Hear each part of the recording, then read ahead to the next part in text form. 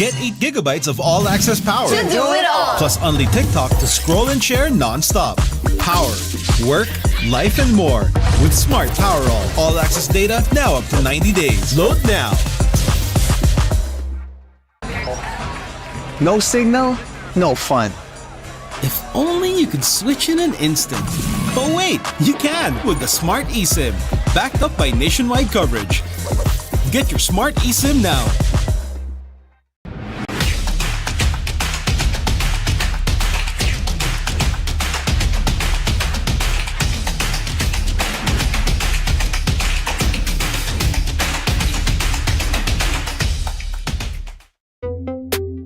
Tuloy-tuloy live selling, tuloy-tuloy content, tuloy-tuloy gaming. With new Smart All Access 99. May 9 gig ka, now for 15 days. Load now, live more today, and tomorrow, and after, and the day after.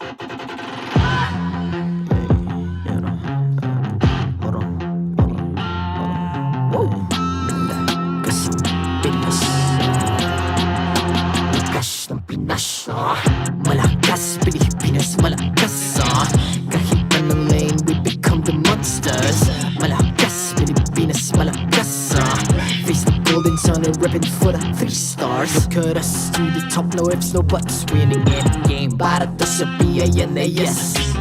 Di mo matitinag aming boses sa new level. Nasa kalye man o mobile, you know I become a legend. Open fire, we unite, we winners. Built with pressure, like diamonds are made of. Switching a lane na parang gera, HP racing, may reset. Built like a tank, buhat ni Hilda. Full load SS, parang Lyra.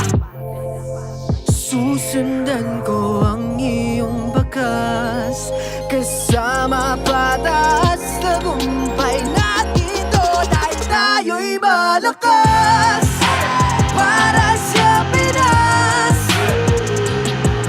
nasa amin ang alas, hindi tuwa atras. Kinikilala sa taas kasi kami ang malakas. Para sa Pinas, nasa amin ang alas, hindi tuwa atras. Kinikilala sa taas, ganito kami sa Pinas. Wow! Hold on. Yeah, wala ka sa Pinas.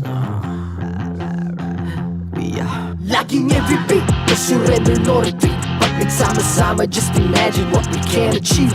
Laging MVP, no surrender, no retreat. Giving 100 all my all, cause we just cannot be defeated. We are unstoppable, immune and invulnerable. Ready ang equipment, lahat frozen, malang crowd control. Pakita ko na jab like beast of the southeast. Taas sa watawa, proud and loud, cause every enemy we devour. Susundan ko ang iyong bakas, kasama patas. Tagumpay natin to dahil tayo'y malakas. Para sa Pinas, nasa amin ang alas, hindi tuwa atras. Kinikilala sa taas kasi kami ang malakas. Para sa Pinas, nasa amin ang alas, hindi tuwa atras. Kinikilala sa taas, ganito kami sa Pinas. Wow!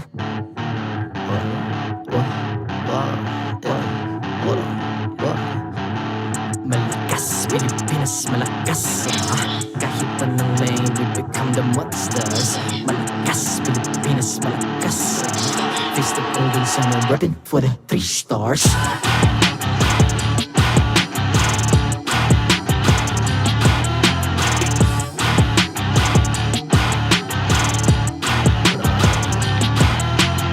Ang lakas ng Pinas, we unite, be the stars. Ang lakas ng Pinas, we unite, be the stars. Ang lakas ng Pinas, we unite, be the stars. Ang lakas ng Pinas, we the stars. Ang lakas ng Pinas, we unite, we the stars. Ang lakas ng Pinas, we unite, we the stars. Ang lakas ng Pinas, we unite, we the stars. Ang lakas ng Pinas, we the stars. The 14th season of MPL Philippines is brought to you by the following sponsors. Smart, the official telco partner of MPL Philippines Season 14. The official tournament phone of MPL Philippines, Infinix GT20 Pro. Official suppliers, EMC Asia and Index Salon. Experience the TLPH Season 14 action live at Green Sun, Makati City. Grab your tickets now via official MPLPH website. Don't miss any MPL action by following our official Facebook and subscribing to our YouTube channel. Follow MPLPH on TikTok for more content. And to ensure the equality and fairness of our games, MPL Philippines is also monitored and supervised by the Games and Amusements Board.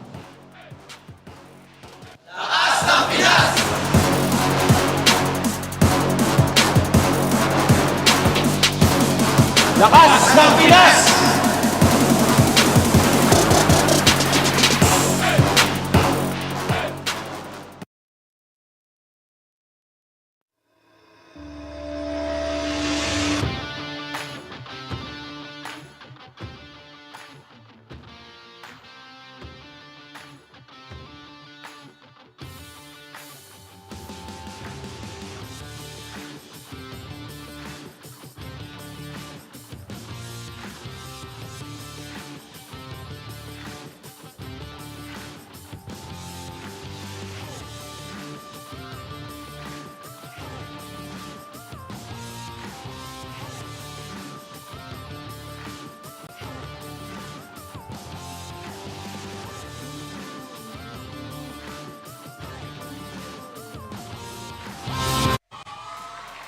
Welcome to the English desk here. I'm Naisu, and I'm joined with, is this the Daredevil? What are we doing here? You know, I'm just trying to copy Hans Galleria.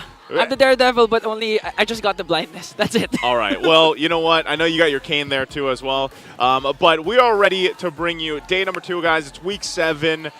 There's things fall into place, if we'll call it that, at this point. Again, you guys heard Hans mention it. I was about to say Mara, but Hans mentioned that, yes, Aurora yesterday locked in a slot for the playoffs. So we only have 2 slots left. And Ingan, I know you were watching over at home or wherever you were. How do you feel about yesterday? I felt great. Finally, we've seen 2 series go up to 3 games. Every single game was you don't even know who's going to win. So I feel like that's going to happen for today also. Well, it's a triple header. But first off, we have to go ahead and mention our sponsors because you can now be a part of the digital transformation in the world of connectivity. Say hello to convenience, flexibility, and local connectivity with the eSmart Prepaid eSIM. Now available for digital delivery through the Smart app. So get yours now. Okay, so going to the match and going to what is happening here for all of us in the MPL Philippines. As you guys can see, take note, the red there. TNC Pro team, unfortunately for them, they are the first team that will not be making the playoffs. So that leaves us with, you know, these last 3 teams, Team Liquid PH, RSG Philippines, Blacklist International, fighting for that. Team Liquid PH, you can see, they're at 6 points. Yeah. They just need that 1 point to lock their spot in. And they can do that today, secure a playoff spot. But the interesting thing is RSG Philippines and Blacklist International are tied at match win-loss. But look at the net game win. Even down to that, they're tied. So it's really neck and neck for the potential last spot for our playoffs this season. You know what? As someone that has been very vocal as an RSG Philippines fan even before, this kind of makes me a little worried. You know, I did say that Demon Kite has been fun to watch when he was in RSG Philippines. Now, obviously, I like watching him where he is now, but it makes me worried for RSG Philippines and Blacklist International both because now today, the triple header, we have Blacklist International TLPH starting it off. So again, this is one of the matches where you really want to see if TLPH locks in that spot in the playoffs. Later on, we have, of course, Fnatic Onic Philippines versus Aurora MLBB, and that also is an interesting story because we also have FCAP and Omega later. But even for Fnatic Onic, man, like, are they going to break the record is still what people are wondering, at least for, you know, the regular season win streak that they're well on their way for. I think they only need, what, one or two more wins? Two, yeah. 1 to tie, 2 to break. And even for Blacklist and TLPH, again, Blacklist is on a momentum.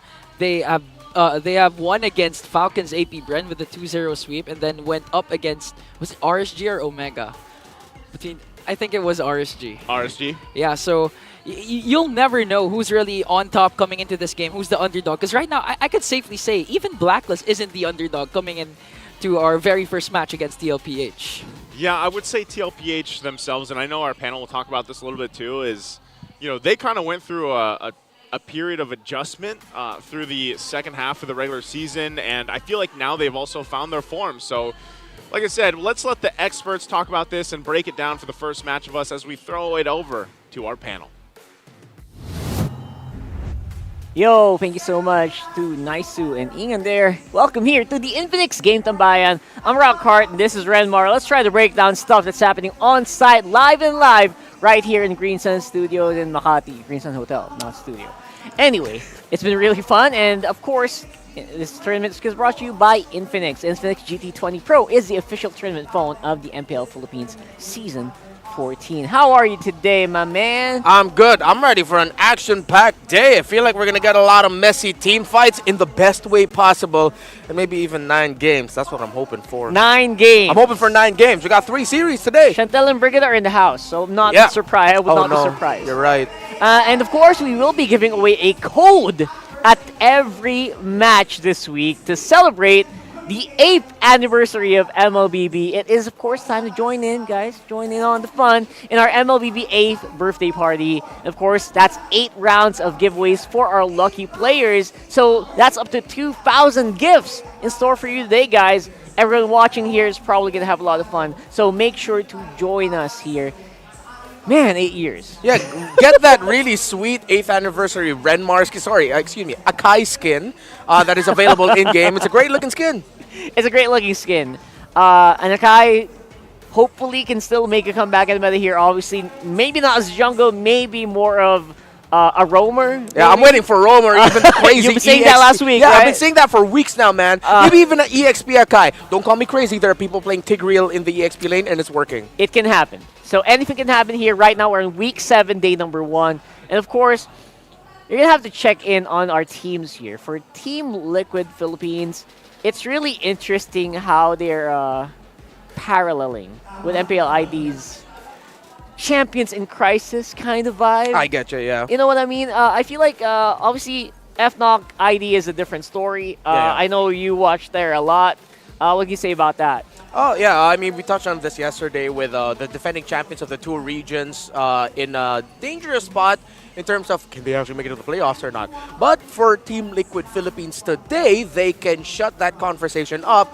They just need to win the series. Win against Blacklist International, and they qualify already for the Season 14 playoffs. One of the more interesting things that I've heard in an interview was said yesterday by Sanford. Right. It was him, Marakino asked him a question about their performance, their shakiness, their lack of consistency for the season. And he said, well, we're just doing our best. We're trying to handle it healthily. Post-game discussions, win or loss, healthy discussions, and maybe the upper bracket for the playoffs isn't for us this season. Right. And of course, we will have to look at the other side where we see code breakers kind of recoded. They're pretty hot right now. Yeah. Everyone's talking about this team. And again, the caster said it. They're probably not the underdogs coming in this matchup, which is something to say. Yeah, I mean, Perks really has stepped up to the plate here in the roam role with Haji now really for sure being in the mid. And this is the code. This is the lineup that they've settled on and that they're going to be focusing on trying making it into the playoffs with. And I like it. What Coach Bonchan and staff has done to change Perks into a whole new roamer. It was through his words. He said, we really wanted to focus on his development and help him with finding the right times of when to engage and when to use his big tickets ultimates as the roamer, and it's had some massive effect. Tigreal for Perks has to be respected by Team Liquid today. I believe so. And you know what? Blacklist has found this identity, especially with Perks becoming a really great setter. And then we're going to have to see if TLPH maybe might test out his flexibility.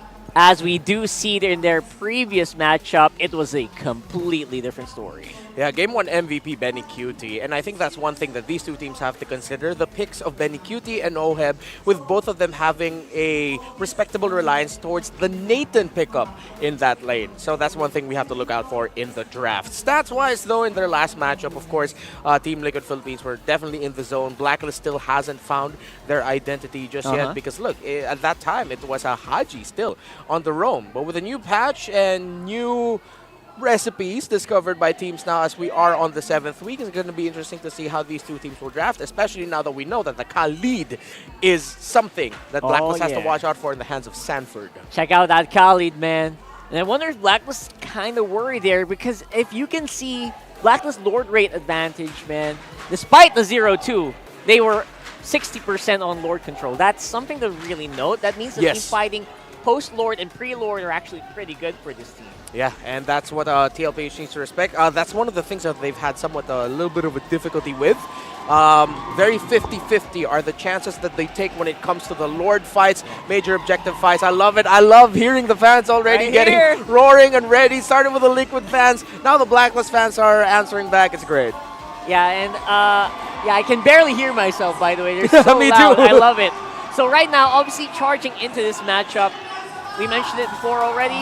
We're going to see whether or not there's going to be a big difference. Of course, this is the Blacklist that has been set in stone. Bonchan's been very vocal about it. Perks is on fire. And MP the King, I know he has a lot of stuff to say. So we're going to have to wait and see whether or not that's going to be making a difference here against TLPH, who does admittedly seem to be on the up and down. But definitely with yesterday, so pretty good. Remember, folks, TLPH needs to win this series to secure their playoff slot. Blacklist International, if they really want to breathe down the neck of RSG Philippines, they have to win today to inch closer to making it to the playoffs and make the Raiders shake in their boots. Raiders shaking the boots, because if you didn't know this, guys, neck and neck. Literally every single stat, close. They're tied, except for the last one. So that's going to be very interesting to watch later on, how that's going to shift up. And again, DLPH, it's It's within their grasp, man. It's right there. Right there. Right there. You can just grab it. Just like you guys who could be grabbing the early bird tickets for the M6 World Championship. Woo! So early. I'm actually surprised by that. 6. That's starting on October Can't do that. 5 to 7. And that's 20% off. That's so early. Like, I haven't even wrapped my mind around the season yet. Yeah. And we're actually heading into M6 already. So 20% off on tickets and 20% discount on merch. That's pre-ordering M6 merch. Guys, it's so easy to get that. And I actually am a little sad I didn't get the previous M series merch yet because I was so busy. But right now, if you can get it early, like right now, if this was here last year, I would have been so happy. But right now, you guys get a chance to get this. Take advantage. 20%. Yeah. Get it. Get it. Don't hesitate. Last time, We'll see you in Malaysia. yeah, hopefully we'll see everyone in Malaysia, by the way. Book your tickets now. Book your hotels and Everything. Book everything. And yeah, maybe we'll see you guys there as well. So that's going to be fun to see. Whew! Man, all of that aside, I am so excited for this matchup just because I want to see if Blacklist can maybe pull off a miracle here. Just keep winning until end of season. I feel like that'll be fun to see, right? Yeah, I feel like there's going to be a big warning shot to our league here. Remember, Blacklist International are the team, even though majority of their roster has shifted. This is the team that when we had our gauntlet format for the playoffs last season, they crawled and trudged through it. It looked like that they were going to be representing Philippines in MSC 2024 this year, but that has to be something TLPH really needs to respect. They're up against a team hungry to not be eliminated. Yeah, who do you think's going to win, though?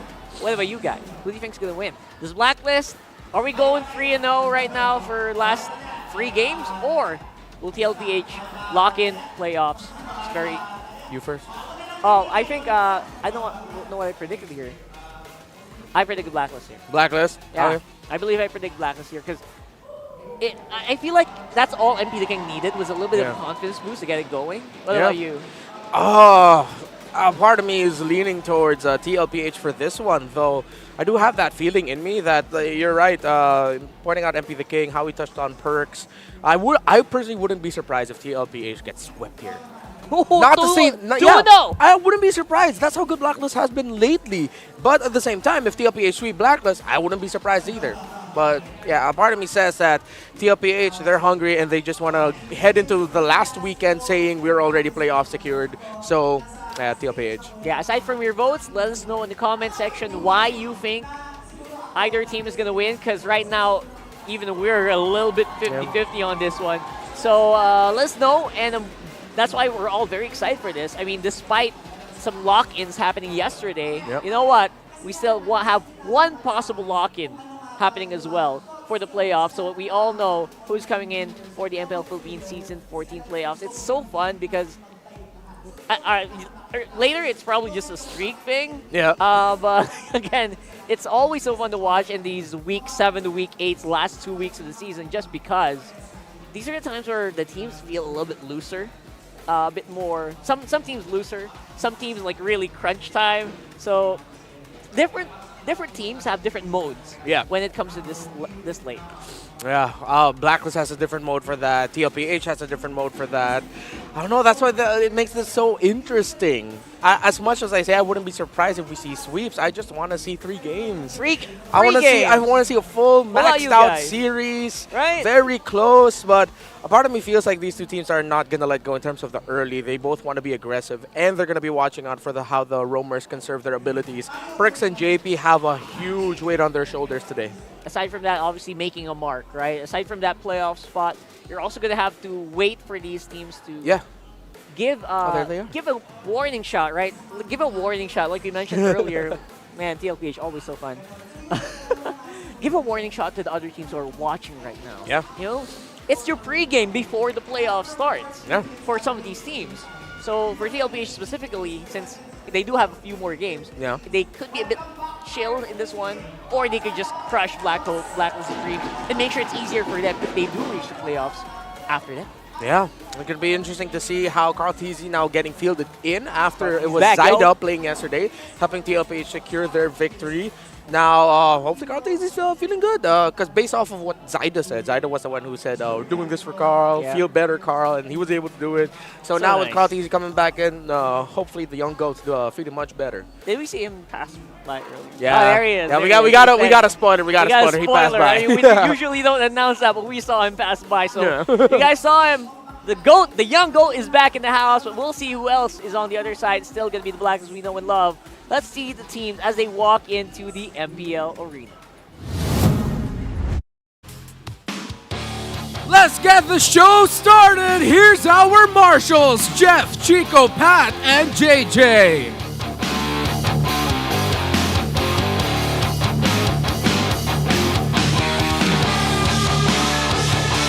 They have finally broken their code. Can they break the playoffs code? Ready to take on a new challenge. Truly top tier. It's Blacklist International.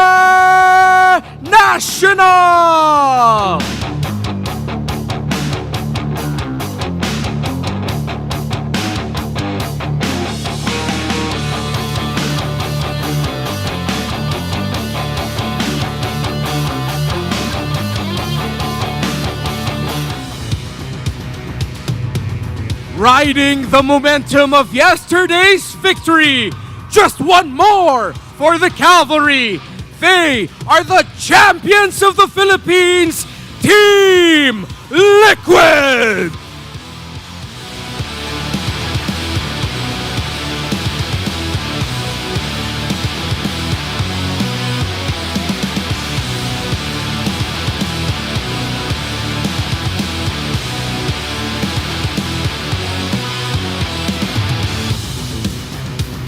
Introducing their coaches for Blacklist International, Coach S14.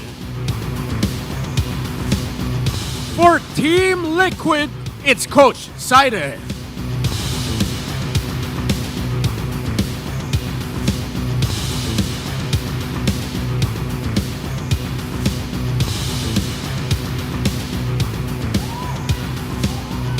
Oras na para sa face-off. Perks. JP, center stage. Hindi ko na sila kailangan sabihin, medyo dikit na sila. Alright, sino gusto mo na? Perks, you lost your last few matches kontra sa TLPH. Ano ang palag mo this time? May M3 World Championship ako. Ay, di pala ako sali dun. JP, ano naman ang palag mo? Paano mo masisiguro na hindi makakabawi ang Blacklist? Mauna kami makapag-playoff secured. I guess we'll leave it at that. Fist bump. Magkakaalaman na ang dalawang teams na to. Again, this is Team Liquid Philippines at Blacklist International. Panel, floor is yours. Yeah, you know what? I gotta love Ferg. He was trying to set it up really, really nicely. You gotta work on that timing, though, brother. We know. Here is Blacklist International, who does, jokes aside, does feel like the team to beat here with how they're feeling and the aura of the players just walking on stage. Yeah, I'm really going to be looking at Perks, Haji, and not MP the King for this one, but Lord JM. With how Team Liquid Philippines have been shining recently with that Khalid pickup, it seems like to themselves they found that we need our EXP laner to be aggressive and let Sanford really help create plays alongside JP. And him and JP have been on fire recently. There are two members on the side of Team Liquid Philippines that can completely shut down what Blacklist International would want to do. It's JP and Sanford. Yeah, regardless of any desync in the jungle to mid, I feel like that duo right there that we're talking about just secures these team fights so well. And with pocket picks, like we mentioned earlier, I wonder, are they going to be ready? Yeah. Are they going to be ready for it if it makes an appearance? Their composition normally is very group-up centric, right, for Blacklist. So that is going to be something that the sand guy, Cali, would really love to see. That is the official title, the sand guy. The sand guy, man, so much sand. Anyway, here's a graph work on it. Yeah, average turret damage per game, a little bit higher for Team Liquid Philippines. KDA definitely, because it's taken a while for Blacklist International to find the code that they are in right now. But I love that you mentioned the pocket picks. When we look at the EXP lane, we mentioned the Khalid. But Blacklist International has to watch out for the pick-off roamers of JP. Kaja, Cho, Jawhead, all great for him. Don't forget that he has a Minotaur pickup. But Infinix keys to victory, Rockhard. Yeah, Infinix keys to victory. Perk up Blacklist team fights. I like with your initiation. Very, very nice. Whoever wrote that. Flex your experience with your counter initiation. Yeah. Obviously, TLPH, you can always rely on them for that. And of course, both these teams have some momentum going into the playoffs. That's why I want to see them chase their comforts and their comfort play style. Another sleeper pick that we have to watch out for here that will most likely be contested, the Lo Yi. The Lo Yi for Haji has been beastly this season, not just in terms of the team fights, but with the surprise usages of the diversion to get into key areas to set them up for a team fight that will happen. Sanji can do that as well, but his Lo Yi is a little bit more aggressive. That is way more team fight. They don't go for the counter, they go for the initiation with that diversion. Not just for the initiation, combined with Benny Cutie's Claude, makes cross-map plays. And again, doing what TLPH is known for doing, that breaking that base out of nowhere. Obviously, that's something that Blacklist has to watch out for still. Sometimes, if you're facing off against TLPH, they use certain heroes. Sometimes you kind of forget. Benny Cutie can do it with anything. Yeah, so with how Team Liquid Philippines does have that tendency of ending the game with a split push victory, we've seen that multiple times from them this season alone.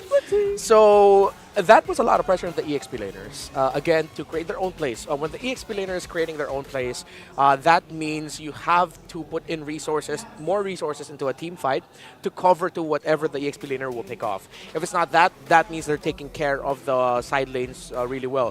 One thing about Blacklist is they do take care of their side lanes really well. Their macro is great in terms of the fights around the latter portions of the game where taking care of your minion waves are also important. And we talked about the EXP laners. Blacklist bans respecting Sanford right out of the gate. 2 XP laner bans for Blacklist here right off the gate. That was an insta-lock. And yeah, again, you don't want to be caught by surprise. You don't want to try to play around it. Just totally ban it out altogether. Yeah, that's a good strat. Blacklist on the blue side picking right now, by the way. Yeah, good bans here by Blacklist. They take away 2 XP laners and 1 comfort jungler here. So Blacklist can either rush the Hayabusa or Nolan, which one will be available. They might... Actually, it's hard to call which one they're going to be leaning more towards, the Haya or the Nolan. Yeah, that's true. Hayabusa obviously still really, really good post... I was going to say post buff / adjust. Okay, let's call it adjust, right? Yeah. Post adjust. Hayabusa, every single team still really wants to pick that up, and there's actually very little counterplay in the jungle against them.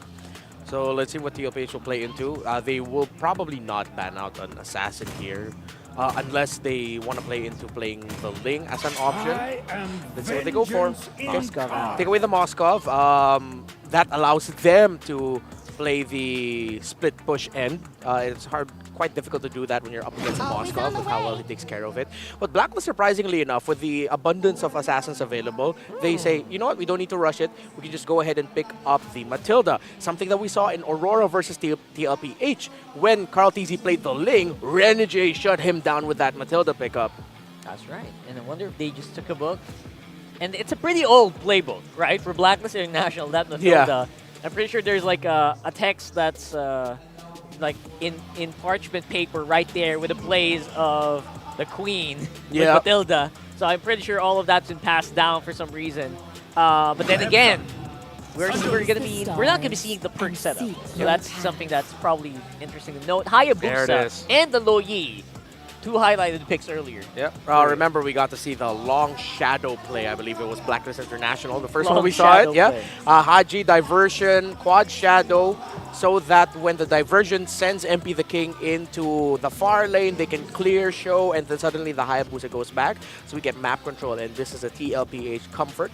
Blacklist already, I think they need to secure their jungler and mid here if they follow their or jungle oh wait, okay, so that's a jungle Nolan. I think that is still going to be a Lord JM pickup with the EXP Edith, but we'll see. It's flexible because we've seen lately that mid lane Matilda is a big option.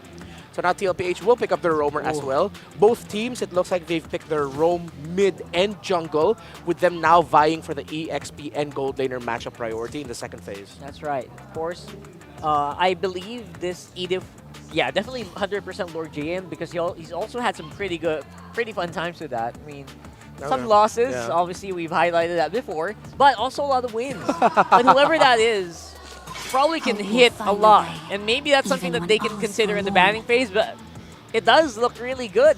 Behind the Edith, that Luna is pretty potent.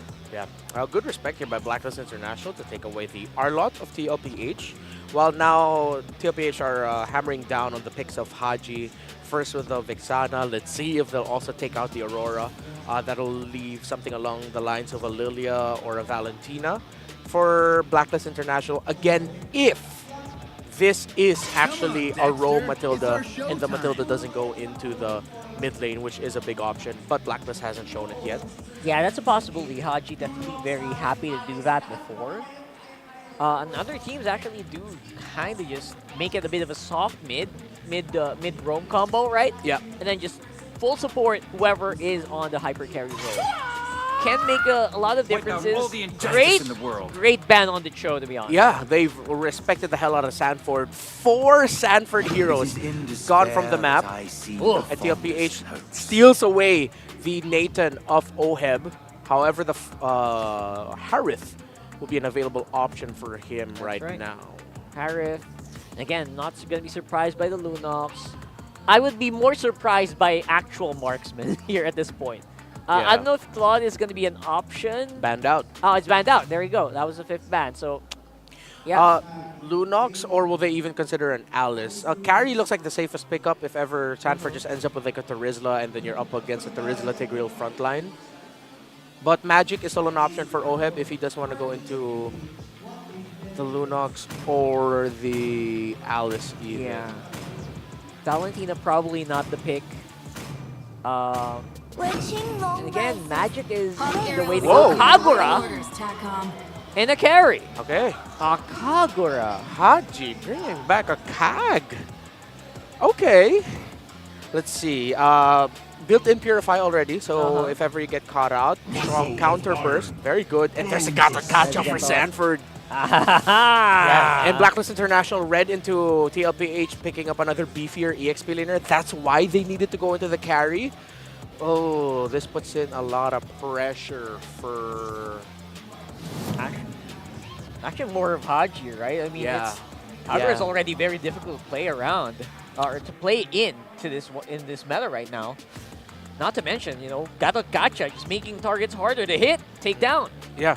Early to game and late game potential is there for Team Onic Philippines, higher in the stats, but everything else goes to Blacklist International, which is why they have the higher lineup rating, the survival and damage potential, very key stats, and usually teams that are in the lead with that have good late game turnarounds. Well, we'll see if stats don't lie here as we go to our casters.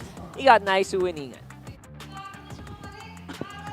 Thank you very much, panelists, Rockhart, Renmar, to break it down for us. Yes, I was just as surprised to see the Kagura come to play in game number 1 here. Welcome to the English Desk. I'm Naisu, joined here with Ingon to bring you the first match of our triple header Saturday today. MPL Philippines, it's week 7 already, down to the last few matches of week 7, and we know that this one, we know what's at stake. If TLPH wins the series, they will lock in their playoff spot. And over on the other side, Blacklist International would want to win this because they're so close, tied with RSG Philippines in the standings. Yeah, and you can hear the audience right now. It doesn't feel like the very first match of a triple header. And again, Haji with the versatility, using the Kagura. So in terms of burst, you know that Blacklist has the capability to burst down any member from TLPH. And even with the Matilda, it seems like Haji can just go for the over-aggressive style of Kagura. And whenever there's a potential counterplay coming in from TLPH, just use the guiding wind out. And that's it. You're safe. You can use that mobility, the utility that it brings, obviously, but I don't know. I think a lot of people, like when you really look at the Kagura and where our current healthy meta is, and the fact that you have this burst potential, it could be a good usage in counterplaying against TLPH. Again, referring to the index that we saw leading into this one, the drafts were locked in. You saw that the rating was higher for Blacklist International, but again, it all comes down to the execution. TLPH, on the other hand, you know, the versions that TLPH has shown us, there is one where it still throws it back to the whole, back when they were Echo Express. Oh, hold on. Okay, so Wow. JP is going to be the main focus, too, for setting things up. And that's what I was saying. Like, when they showed us that fast play style that they still have, it's scary to watch. Yeah. And in this case, of course, it's going to be a more little setup-centric. You have a Ganakacha and this Tigreal. Okay, here comes the zone coming in from Sanji. And now Wiki Shadow Kill will bring down MP the King and Perks as well as Carl TZ gets the turtle. Here comes JP with an implosion onto Lord JM as the clash will pause there. And speaking of Echo Express, look at that, 2 kills to none, plus the turtle secured for TLPH, despite Blacklist actually having 4 agents during that turtle clash. That's about as express as you can get, in the first turtle. Get a whole lot out of it. And then on top of that as well, I just feel like, again, you always have to watch out for Sanford, where he's going to be coming through, or even JP, knowing that he has a flicker available. Again, these are, 2 of the players that set things up for TLPH when they're looking for it. Ganakacha with the Vengeance as well. His job is literally to jump on in, get the taunts off, pop the Vengeance, and just wait for the rest of the team. So the fact that Carl TZ also got an early kill is going to be snowball potential here. Speaking of an early kill, he wants to answer again with a Wiki Shadow Kill. Gonna bring down Perks once again.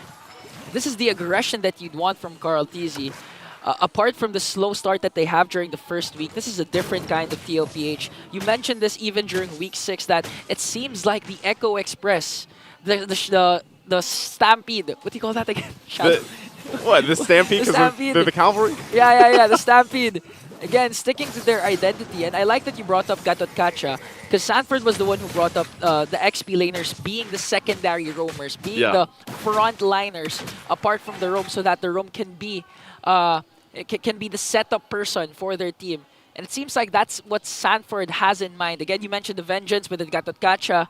So I feel like JP's, if ever they win, JP's going to be the MVP with his crucial setups if ever Sanford continues to be the sandbag of TLPH. Very interesting, too. It's pretty much split, for the most part, community predictions here. A little bit of favor, of course, for our current champions of MPL Philippines, TLPH. Now, again, I think the dynamic has changed a little bit. Whenever we see Carl TZ or, of course, Zyda there playing in the jungle right now, it's just this pure snowball for TLPH. And I don't know, like with the lineup that Blacklist is going to have here, they kind of just have to watch. They kind of have to just buckle up and wait, especially for Oheb, to get to the items he needs, because we've been talking about JP and Sam for so long because they're so tanky that you need someone to shred through that. And that's the kind of tough part for Blacklist and what they have to solve here. So really, I think even when the panelists were talking about, man, it's so much pressure, right? Who is that pressure going to be? Is it going to be on Haji or is it going to be on Oheb? And honestly, it's on both of them at this point. At this point as well, TLPH, just Sanji alone dominating the mid lane against 2 agents. Look at the damage and the range coming in from the Sluyi. That's why JP can freely roam. He doesn't have to worry about the middle lane because Sanji has it covered. And again, the question remains, the one you've been asking, who's going to be the person who's going to get Blacklist towards the late game to activate Oheb? Whoa. And now Carl TZ, it seems like he doesn't care about whatever. Just goes in again with a Wiki Shadow Kill. And this time, going to pick up a kill onto Haji as Blacklist answers with a turret takedown down bottom. And that's what I was saying is the scary part of it is Carl TZ's snowball effect on Hayabusa. You know, off the top of my head, the most insane snowball we've seen on Hayabusa so far, I believe, was Demon Kite, when at one point he was like 10-0. Yeah. Carl TZ obviously on the way here, 3-0 right now, and just no answer so far. And part of that, too, is the fact that they have a Louis Yi. I mean, how many times have we seen TLPH play around the Louis Yi pick, even with it, whether it be a Hayabusa, a Klon, or what have you? Yeah. This is the pressure that they're putting on. And like I said, for all the agents out there for Blacklist International, they kind of just have to wait at this point to get to hopefully a late game potential power spike. Yeah, but at this point, even the purple buff's being contested. Wow. Again, Carl TZ goes in, but makes sure to get the kill onto Oheb. That's crucial. Gonna use the retribution onto Carl TZ, and here's the trade from MP the King. And I like that you mentioned the Louis pick, because this is actually what Blacklist used to win against RSG, the Louis and Hayabusa that they were able to execute and control the Lord dances. But right now, TLPH working on this turtle. as BennyQt will secure it. Here comes Sanford, the Primal Wrath as well for Lord JM guiding way to save them, but JP answers right back with the implosion, making sure there is no escape once again as MPT King gets his purple buff. Man, JP, if he sees the opening, he'll take it. Even if he uses that flicker, of course, and just this is continuous pressure. A little bit more, you know, stabilized pressure from TLPH that we saw previously and especially last week, but right now it's all just fallen in place for them in game 1 at the 7-minute mark, getting a whole lot to work with too.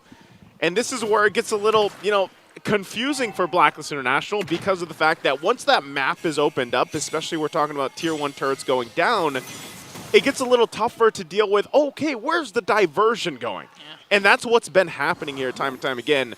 And part of that job for Sanji is just that pick a point on the map, send to Carl Teasy if he wants to, and that happens because even with this, it's still the big question mark. This Kagura shades the land of Dawn. She's the 7th most picked hero in MPL history. Whoa! Whoa! MP! He doesn't care about the history of Kagura right now because he gets taken out of the picture. I'm in the present. It's Sanford and Carl Teasy flexing their TLPH recalls. You can get that, by the way. I already spent up all my diamonds. I only have the trial cards. Same. I got that and the Fnatic one. So diversion. Look at Sanji, the damage, though. Haji answers right back with a yin-yang overturn, and BennyQt enters in with the entropy. Haji's going to fall down in a 5-man rotation for TLPH as they work on the middle lane turret. I don't know if Sanford goes in. So still goes in after Lord JM pops the Vengeance as they clean up the turrets in the middle lane. And I'll go back to what I was saying earlier, man. TLPH has just taken everything at this point. There's so much space that they can work around with, and you can see it. Blacklist International is just, you know, their head can't turn fast enough. They're trying to keep it on a swivel, but really it's just TLPH shows up everywhere, and sometimes it's even just Carl Teasy. Like, Carl Teasy alone is enough to get distraction, and if he takes someone out in the picture and is able to escape, that's much worse for Blacklist International. Looking at the gold differences here, they're already stacking up, guys. It's already a nearly 8,000 gold lead for TLPH, and you can see how that's distributed across the lanes here, especially in the gold lane. BennyQt. Oh, and that's just damage from Sanji, but BennyQt's damage alone earlier when we saw that in team fight, we talked about this on desk with Leo yesterday. The BennyQt bomb, when he picks this Nathan. Benny bomb. The Benny bomb. And he's already there. Like, you don't actually have to wait any longer. Like, his Nathan is scary enough at this point. Yeah, and at this point, I didn't even see if he used the Purify, the Purify ones. And all his entropies so far are going in like this right now, trying to zone out Lord JM as the Lord pushes in the middle lane. Lord's here. Shield's still on the mid lane. They're going to lose that quickly. There's JP. the conceal. Okay, JP. Surveying the scene, making sure to zone out the members of Blacklist as they work on the middle lane inhibitor turret as Carl Teasy pushes up top. And Blacklist are able to burst down the Lord, but the problem is, again, your late game insurance will rely on OHIB. Starting out slow, 0-1-1. And you'd expect a carry to dominate as much as possible compared to a Nolan at this point, but 3-0-0 in for BennyQt. If ever this even reaches the late game, TLPH still has, but look at JP with the implosion plus AOG coming in from Sanford as they work on the inhibitor turret. BennyQt enters in with the ultimate, working on perks. Carl Teasy still has the Wiki Shadow kill, but it's not going to commit it though, as TLPH standing strong with a 10.6k gold lead. At this point, they aren't even scared, even if their ultimates don't connect. They don't have, I mean, that was just an attempt. Obviously, they weren't able to capitalize on it. Hold on, they'll capitalize on that. Goodbye, MP. Welcome back, Carl Teasy. Starting out strong with 5 kills already. Blacklist having such a hard time trying to defend their inhibitor turrets, and in 50 seconds, this could actually end with the second Lord for TLPH. TLPH at this point, this one is feeling unlosable. Massive lead. Blacklist International, with the lineup that they brought to this one, they have to be desperate to find something, because even just JP showing up the front side with a conceal is enough to put enough pressure on them, second-guessing a lot of this as they lose that top turret finally in the base. And so really for them, I don't know, man, this lineup just doesn't seem to be working in any form for them. Even you look at the gold gap between the jungle. And then you look at the rest, too. I mean, even in the mid lane, and that's exactly why you just see TLPH flexing. They're so far ahead, they know that even if they go in haphazardly or recklessly into a team fight, they'll be able to just overpower Blacklist International. Yeah. And even if Blacklist manages to outclass TLPH, the death timers wouldn't be that long, enough for Blacklist to commit a full push in middle lane, as TLPH will work on this Lord. Blacklist, I think they really can't contest this Lord right now with TLPH 12k gold lead. Let's think about this. What miracle play can Blacklist International do to stay in this game? We know that it's already a massive lead. The Lord's going to be coming its way soon.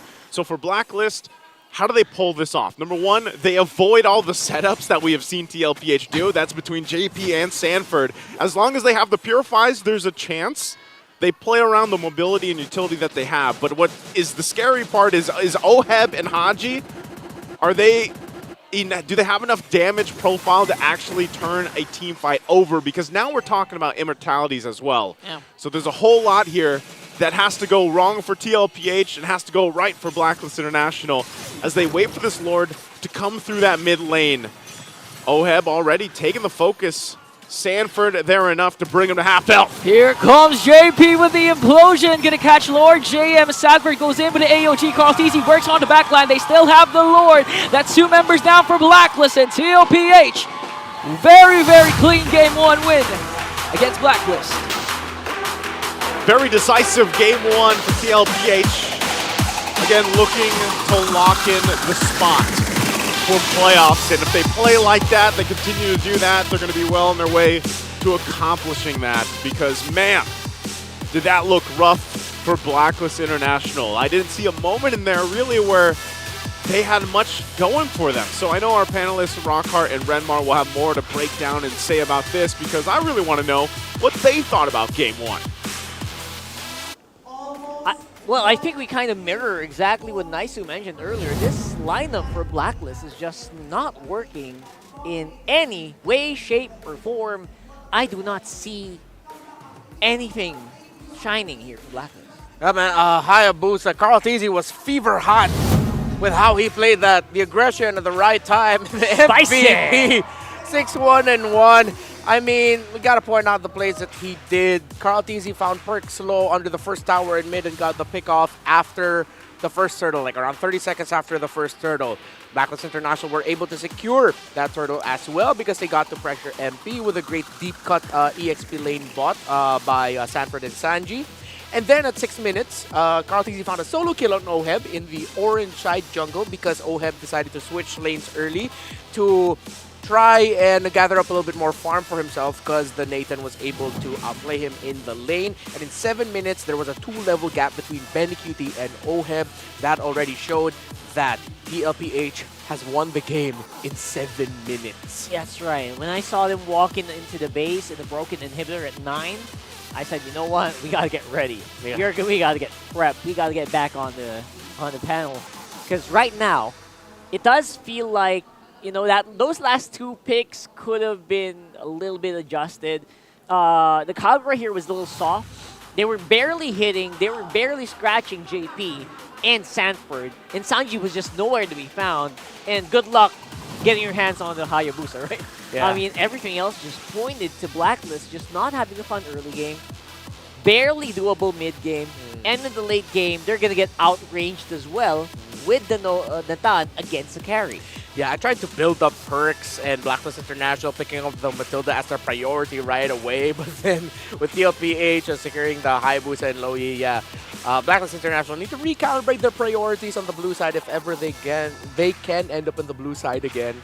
They were just out-rotated. The center of the map, the roam, the mid, the jungle of TLPH rotated faster. It did not help at all that Sanford was even outplaying Lord JM in terms of the management of the lane. Really, what Sanford and Sanji did leading up to the first turtle was genius. They cut the oncoming wave in the EXP lane and bot, putting them in a situation where they actually sandwiched Blacklist International alongside the other members of TLPH coming from their own purple side. So they were coming from two sides. MP, the king, was just like, wait guys, where do I go? You guys left me alone. And then Boomy gets taken out. And then from there, TLPH just outplayed Blacklist International in every part of the map. Yeah, so they have Sanford, they have Sanji, and now they have Sandwich. Is that exactly how they're playing it right now? I feel like that's just so many tools under TLPH's belt. You got me there. Right? Yeah. I feel like they just do that so well. Yeah. And of course, not to mention the cross-map plays, the longest shadow. You know, like you mentioned earlier, something that you can utilize over and over again. It just feels like Sanji was just throwing those diversions everywhere randomly. So. Yeah. You know how it feels like. It's so hard to play against. Yeah, and one thing you also noticed, hopefully we all noticed from the rotation of TLPH, was that there was a good amount of time where it would be Carl TZ left alone to do his own business while everyone else is covering other parts of the map. Benny Cutie would have help, either if it's one of the other three, and then you have two other members pushing down mid. So when they knew that they already had the lead at around 4K, 5K, instead of just staking together, managing like the expected lanes, no, they switched things up. They were like, RTZ, do your own thing. You snowballed anyway. So whoever you meet up, even if it's 2v1, there's a good chance you can bring them down low and then escape, or maybe even get an outplay kill, which is again what we saw in the around the 6th minute mark when he was able to catch Oheb. So it was a great adjustment by Team Onic Philippines to make sure that they don't let go of their lead. Yeah, and to be honest, I'm surprised that stuff like that happened with the presence of a Matilda in the lineup. That just goes to show how powerful this Hayabusa is right now. Just so little things that you can do about it once he's locked into you. And that's also a reason why I feel like, you know what, this mid, it's safe, right? It's pretty safe. It can kind of get out of harm's way. But aside from that, it really didn't do as much as I thought it would. Yeah, and I understand the people thinking like, why not the Valentina? Valentina can do this, do that, for sure, in terms of stealing away the right ultimates. But I think Blacklist International went at it with a more defensive mindset. Defensive, yeah, because, exactly. Yeah, you don't. Valentina with a Purify up against a lineup that you already see from the side of Team Onic Philippines would have been a little bit more dangerous because you have to get up and close and personal to deal your damage. While equally though, the Kagura pickup has that innate Purify with her second skill, if I believe, that dash. That's right. And then she can damage from range. However, Carl TZ didn't care. He was just like, oh look, it's Hayabusa's crush. I'm gonna take her down. Oh yeah, that's talking about the lore. The lore, guys. Yeah. Chill, all right? So I know the Hayabusa mains out there are pretty having a lot of fun. Kagura mains, not so much. No, but at not the same day. first of the season, by the way. Yeah. But yeah, that was huge domination here from Carl TZ and the rest of TLPH. And if you were Blacklist here, I'm having a hard time. I'm having a tough time thinking about ways to get back here. In terms of drafting, you just go back. I feel like you just go back, right? Perks better on the setters, maybe? Yeah. I did not feel it today. Get the Hayabusa. Or get the Hayabusa, exactly! Why not? That was so clean, but we'll see. We'll talk about it later, because we're going to talk about Hans right there, who's taking up our duties up on the desk here. Nandito tayo ngayon sa MPL Arena kung saan kasama natin ang Smart Community Team Representative ng Blacklist International. Walang iba kundi si Danica. Danica, kamusta? Alright, you love to see it and we're so happy na consistent kang nandito. So for everybody else na nanonood sa kanilang mga tahanan, in case na hindi pa sila nagpupunta dito, parang meron kang mga baon dyan na, ano bang kailangan or pwedeng abangan ng mga MPL fans pag pumunta sila? So pag pumunta kayo dito guys, makikita nyo yung iba't ibang booth ng bawat teams. Pero syempre dahil Blacklist tayo, ipopromote natin. Alright, let's do it. Blooms ka ba? Oo naman. Okay. So available yung Blooms sa Black Box booth natin. Oh, ayan. Wait, flex natin. Ayan, sige. Oh, ayan. Oh. Ayan. Yun yung likod. Then next one, parang nagla-live selling na yata. Oo, pwede.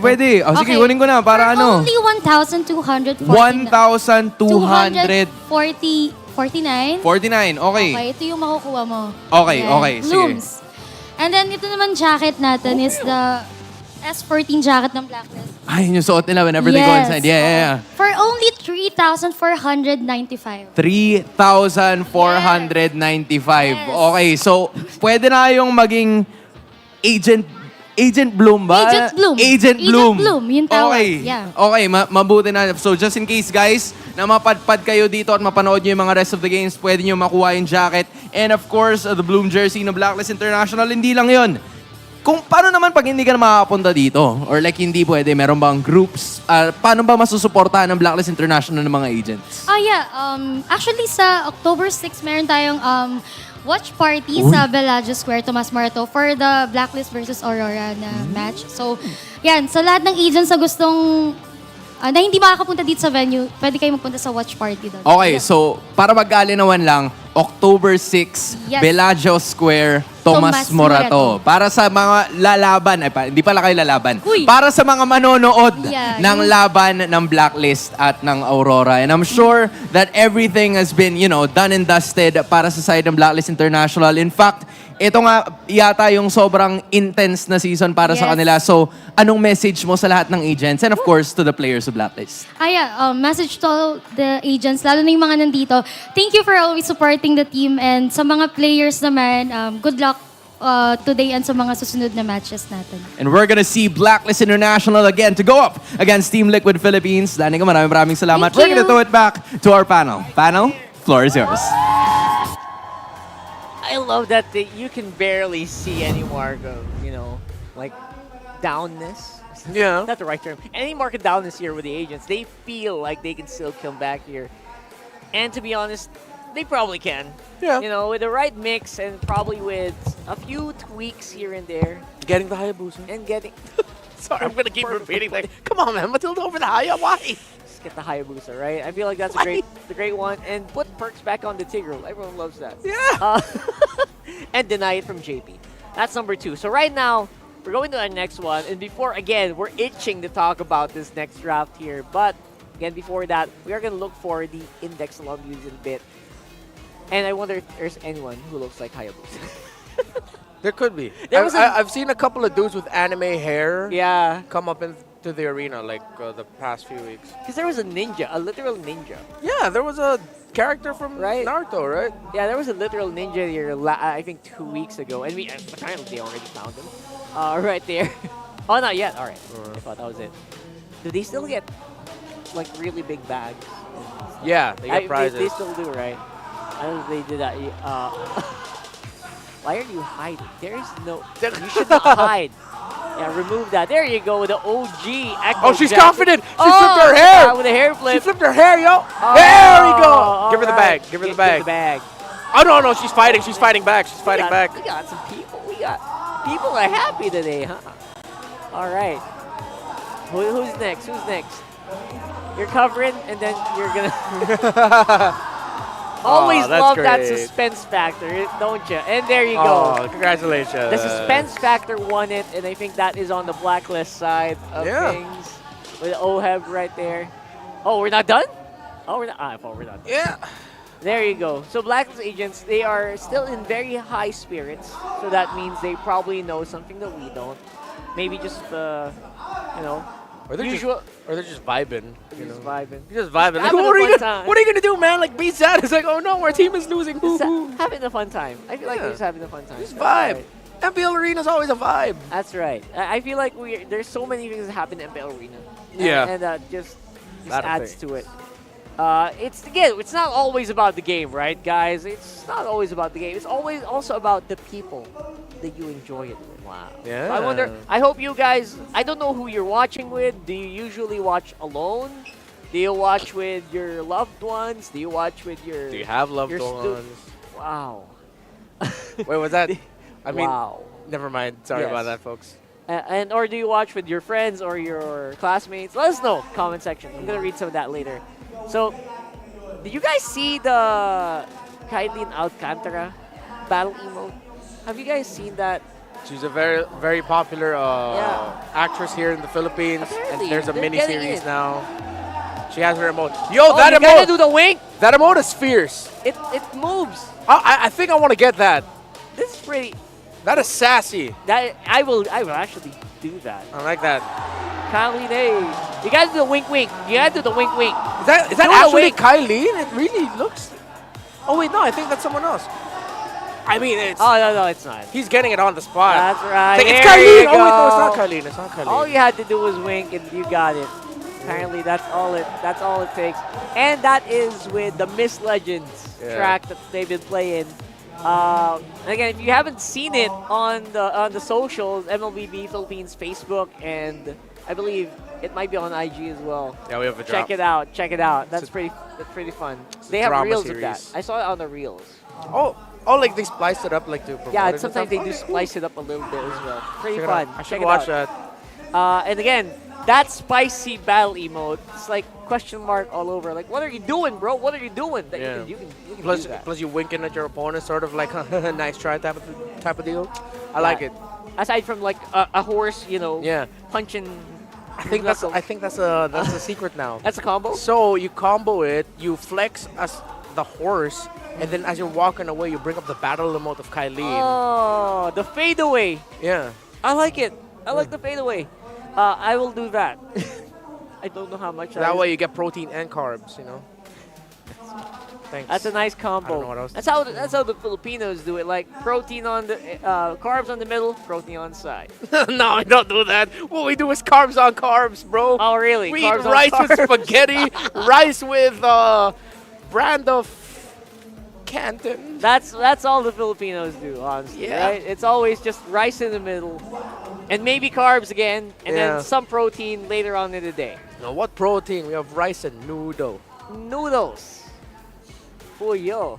I tell you, I'm so happy you actually said that. All I right. can't do that. So for TLPH, they're picking blue side. And Yeah. this is a side where they're probably going to get the Hayabusa again if Blacklist International doesn't do anything about it. I don't know. Maybe TLPH should first pick the Matilda. No, I'm not going to do that. Yeah, get the Haya. Rush the Haya if you That's can. right. Not to say that getting the Haya right away will mean your team will win. It's still counterable. That's right. The opposing team, as long as they have a good amount of pickoff and the roamer that can invade, get vision, and stop the level out the rotation of a Hayabusa, it's counterable. So Blacklist, take away the Haya. Take away the Haya. Come on, bro. You know you can do it. And they don't. Haya. Haya. Oh, no. But I still get it. Oh, yeah. The Khalid and the Phoebus does have to be respected. Higher threat. Yeah, and Yeah. not to mention they're red side now, so they also have to ban out Sure. the boy. I think TLPH, you know what, if it's open for them, you get Haya first, steal away the Tigreal, or maybe even get the Cho. Or you know what? Cho. Haya, Tigreal, Cho. That's it. Haya Tigreal show. First 3 picks for TLPH. That's so Hayabusa, Tigreal, transparent. Cho. In a way, yes. But that way, they already shut down a lot of the things that Blacklist want to do. They steal away a pick. Oh, they go Tigreal first. Either way, I still think it's gonna happen. Yeah, dude, I still think it's gonna happen. Even Benny Cutie was laughing. So they're really respecting perks here. That's right. Maximum respect for perks. They know it's gonna come out. They don't need to pick the Haya first. Although again, MPTK can play that hero very well. Yeah, well, for sure. So get the Haya. Maybe I don't know if they still want to go Nolan. Haya, Nolan, Julian are all open. Yes, I believe it's gonna be a jungle pick. Either way, right? I think it has to be. Has to be a jungle pick here. Not that. No. Blacklist usually pick their gold laner later into the phase. Slot free, right? Or 4? Yeah, MP the King's very, It's very Nolan. vocal. There it is. Haya Cho. Haya Cho. Just get the Cho. 100%, right? Don't Yeah. don't let the Nolan move. Yeah. If it's not the Cho, maybe they get their gold laner. Yeah, I was thinking gold laner, maybe carry. Oh, no, sorry, Nathan. Oh, it's Julian. Oh, okay. And not yet. Okay. They're holding it. They're holding their gold laner. Yeah, so it's still within the idea of they get their jungle and their EXP. So they go for the Julian for the burst, EXP, R-Lot, secondary set, and coverage. So what TLPH usually does is if JP gets caught out by crowd control ability, Sanford's ready to final slash to help counter initiate. Or it would be Sanford starting things off with the final slash, and then JP will follow up. I believe that's pretty good. Either way, the big boom booms of TLPH, their gold laner, and of course the mid lane is going to be saved for later. It's a very fragile mid, though. It is in despair that I see the With the Vexana. Yeah. Talking about that. Vex, Nolan, Matilda, they rotate fast, but it's quite fragile. Might be a carry or a Claude ban here for TLPH as well. I feel like their gold laner is the gold laner is the next target here for TL. Yeah. I mean, the Harith will still be available. Which is not bad. That's So right. just pack it with a Purify so that it's safe from the Tigreal and Doesn't instantly die from the set combo. For sure, for For sure. super layer of the final slash and the implosion. Yeah, and you don't necessarily need to get carry, even though Sanford's Arlott is an EXP laner that builds more defense. You don't necessarily need to use true damage against it. I've been waiting for too Carry. long. They ban out the carry. Yes, that's why they just take it away. So now the matchups available are Harith, Rogers hella fallen out, Lunox, Alice. We might see magic damage gold laners Feels for like Blacklist. it. Yeah. Yeah, they're running out. Honestly, they're running out of gold lane picks. Especially if another gold laner gets banned out here by Team Liquid Philippines. But that was a Belleric or high loss. High loss. Right. I always get those two confused. And Claude pick instantly. They knew, oh, if they don't ban out Claude, we get it. Yeah. Ooh, but now what? Harith for Benny Cutie? What's the matchup looking like? That's a question, isn't it? Yeah, but Alice? Alice with a vengeance. Yeah, that's a beefy lineup if you ask me, and I would take it. Yeah. But they might lack in damage. You're right. Yeah. The best damage dealers right now, sir, in terms of raw output that are available. Oh, what if we see something off kilter here? Well, Matilda, Nolan, Claude turns off Ixia. Maybe Benny will go.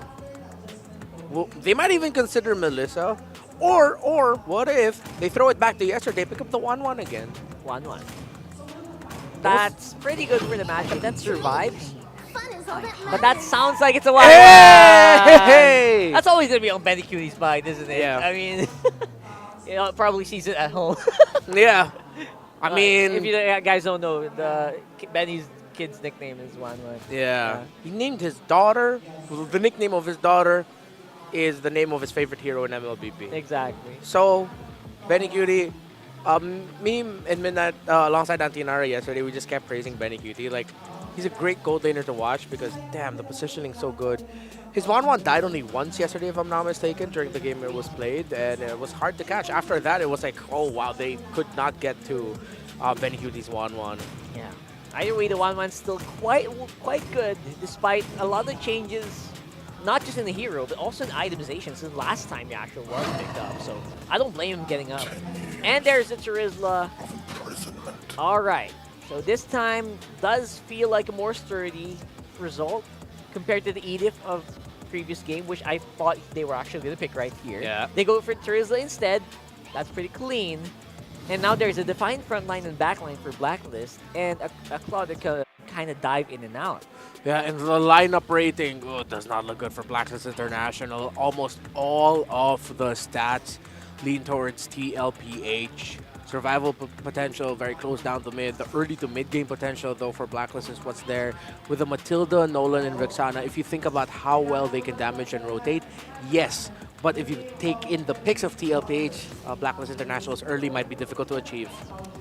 We wonder who came out on top here in the draft. Let's throw it over to our casters right now to get started. And thank you very much, Rockar and Renmar, again for the breakdown here. Game number 2. Welcome to the English Desk, and I'm nice to, and joined here with me is Ingan. And after a very dominant game number 1 from TLPH, we'll see if Blacklist International can adjust and take it to game 3 because, man, the index was not in their favor. Yeah. In terms of setups, this is what happened during game number 1. They do have the Matilda and the Edith, but the problem was there wasn't any setups coming in from Perks, and we know Perks is an aggressive Matilda. Yeah. So if they are on the receiving end in the early game, we might see a defensive Perks once again, which means Lord JM has to really do the setups with the penalty zone plus the flicker combination. That's what kind of stuck out to me the most, especially with the lineup when it was brought up from Blacklist, is yeah, you have to rely on Lord JM's Charizla. He has to be able to set things up for the most part. Of course, Perks can do that too, but you kind of also need to keep Perks in a position to get these members of Blacklist International out if they have to with a guiding win and everything else. And so there's a whole lot here. And that's also why they have the 3 Purifies. They're rolling with that just because of what has happened so far just in the past weeks whenever JP gets his hands on the Tigreal. And that's always a part of it. And like they mentioned as well, you know, you have the Wanwan appearing again after we saw this performance yesterday is obviously still a very comfort pick, not just because, you know, his daughter's, that's the nickname, but it's the point that Benny Cutie, he made some of his biggest plays on this hero, and he still got it, even after we saw yesterday. Favorite hero with the 1-1, and look at Carl TZ just Sanford just really flexing, selling their own recalls here. And going back to your point again, Benny Cutie, favorite hero is the 1-1. A lot of crucial games has been played, has been won by Benny Cutie with this 1-1 pick, and let's see if it goes well, because this is the first turtle up for grabs as TLPH, the cavalry, making sure to zone out the agents. Look at that. They just walk up. Whoa! And just like that, first blood will be drawn by TLPH, and it goes to Sanji, and they steal away the purple buff. I wasn't expecting them to just get a kill like that. Like, they literally, TLPH just walked up and said, no, you're not going to pass this line. And Sanford working on Lord JM. I mean, Sanji, we all know the Valentina can burst down anyone, especially early to the mid game. And it looks like Sanji's really making most out of this Valentina pick. Who did they get there? It was Perks with the Matilda. Perks went down. And also, that's part of the equation here from TLPH is Sanji. He can have his picking when it comes to ultimates. Obviously, in that instance, he took Haji's here. He had his own internal guard. But even to that case, like Sanji, don't hold him against him if you see him take even a penalty zone later on or a circling eagle. He has so many options that he can go with and approach, but if it comes down to that where, well, hold on, MP? Carl TZ with the combination, also used the red tree to make sure to bring down MP, the king, and just like that, you know, Carl TZ didn't even play yesterday. He was out sick, and this time, I believe, you can't just be okay right after one day. I feel like this is a flu game for Carl TZ.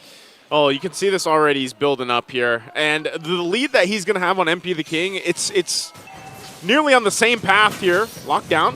Okay, that's a good force out of the penalty zone from Lord JM. Still wants to go in for Carl, but making sure they still display discipline. As I was saying, it's still on the same path as game number 1. So MP needs to rely on the team to help him get, to a point where things aren't just getting clearly taken from him left and right, because if the Turtles continue that way, like we saw from Turtle number 1, and then you get to the Lords, it's just not going to end well for Blacklist International. And that's why you see really the pressure already starting from TLPH. And so Perks, even his job alone is kind of difficult because he's got to go scout things out to allow, that safe approach for Blacklist right now. This second Turtle's up. Sanford also picking up the Thunderbelt, making his way for the fight. They're going full force for this one as they just kind of zone out Perks, and MP has to wait. At the very least, Black tries to go for a trade as Carl TZ will secure that turtle. Sanford, though, use the final slash onto Perks, but will escape. And okay, this is what happened during game number 1. Blacklist was playing so defensively, so passively, that it got to the point that TLPH lead ballooned up because there was no trade coming in from Blacklist. And of course, Carl TZ's performance with the Hayabusa. 3-0-0 to start the early game. And if Blacklist continues to just wait on OHEB, it's going to be an easy, fast game again for TLPH. Oh, look at this. They get a flicker out from Sanford, so they try to make a move, and that's one of the things here. Just like we said, oh, wow. The burst coming in from Sanji and Carl TZ, though. That was enough to zone them out and work on the middle lane turret, but manages to kill Perks. An off-cam kill as the lead balloons up to 3.4k. Carl TZ onto OHEB, but BMI out. Sanford, though. Oh. He doesn't have the flicker, but JP does with the implosion, making sure OHEB doesn't escape. They want to go for more. Haji's the next target, and he's going to fall down as well. Wow! The cavalry just really flexing. I'm sorry, Blacklist International fans and agents out there, but man, TLPH, it just looks like they're playing with the food at this point, man. Like, they are just doing things they shouldn't be able to do at this point in the game, but because of the lineup that they have, they get away with it all. It's too much.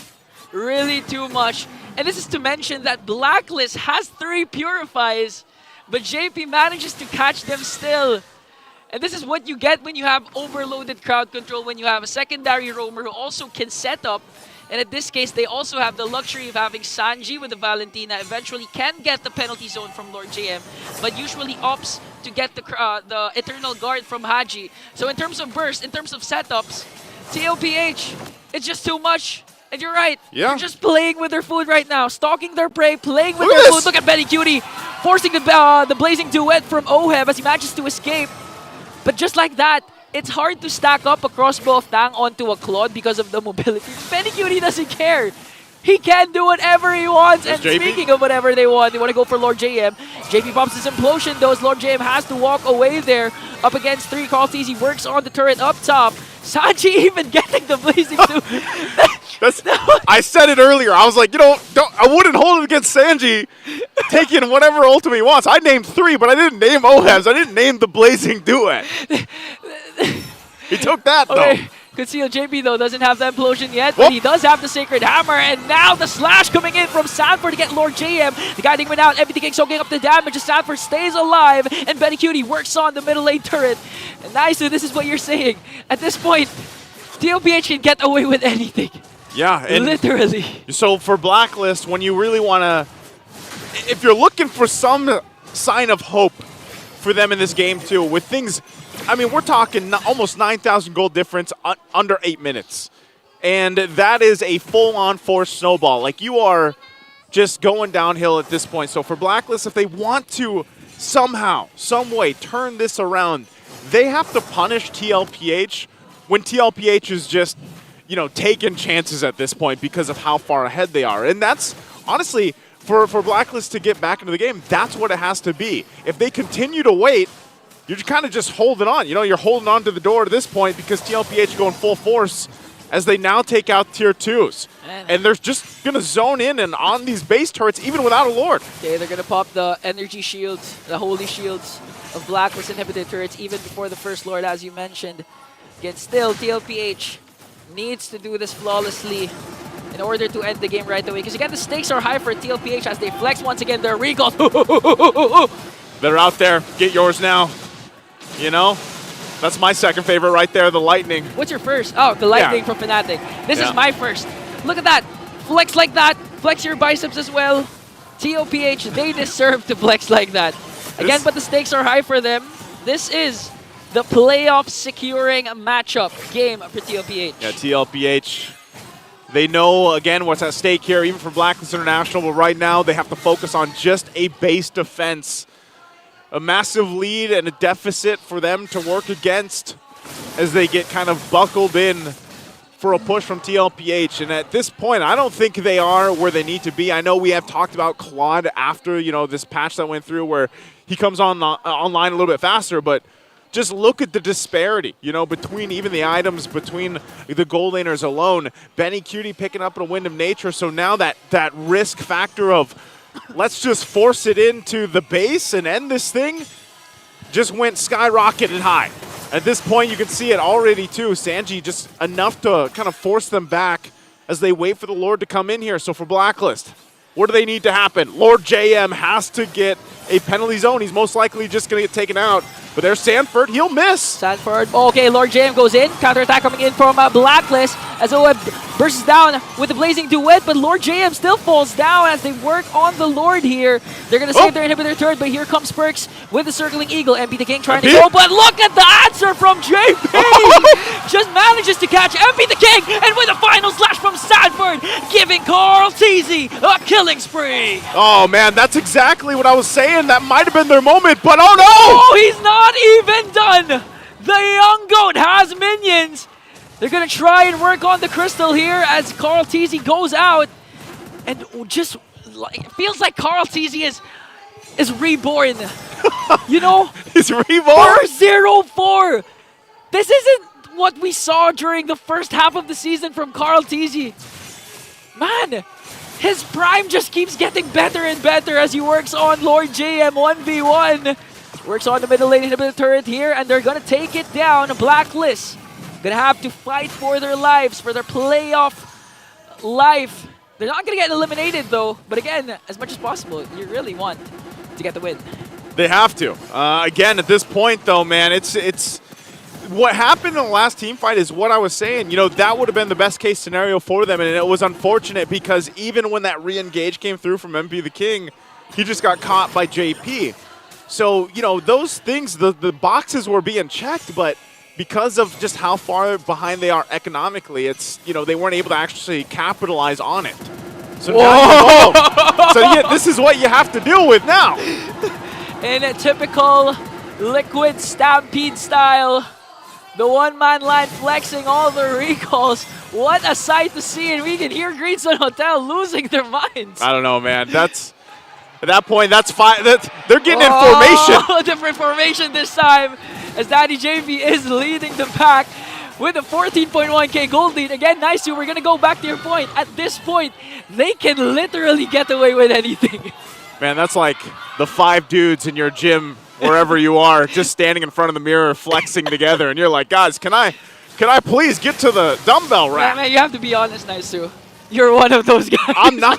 No, I'm not. I'm gonna be honest. You are. I am. I even take pictures of myself. You even dance in front of the mirror. Let's put that out there. Now, looking at the items, they're waiting for the defense. Oh, hold on.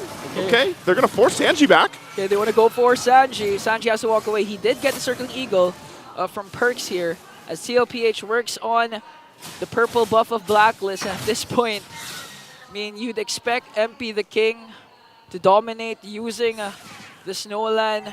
0-0, not off to a good start. Deprived of all the resources needed as Oheb picks up a Corrosion Scythe. Does have the Trinity build, but again, will it be enough to out-sustain the damage coming in from TLPH? Because we've seen Sanford miss even the final slash and the counterattack from Lord J, but it was not enough. Here comes the conceal. Conceal's going to be used. Oh, and just like that, Sanford manages to get someone, JP, at this point. Everything is your Bowman. Bowman, how good they are playing. And with that, JP and the rest of TLPH will go to the playoffs.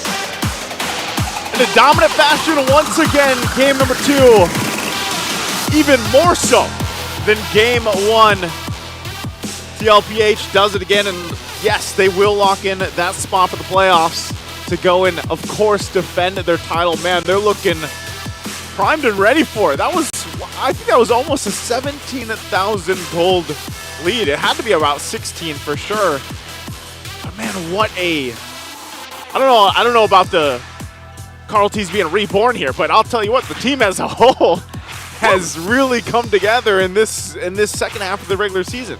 Fire, dominance, stampede, and excellence is what TLPH showed as they are now qualified for the playoffs this season. Again, we see that 1-2 punch combo of the final slash, then implosion. Yeah. But props to this guy still. Had a good run last week, 2-0, even upsetting Falcons APBren, and they are still looking for that fire in them to get into the playoffs. Even for Blacklist International, again, things are still on the line, of course, between them and RSG Philippines, but that is going to be it for the series here for us on desk. We're going to throw it over on stage with Hans Galleria and, of course, TLPH.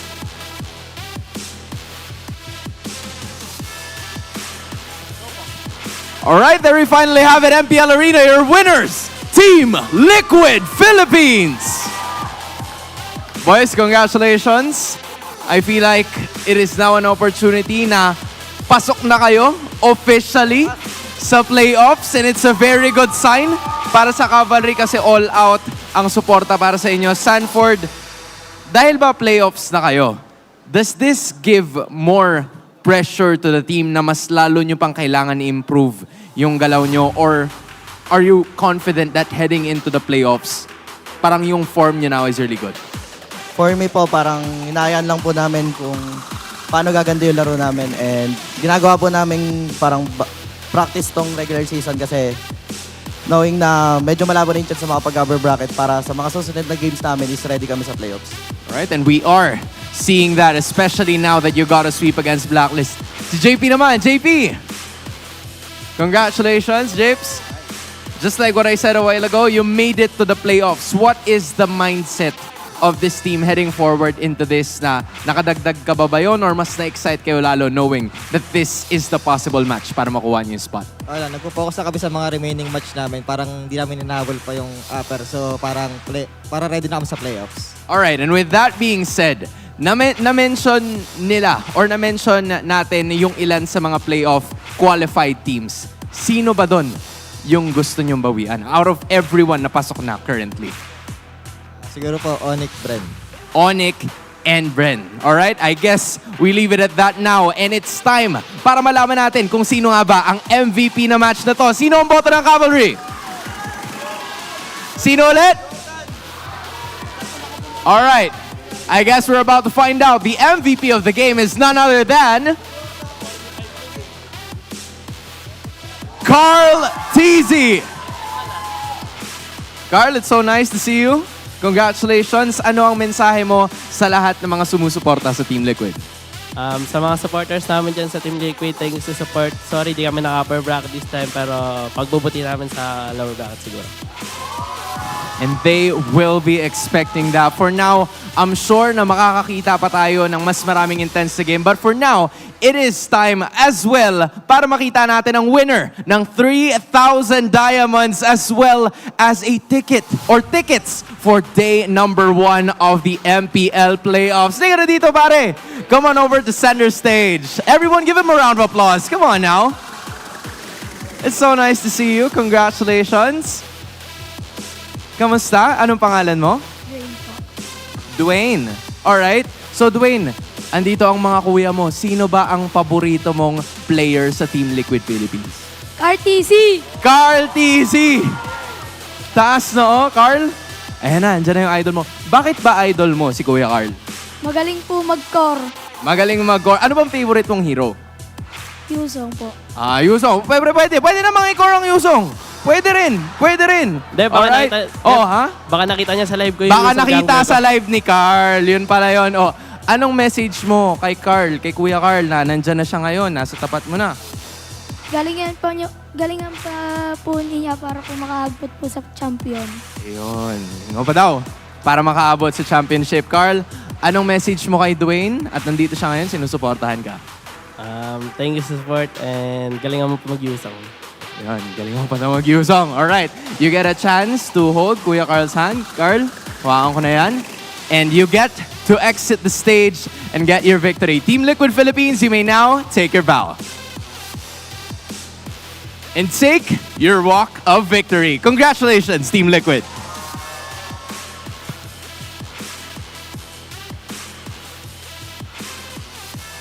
Nakita nga daw yata sa live ni Carl TZ yung Yusong, but even so, playoff secured. Is now time for Liquid or Team Liquid Philippines. We're gonna throw it back to panel para pag-usapan ng mga ganap. So panel, the floor is yours. And because of that, next week, Carl TZ will play Yuzhong in the jungle. I'm kidding. Hopefully, bro. And that is going to be probably one of the fastest series we've had so far in the week. Oh, yes. That is a breaking MVP game here for Carl TZ on that Julian, not on the Hayabusa. Man, Game 1 MVP, Game 2 MVP, overall series MVP, and the dude was sick yesterday. That's crazy. Are you sure he was actually sick yesterday? You're probably just practicing. I mean, he was based on everything that we've heard, but nah, now hear me out. He was just overheating because he was spamming that TP. I like overheated. It was mistaken for a fever. That's a great theory. There it is. That's a great theory. That's it. We've unlocked it. And Blacklist seems like they gotta unlock something else again. 2 Matilda pickups, and the Matilda was not a good choice here because Team Liquid Philippines already had the Tigreal, Julian, Arlot. Add to that, or you can take out the Arlot. Let's say Tigreal, Julian, Valentina. That is a roam trio that will invade a lot, that are strong with being aggressive, and your jungle is quite vulnerable to them. It's going to be hard to defend, especially when you have something like a Matilda there, paired up with a Vexana. Yes, the crowd control is there, but the front, not enough. Protection of the jungle, not enough. Remember, in this meta, you lose the center of the map matchup, you will most likely lose the game. Yeah, and it just feels like time and time again, it's just Blacklist International in this specific matchup, right? Going for like the more defensive options. instead of, favoring the more aggressive ones, like, again, that pick we talked about, why it was first pick, right? And I wonder if that has something to do with how they woke up today, their mental coming into this one, because it did feel like it did leave so much to be desired. It doesn't feel like the way to go, especially against a team like TLPH. Yeah. I mean, I think you also got to really credit the coaching staff of TLPH, the swerve of the Tigreal first pick. That's right. Taking it away from the hands of Perks. Although, again, in game number 1, there was a choice by Blacklist to pick up the Matilda. And Tigreal as the first pickup is very rare. And then, again, we were thinking about the magic damage gold laners. However, seems like Benicuti, the 1-1, much better now, considering that you don't have to face up against some really tanky jugglers, and you can actually feel her damage. So, yeah, great drafting. And 10-0, by the way. Just want to keep reiterating that, 10-0. 10-0, 15.6k gold lead at the biggest deficit. And the funniest thing about that, in these 13 minutes, 5 minutes were probably just spent recalling. Yeah. If you add it up all together, let's add all of that time, right? That airtime. 5 minutes of recalls, 8 minutes of gameplay. I don't know. That sounds accurate to me. But what's more accurate, obviously, is JP having just a lot more fun on that Tigreal, a lot more flexibility. And like our casters mentioned, they could definitely do whatever they wanted in the series. Yeah, Sanju was straight up walking up to Blacklist International. I feel like that's like one of the biggest examples of the Filipino term we say, aurahan. Aurahan. It's you just intimidate your opponents simply with your presence. And Sanji, that play that he did, I can't remember if that was the first or the second turtle, where he was just like, hi, I'm a Valentina. I'm going to use 2 dashes to be up in front of your face, take the Vexana ultimate so that I can damage you with my Shadow Strike, and I won't even get taken out. Like, what the hell was that? That was nuts! It was nuts, right? And again, just being able to do these things, even Sanji taking the Blazing Duet, those things probably shouldn't happen, right? But they were able to do it, and despite all the shenanigans, 13 minutes. And it wasn't a perfect game, right? Did they take a tower? Tower damage? They didn't. Yeah, no, that's just a tickle. That's a tickled the tower. Yeah, so other than that, it does feel like a perfect game. I don't remember if there was a turtle taken by Blacklist here. Probably not. Either way, we have a lot of information, a lot of questions, and some of them could definitely be answered by one of our guests here on the desk today. And we'd like to welcome from TLPH, Coach CJ. What's up, man? How are you feeling after that victory? Okay naman po. Maganda yung pinakita ng players. All right, so before we get started on anything serious, brother, the biggest question, do you let them do that TP? Do they have license to do that? What do you do if they do it? Wala naman po. Talagang kumpiyansa na rin kasi sila kasi malinis na yung nilalaro nila eh. So, wala na rin naman kasi silang ginagawa sa mapa. Okay lang din naman. Pero kung madikit yung laban, hindi pwede. Alright, so if the game is close, don't do it. But since TLPH were already in the lead and they were dominating, yeah, might as well. So, okay, so they won't get scolded later or anything? Yeah, it's okay. It's all right. That's the biggest question on everyone's mind. Yeah. Like, are they really allowed to do it? Anyway, after that, you know what? The performance of Carlteasy and Zyda, I want to talk about that. How are they doing so far? Will Zyda probably make an appearance on playoffs? Like, how's the team thinking in terms of their jungle? Are you good with jungle right now? Carlteasy's, mas angat kasi yung comms niya, saka yung chemistry niya sa players eh. Yun lang talaga yung pinaka Kumbaga si Zyda, andun yung mechanics niya pero kinakapos kasi siya sa chemistry talaga. So you need to work on decision making kasi talaga ibang-iba talaga ang decision making ni nang nag-iisang Carlteasy natin dito. Yeah, of course. Yeah. I love the acknowledgement. He's even from them, he's the one and only. Yeah, the one and only. It's hard. And that does make sense, like with how long Carlteasy has been playing with the other members of Team Liquid Philippines. The comms, the chemistry is going to be very different. I want to ask about the draft here, especially in game number 2. Tigreal first pick. I saw you guys reacted after that. Was Benicuti laughing at the fact that you guys first picked the Tigreal? Yeah. Parang inaasar ko kasi si Dad dun na parang But first pick Tig, hindi. Kasi yung plano na rin kasi namin eh. Kumbaga binebait nila yung, kaya inopen nila yung Julian kasi expected namin talaga na hindi kami open na ng Julian.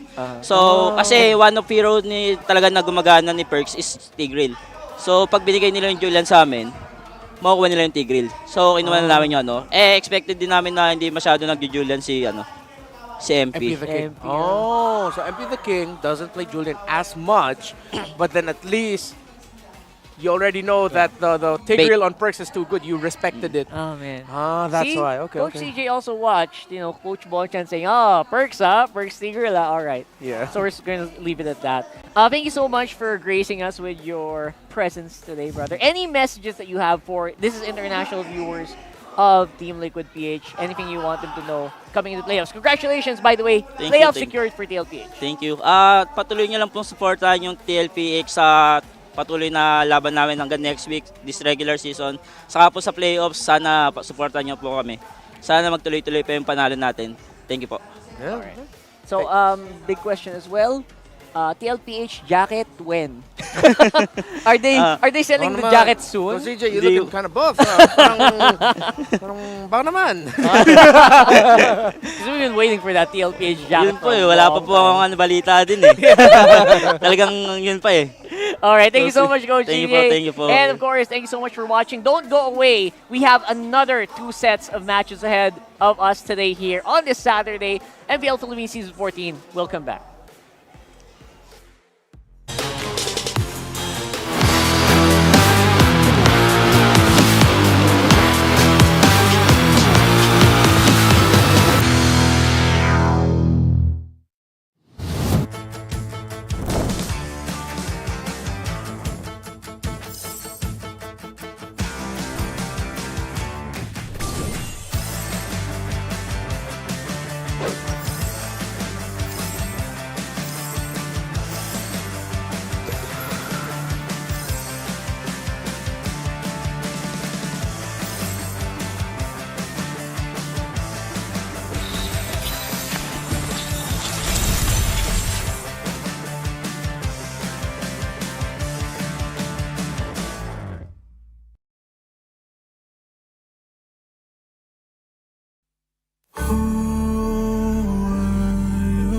Fighting for no one would ever know your name. Who are you waiting for? No one would be there to save you. You would be alone when hope was gathering together with the sun. Even though your back's to the wall. One strike, go cut the monkey mind. Your blade swing one time when clouds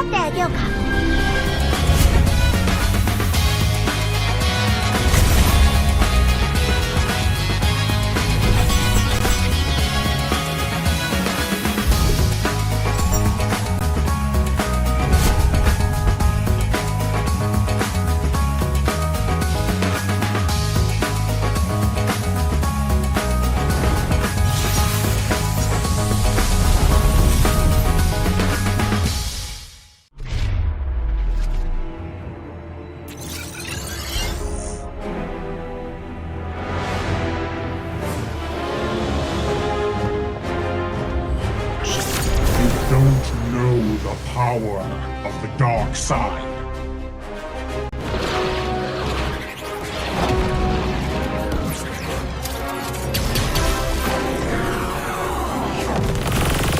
Target on the move. Prepare to engage.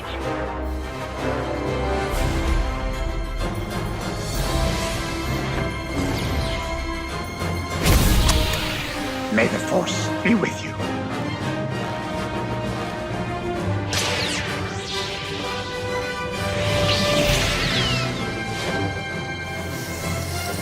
I will do what I must.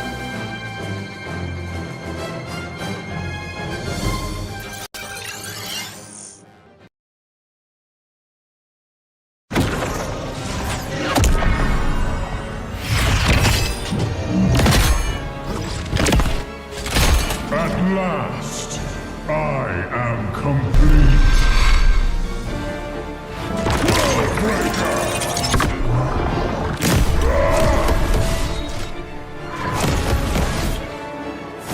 Come in fairness.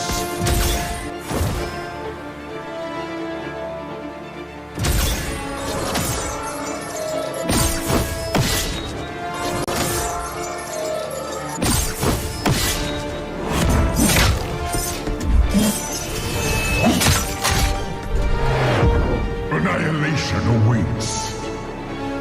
Boundless is my hunger.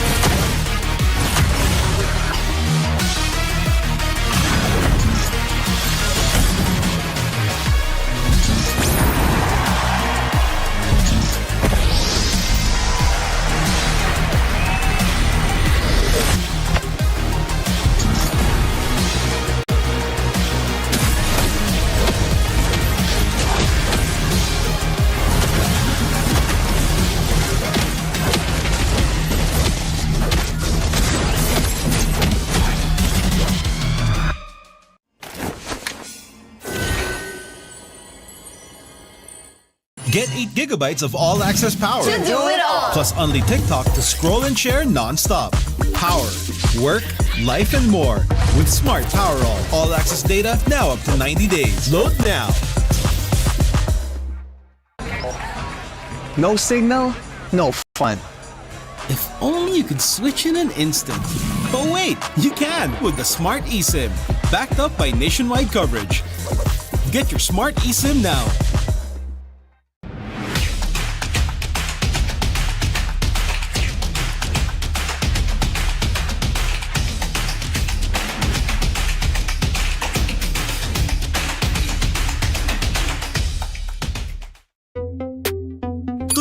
live selling, tuloy-tuloy content, tuloy-tuloy gaming. With new Smart All Access 99. May 9 gig ka. Now for 15 days. Load now. Live more today and tomorrow and after and the day after.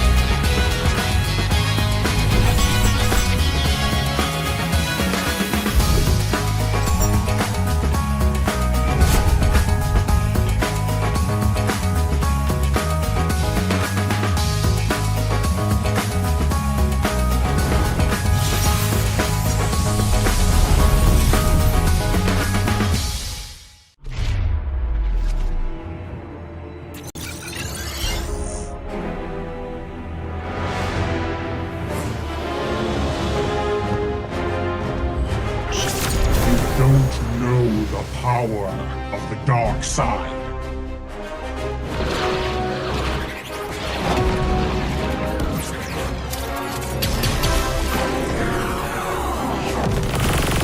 Target on the move. Prepare to engage.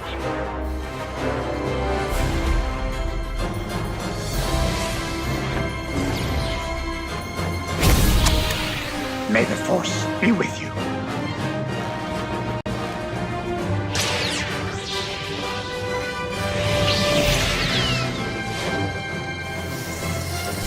I will do what I must.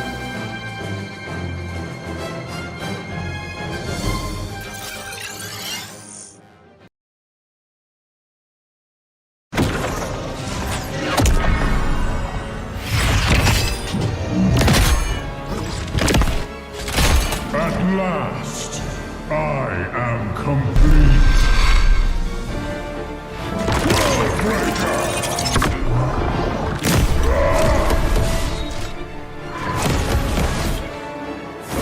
Come in fairness.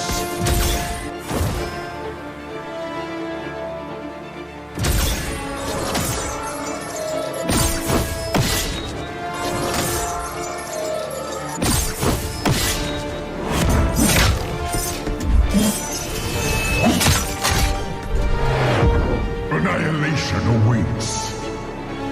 Boundless is my hunger.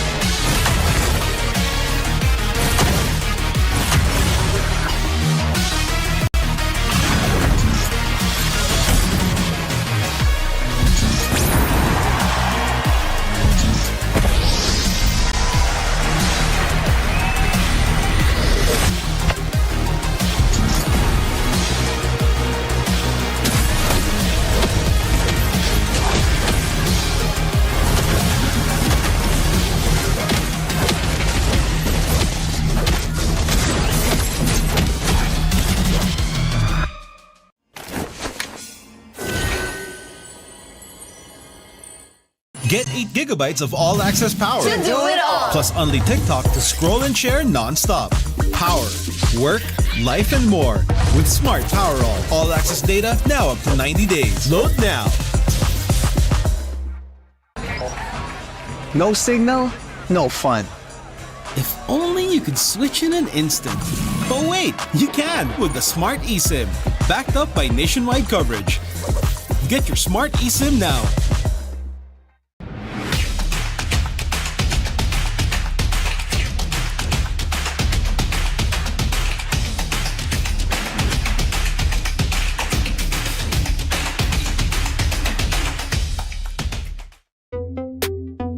Tuloy-tuloy live selling, tuloy-tuloy content, tuloy-tuloy gaming. With new Smart All Access 99. May 9 gig ka. Now for 15 days. Load now. Live more today and tomorrow and after and the day after.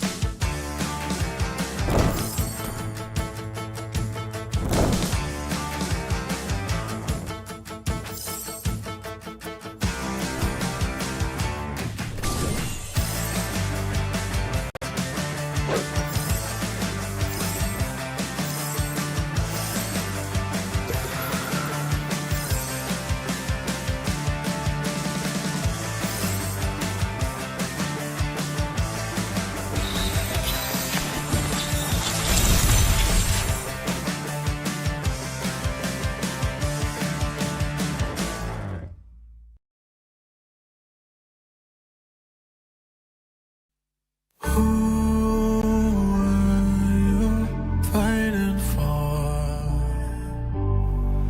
No one would ever know your name. Who were you waiting for? No one would be there to save you. You would be alone when hope was gathering together with the sun. Even though your back's to the wall. One strike, go cut the murky mind. Your blade swing one time. When clouds have cleared, sunlight can shine. One time, the fight is yours. Now fill with your sword. There's endless power once you start. Never lose your heart.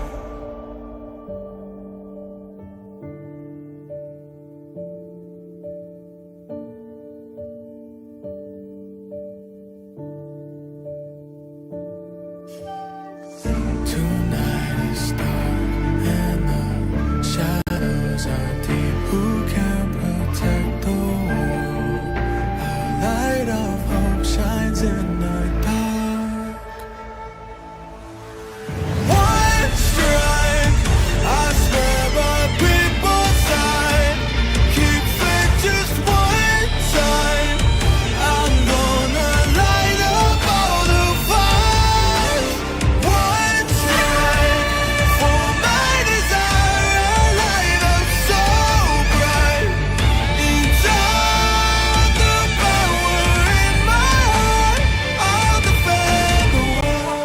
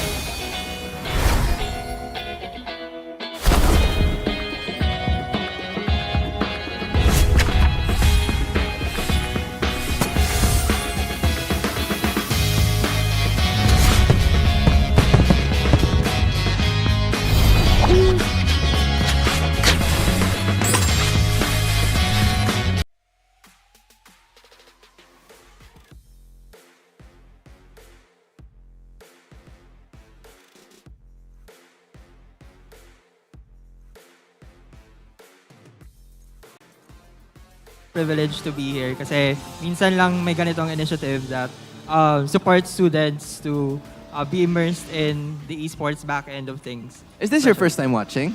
MPL. Yeah, dyan. like dito mismo sa live. Hindi na. So, how does it feel to always be part of MPL? Sino ba yung sinusuportahan mong kupunan na nandito ka? Who's your favorite team? I guess my favorite team would be Aurora. Aurora, alright. Actually, lalaban sila mamaya. And maraming supporters ang Aurora. Okay, pare, ikaw na ha. Ikaw na. Salang na natin to. What is your name? My name, Nelida Zemogs. Alright, so we call him Zemogs, guys, just in case. Kung hindi nyo nakikita, siya madalas na nanalo ng Smart Omega gameplay post. Okay? Hindi ko alam kung ba. Yan. Kaya hindi siya nagsasalita kasi yung post, siya nang bahala sa post. Pero yung salita, iiwan ko kay Errol. Alright? But again, kukunin ko na to sa'yo ha kasi hindi mo din naman magagamit. But again... Gagamitin ko na. Gagamitin. Alright. Good to know. Good to know.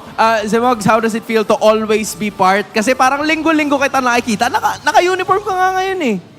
Ano lang, literal na... Actually, hindi ako nagkakating ngayon. Most likely, walang pasok.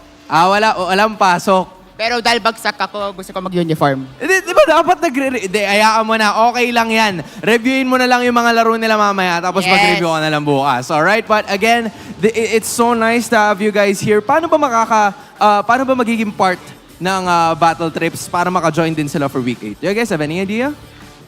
So this initiative is posted sa Munton Student Leaders Philippines na pages, as well as MLBB PH Community Heroes na pages.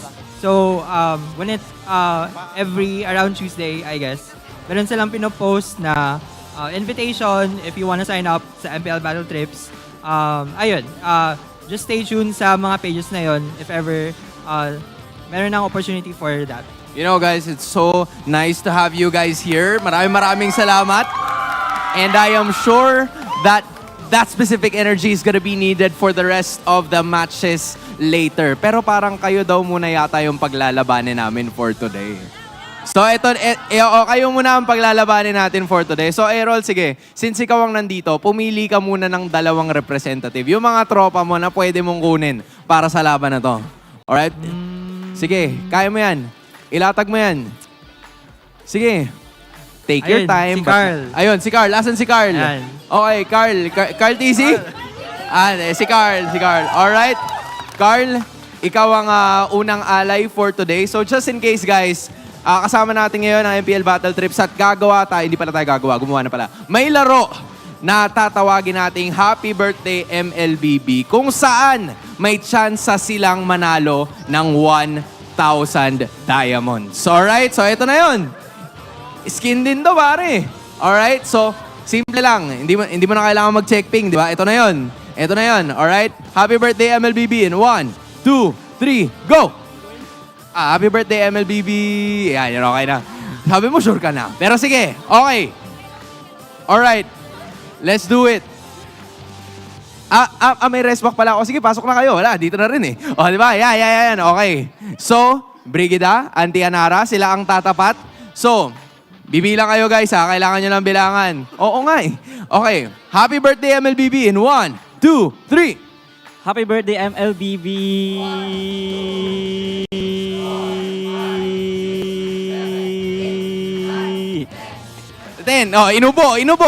Inubo. Nasamid pala. Alright, 10 seconds. Si Carl, may tatalo ba sa 10 seconds? Ayan, nakita ko. Si Boy Headband. Okay. Kapag hindi mo natalo yung 10 seconds, ikaw magbibigay sa amin ng... Ikaw yun lang. Yun lang yung goal. Joke lang. Go lang. Anong pangalan mo, pare? JN po. Okay, JN. Aubrey, ikaw naman ang tumapat ng camera kasi... ng mic pala. Kasi ikaw ang resback. Okay. Happy birthday, MLBB in 1, 2, 3, go! 1, 2, 3, 4, 5, 6, 7, 8, 9, 10, 11. 11, nakalagpas! Munti ka na magbigay. Okay, meron matatalo sa 11. Okay. Ikaw muna. Yan, punta din sa gitna. Yan, alright. Sige, anong pangalan mo, pare? JR po. Okay, so may JN, ito naman si JR. Okay, Auntie, ikaw naman. The time to beat is 11 seconds. The time to beat is 11 seconds, JR, okay? Okay, happy birthday MLBB in 1, 2, 3, go! 1, 2, 3, 4, 5, 6, 7, 8, 9, 10, 11, 12, 13, 14, 15, 16, 17, 18, 19, 20, 21, 22, 23, 24, 25, 26, 27, 28, 29, 30, 31. Nanginig pa eh! 2 seconds na lang si Richie. Oo nga. 31 seconds. JR, sige, dito ka muna. Tumabi ka sa... Okay, 31 seconds. Sige, halika dito. 31 seconds. Anong hindi, kaya mo yan. Anong pangalan mo? Angelo Magay from Philippine Normal University. Shoutout sa mga taga PNU. Okay, eto na yon. The time to beat is 31. Actually, hindi. Kasi mag-second place ka lang, okay na. So, the time to beat is 11. Alright, time to beat is 11. Ready ka na? Okay, happy birthday MLBB in 1, 2, 3, go! Happy birthday MLBB.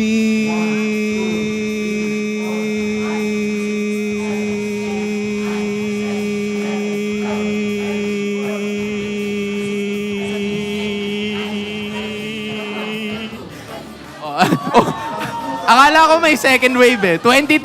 So 31, tsaka 22. Meron pa ba? Meron pa? O, halika dito. Oo nga eh. Siya nakita ko kasi yung buhok niya highlighted eh.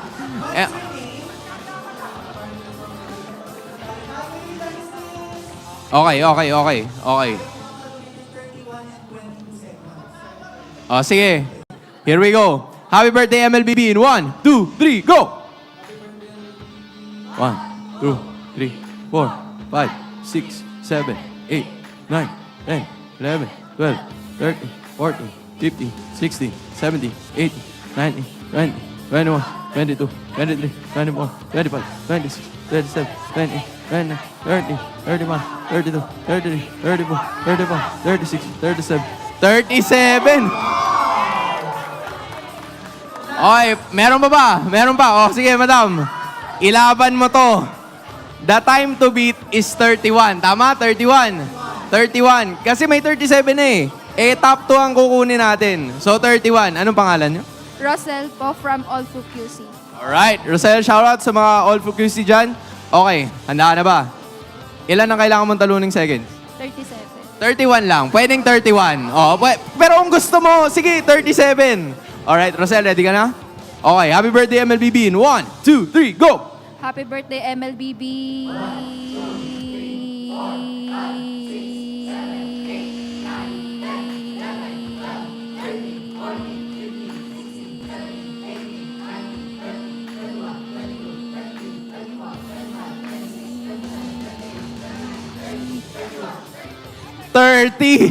Kinapos! Sayang naman! Nakakuha mo 30 kasi tumigil siya noong 31 eh. Pero, ano yun? Uy! Kilala! Ayun oh! Halika na! Pinapractice mo to no isang araw eh. Halika na! The time to beat Brigida is 38 seconds. 31. Sige, 31. Ilaban mo ha. Okay. Brigida, are you ready? Sige. Happy birthday, MLBB in 1, 2, 3, go!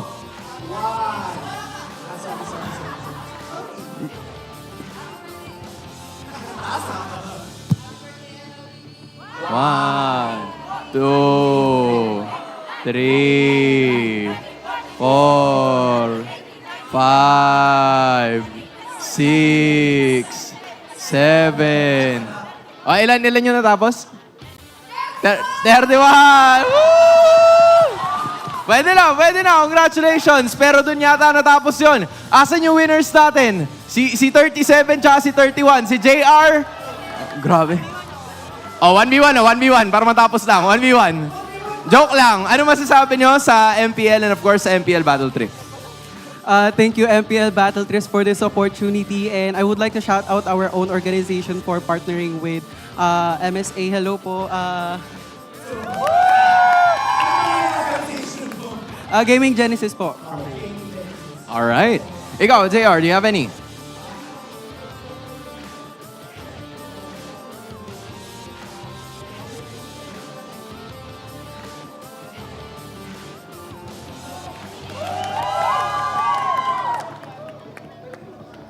Sige, go.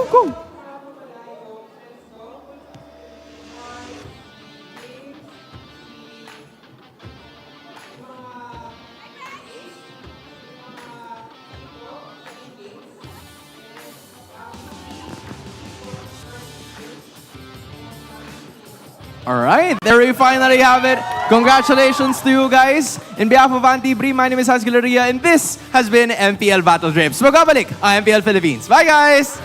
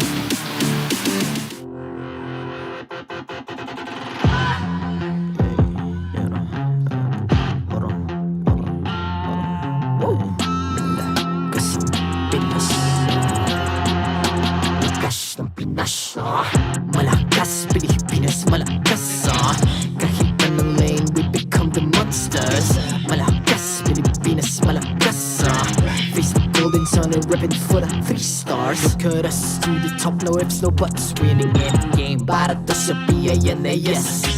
Di mo matitin ang aming boses sa new level. Nasa kalye man o mobile, you know I become a legend.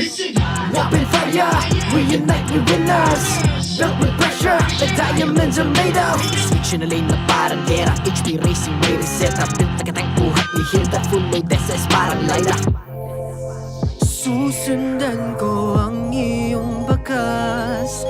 Kasama patas, tagumpay natin to. Dahil tayo'y malakas. Para sa Pinas. Nasa amin ang alas, hindi tuwa atras. Kinikilala sa taas kasi kami ang malakas. Para sa Pinas. Nasa amin ang alas, hindi tuwa atras. Kinikilala sa taas, ganito kami sa Pinas. Wow!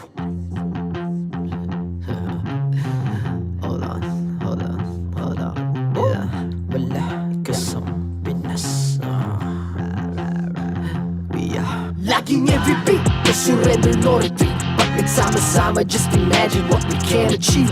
Laging every beat, no surrender, no retreat. Giving 100 all my all, cause we just cannot be defeated. We are unstoppable, immune and invulnerable. Ready ang equipment, lahat frozen, malang crowd control. Pakita ko na jab like pow, beast of the southeast. So matawag proud and loud, cause every enemy we devour. Susundan ko ang iyong bakas. Kasama patas, tagumpay natin to. Dahil tayo'y malakas. Para sa Pinas. Nasa amin ang alas, hindi tuwa atras. Kinikilala sa taas kasi kami ang malakas. Para sa Pinas. Nasa amin ang alas, hindi tuwa atras. Kinikilala sa taas, ganito kami sa Pinas. Wow!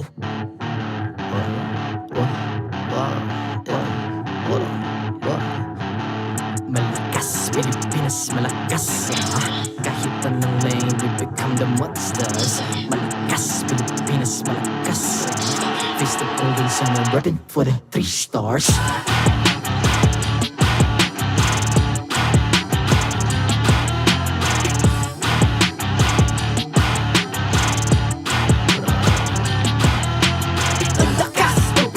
Reunite, be the stars. Ang lakas ng Pinas. Reunite, be the stars. Ang lakas ng Pinas. Reunite, be the stars. Ang lakas ng Pinas.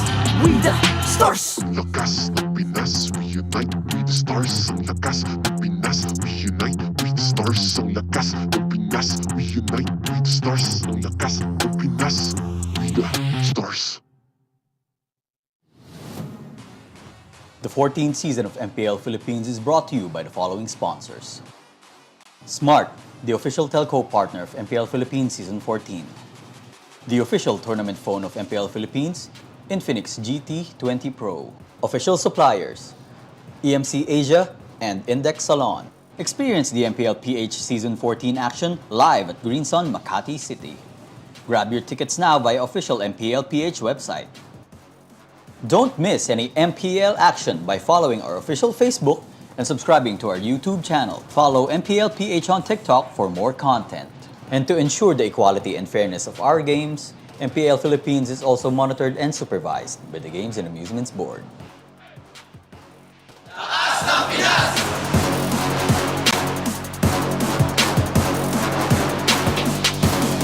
Lakas ng Pinas!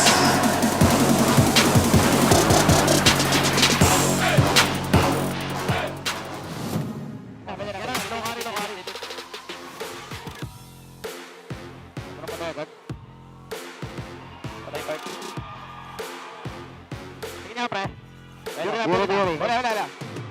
Nice shot. Tower. Tower pre, wala papapatay.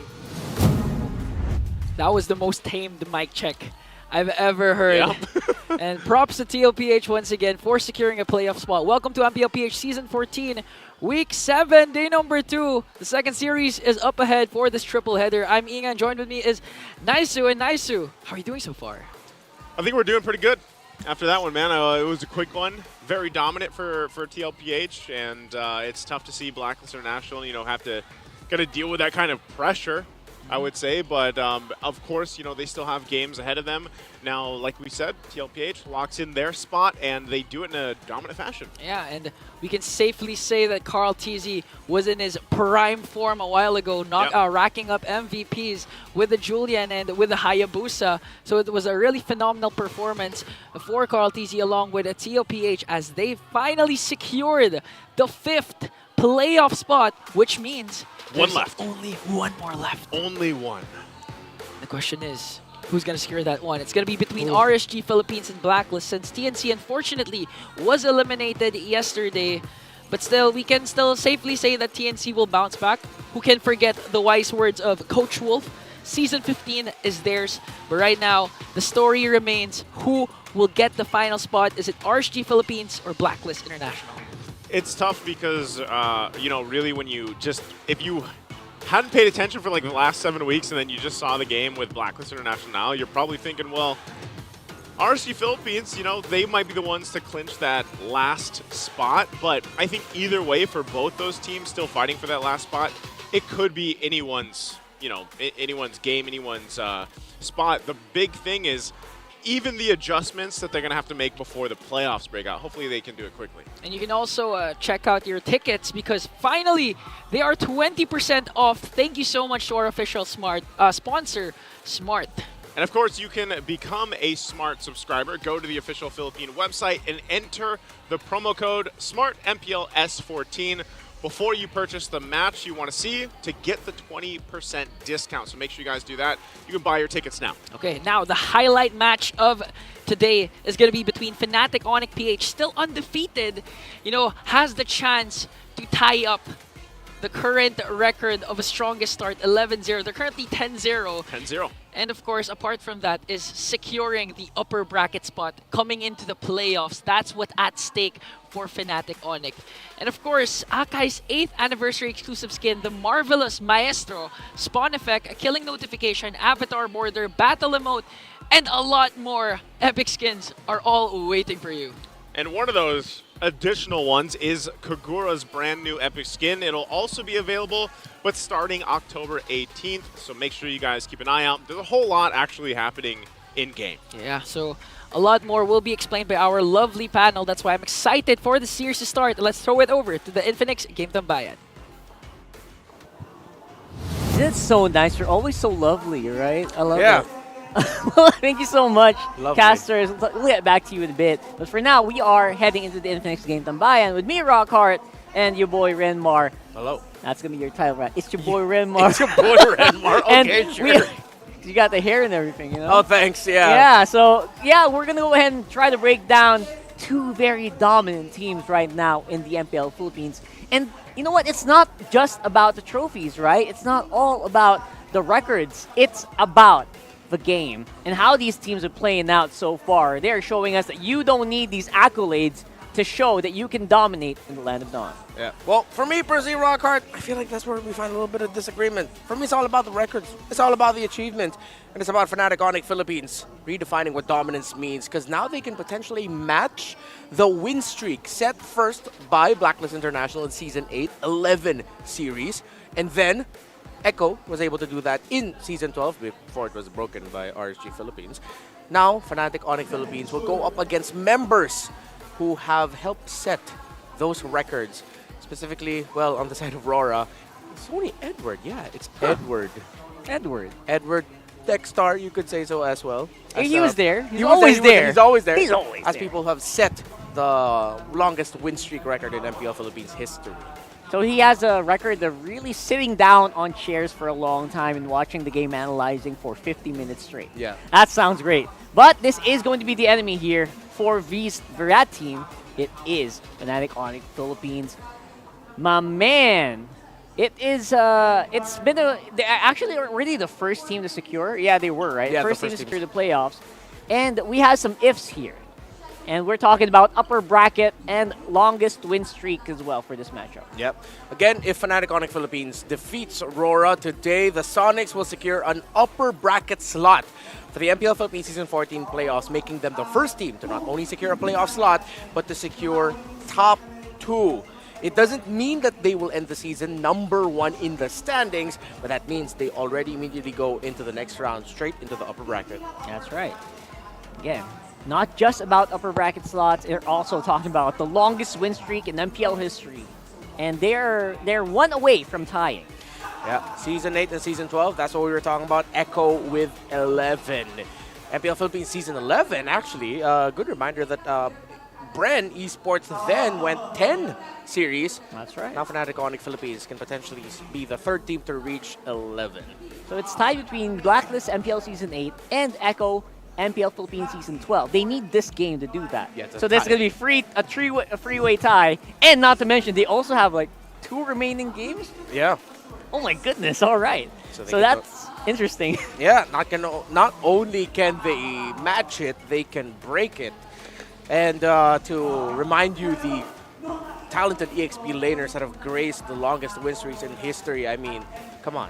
Edward, we were talking about him earlier. That's Flap TZ. The young Apex Predator Sanford, the younger version of Sanford. Of course, now Kirk. Yeah, Kirk starting to join the field here. And in their matches in week number 3, you can tell just from the stats alone, it was not a short game like what we saw earlier, man. It was far from it. And their hero pools also kind of flexed a little bit here, right? Yeah. And for the versatility of Kirk, Edward, Yue, and Renegade, they're going crazy. They're going ham all throughout the land of Dawn right now. Yeah, game number 1, it was US Heroics on that Liliath and defending against Fnatic Onic Philippines. They could not end it, and they turned it around from 1 base siege defense. Games 2 and 3, though, were different stories. You see there, game 2, there's a Diggy for Renegade. It struggled, and the jungle of Aurora faltered. While in game number 3, their previous matchup, it was, well, a Phoveus that became one of the biggest problems for the lineup of Aurora. They didn't have the right damage output. With the Phoveus and the Tigreal just wreaking havoc, it made room for King Kong to do King Kong things and get game 3 MVP as a Nolan.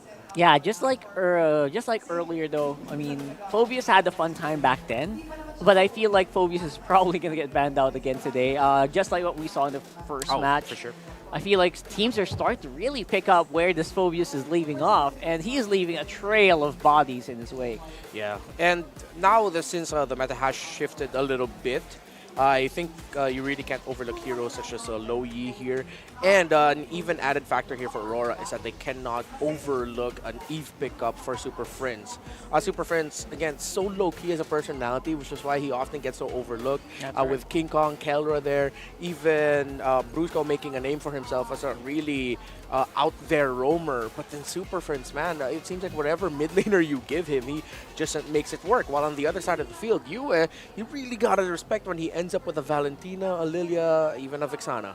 And we're starting to get glimpses of that because of the mic check. I love those mic checks. Yeah, When you suddenly realize, you know what, Super Friends is pretty loud. Yeah. A bit louder than some, surprisingly, to the surprise of a lot of people. Yeah. Right? So, yeah, I mean, they've definitely displayed dominance, and hopefully we'll also see some pretty fun stuff happening here in the first ever MLBB romantic mini-series. So all you need to do is search hashtag MLBB Celebr number 8 on TikTok. Celebrate. So ATE, just put 8 there on TikTok, and you're gonna see the video of Kylene. The battle. You get that video. You get I think you get the battle emote for free from September 30 really? to October 13. Oh, you're right. Oh my goodness! Okay, all yeah, right. I'm gonna get that. It's a very sassy emote. So you're gonna get that question mark sassy emote for free. Yeah. That's pretty fun and exclusive only to the Philippines. I'm gonna watch this series. It looks interesting. That sounds fun. Did someone drown? Yeah. Yeah, it starts off with a dude drowning and then he gets rescued. And apparently that dude is not... Again, it's fictional. But he is the eldest son of the richest family in Manila. Uh-huh. And he's also an esports star. Those two do not add up in reality. But hey, very rare it's when a you see fictional that. series. So, you know. I mean, esports stars get rich in some countries as well. Like, Yeah. to the point they buy buildings, so. Really? Like, you know, the... Oh, okay, no, I know what you're talking I'm not going to say it. I know what but you're talking about, yeah. You know what we're talking Yeah, about. thanks for reminding me. Let's go ahead and talk about who you think. You guys, you watch. Hey, turn up the volume. Just kidding. Who do you think is going to win in this matchup? Do you think RORA is going to win or FNOP going to win this out for you? Honestly, the prediction is becoming very, very insane right now. Was that from 2 yesterday? Yeah. We have 2. No, I got 1 yesterday, I got 1 today. 1 today. So far. There you go. I have 1, 2, 3, 4, 5, 6 correct predictions ever since we've reinstated or brought in the bias point system, the bias board. The bias board. There you go. Who do you think is coming out on top? Let us know in the comments. I think that, you know what, FNOP has a good chance in this one. But I'll still kind of predict Aurora because I like, you know, voting the underdog here. All right, okay. Then I'll be that guy. I'll be FNOP. All right. I'll be let's FNOP. go ahead and see that if that's going to, you know, stuff can happen. Give me number Everyone's 7. still looking forward to, we're going to... Uh-oh. He's on the win streak as well, guys. Yeah, I gotta fix this. I gotta fix this. This guy's on the win streak. There you go. Look at that. And 7. There it is. 7. Was that 7? I thought it was 6. 1, 2. Oh yeah, that's 6. No, I'm saying I will get 7. Get at to the end of 7. There you go. Hey, sweet. Oh, wait, no, yeah, that's correct. That's correct. I got That's defensive correct. for a That's second. correct. Get And the of recalls. course, don't forget the recalls if you haven't tried the recalls yet. Aurora has the shine, and Onic has the lightning. Yeah, There you you go. did make a great point about it. That as like when you do it with multiple members, the lightning looks really cool. It looks like a storm. Yeah, as one, it's great. But then if it's like a full 5-man, like spawning the thunder, it's pretty sick. So you get the FNOP with 5 members of your squad, 4 members of your squad plus you. Yeah. All right, so do that now. And honestly, I feel like TLPH is sold out. Yeah, no one's surprised. If it's possible to run out of like in-game code, like the coding itself for the TLPH sticker, like I wouldn't recall. I wouldn't be surprised. Everyone I know has it. Yeah, everyone wants it. And that's amazing. Obviously, don't forget support APBren as well, Omega, all the Philippine squads. Yeah, during our break earlier, sorry to the 1-1 I went up against, but I'm a phobious dude. Like, don't even try. But thank you. You know, Yeah. I recall spammed on him with a liquid horse. Nice. With prejudice. There Yeah. you go. That's how you do it. That's how you do it. And again, I also want to know what you guys are favorite as well. Comment. I'm gonna read while they're doing their thing there later on.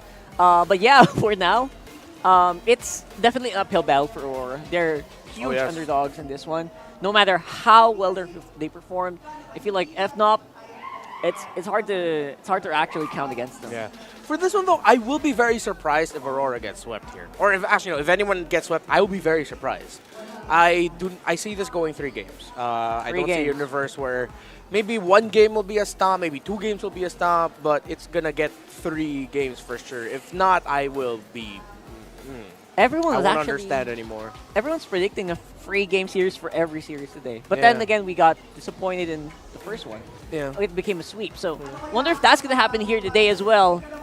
Very powerful teams are starting to walk up into the stage right now. Let's find out who's playing today on the field in the Land of Dawn.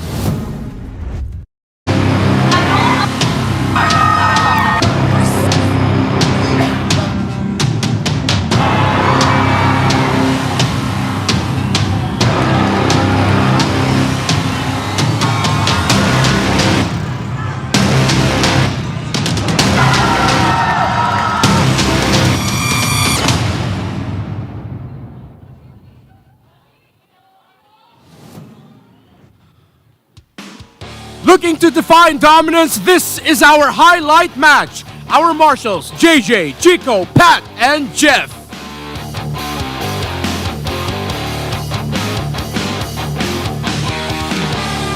The question, will the streak continue?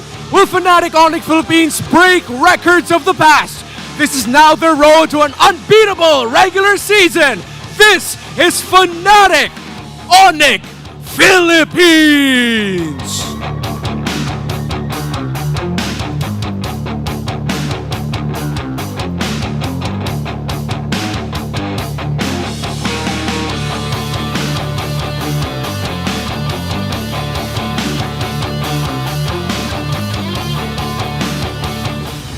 and their opponents. They're now officially playoffs bound, but now their goal is to stomp their opponent's streak and to carry that pride. It's Aurora!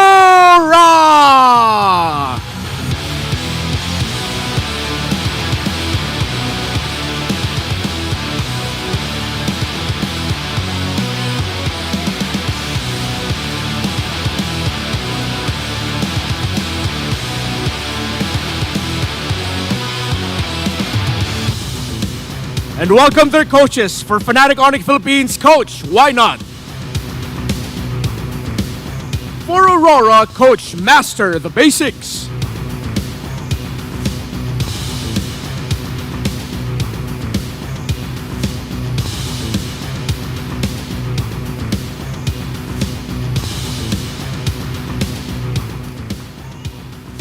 Oras na para sa face-off. Kirk, Edward, center stage.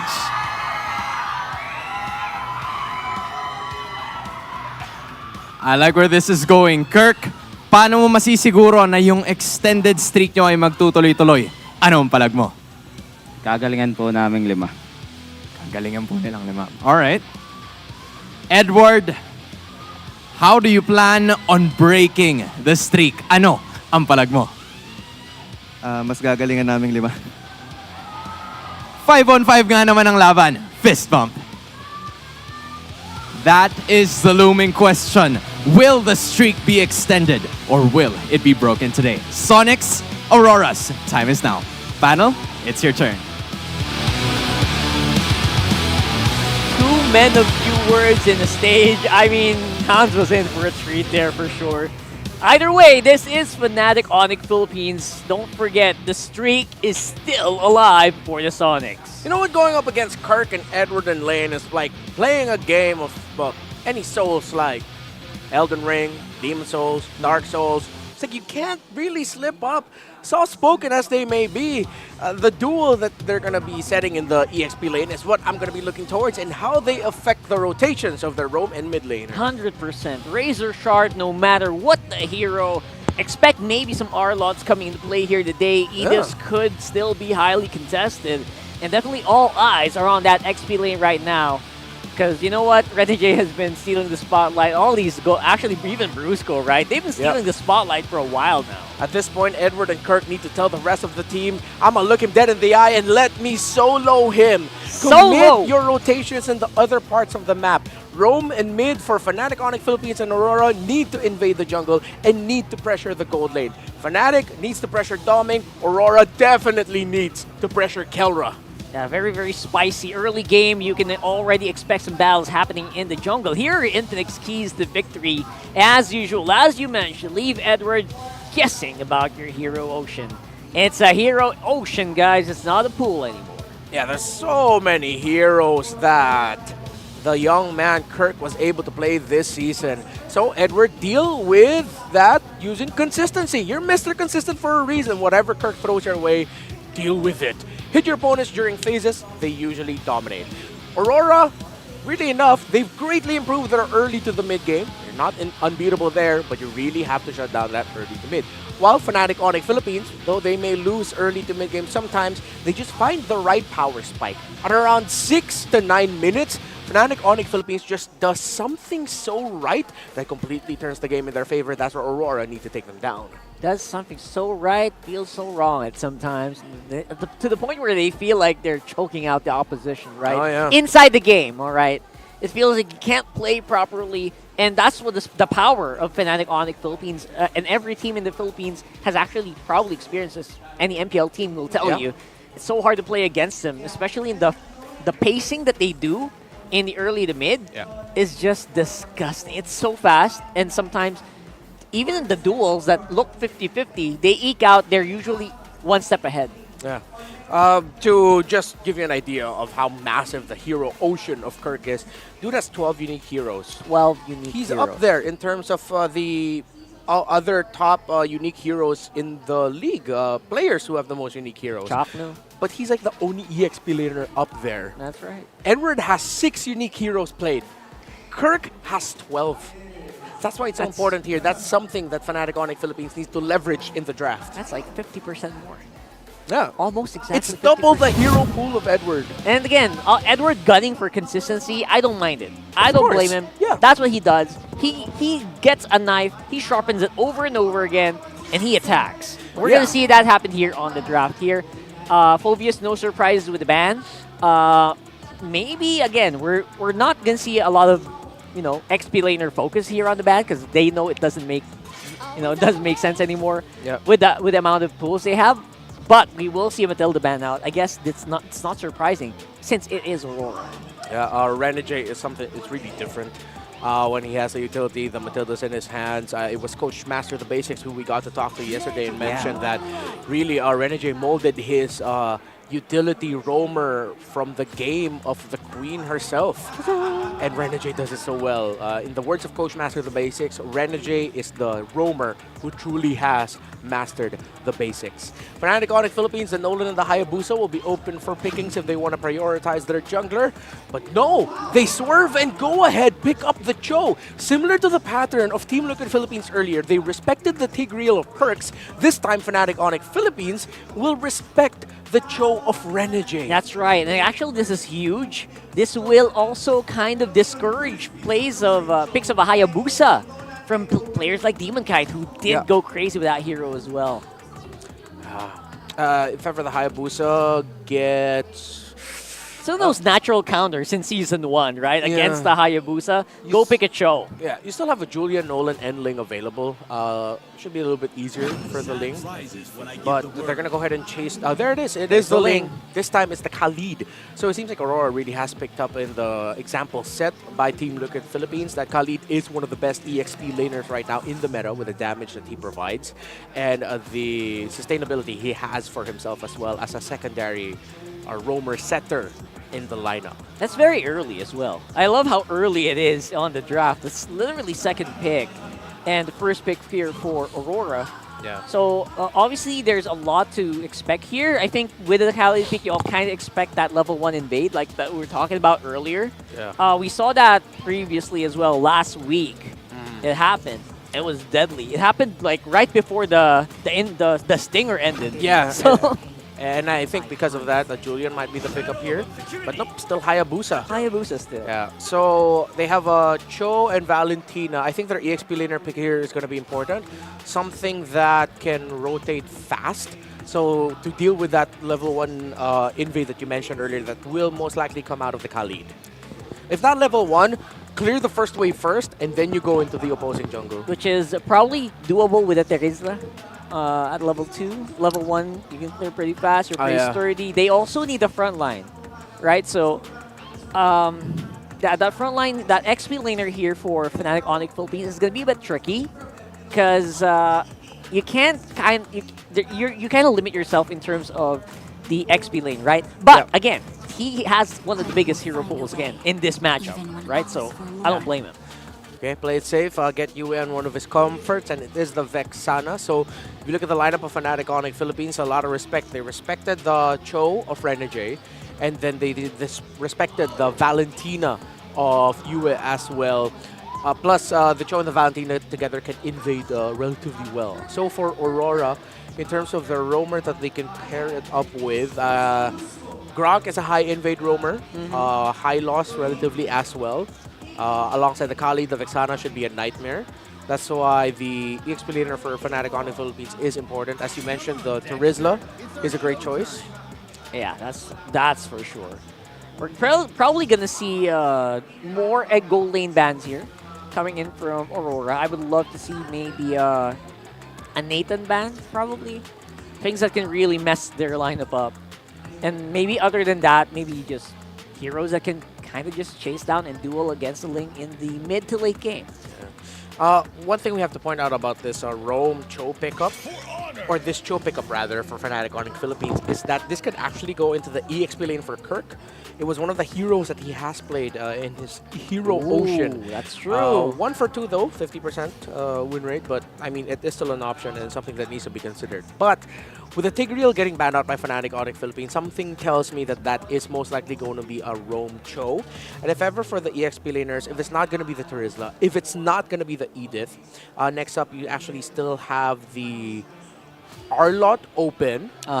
If he Either wants one, to. yeah. Or even a Ruby EXP lane, which is surprisingly undefeated for Kirk, 3-0. That sounds like the plan. That sounds like exactly what this lineup needs, honestly. But the Grok getting banned out is more interesting as well. That's them respecting the possibility of the switch-up. Switcheroo. That it's going to be an EXP Cho than a Roam Grok. All right, so overall, we're still not quite set yet. That's a Kufra ban. That was a Kufra, yeah? Yeah, right? That's the voice line of Kufra. Did FNOP ban Kufra? Yeah, it seems like it. They're really just hammering down on the Hitman. That is interesting. All right. Very rarely does this get banned out, but when it does, you know it's special. Okay. There's the Edith. That's probably Roam. Oh, yeah, for sure. Yeah, probably Roam here. Renegade going for something really safe. Great front line already enabled. Gold laner missing here for Aurora. Might be a Magic Gold laner.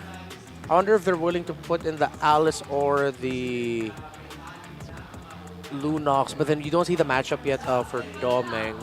The Harith was banned out by Aurora. Alice sounds great, just so you can't die immediately to Khalid putting pressure on you. Exactly. If this isn't a magic damage gold laner, they might actually go Gacha in the EXP lane, so they have a little bit more magic damage. Because again, Valentina cannot be the only magic damage dealer. You need someone to be paired up with in terms of the magic. Nolan? And it's Alice. It's Arlot, rather. And there's Alice. Yeah. It's not super surprising if you think about the lineup they have and the matchup that they have. The matchup is so crucial because sometimes, especially if they went for a conventional XP laner here, or gold laner rather, that might actually just get demolished, hunted down by a Ling, right? Yeah. The gold laner here for RORA. It's tough to go static, so Ixia and Melissa will be tough. Moscov's out. Moscov's out. It seems like you're stuck with a carry or maybe even a... What's the name of that guy? Nathan? Nathan. Yeah. Sounds great. But might be I'm just looking at the lineup of Fnatic Onic Philippines, and there's a lot of gold laners that will struggle. You mentioned the Clinton, maybe, but let's see. That's a Lunox, though. Yeah, okay, they match it. It's the old school Magic matchup. for magic. Yeah, I love it. Okay. It's been a while since we've seen a mage versus mage in the gold lane here. Yeah, all conditions checked. Well, I'm just going to be looking at... I think I'm just going to go back to the EXP lane, who has more impact in the map, not necessarily just winning the game. But Aurora, they are leading in terms of their early to late game potential is for them. But the amount of crowd control the Fnatic Onic Philippines has, having a little bit more pick-off focus, that might throw Aurora off their game if Aurora gives Fnatic Onic Philippines the opportunities to pick their members off. Oh, this is so spicy, man. Yes, sir. Either way, they have assassins that can scale really well, early, fast. Yeah. And I love this. They match 1 for 1, blow for blow. Let's throw it over to the casters. Give us the action into this game. Blow for blow matchup. We're seeing another gold lane mage matchup for these two teams. Welcome to match one of the highlight match of day number 2. This is none other than Fnatic Onic versus Aurora MLBB. Welcome to the English desk. My name is Inga, and together with me is Naisu. And so far, Naisu, how did you enjoy that amazing draft?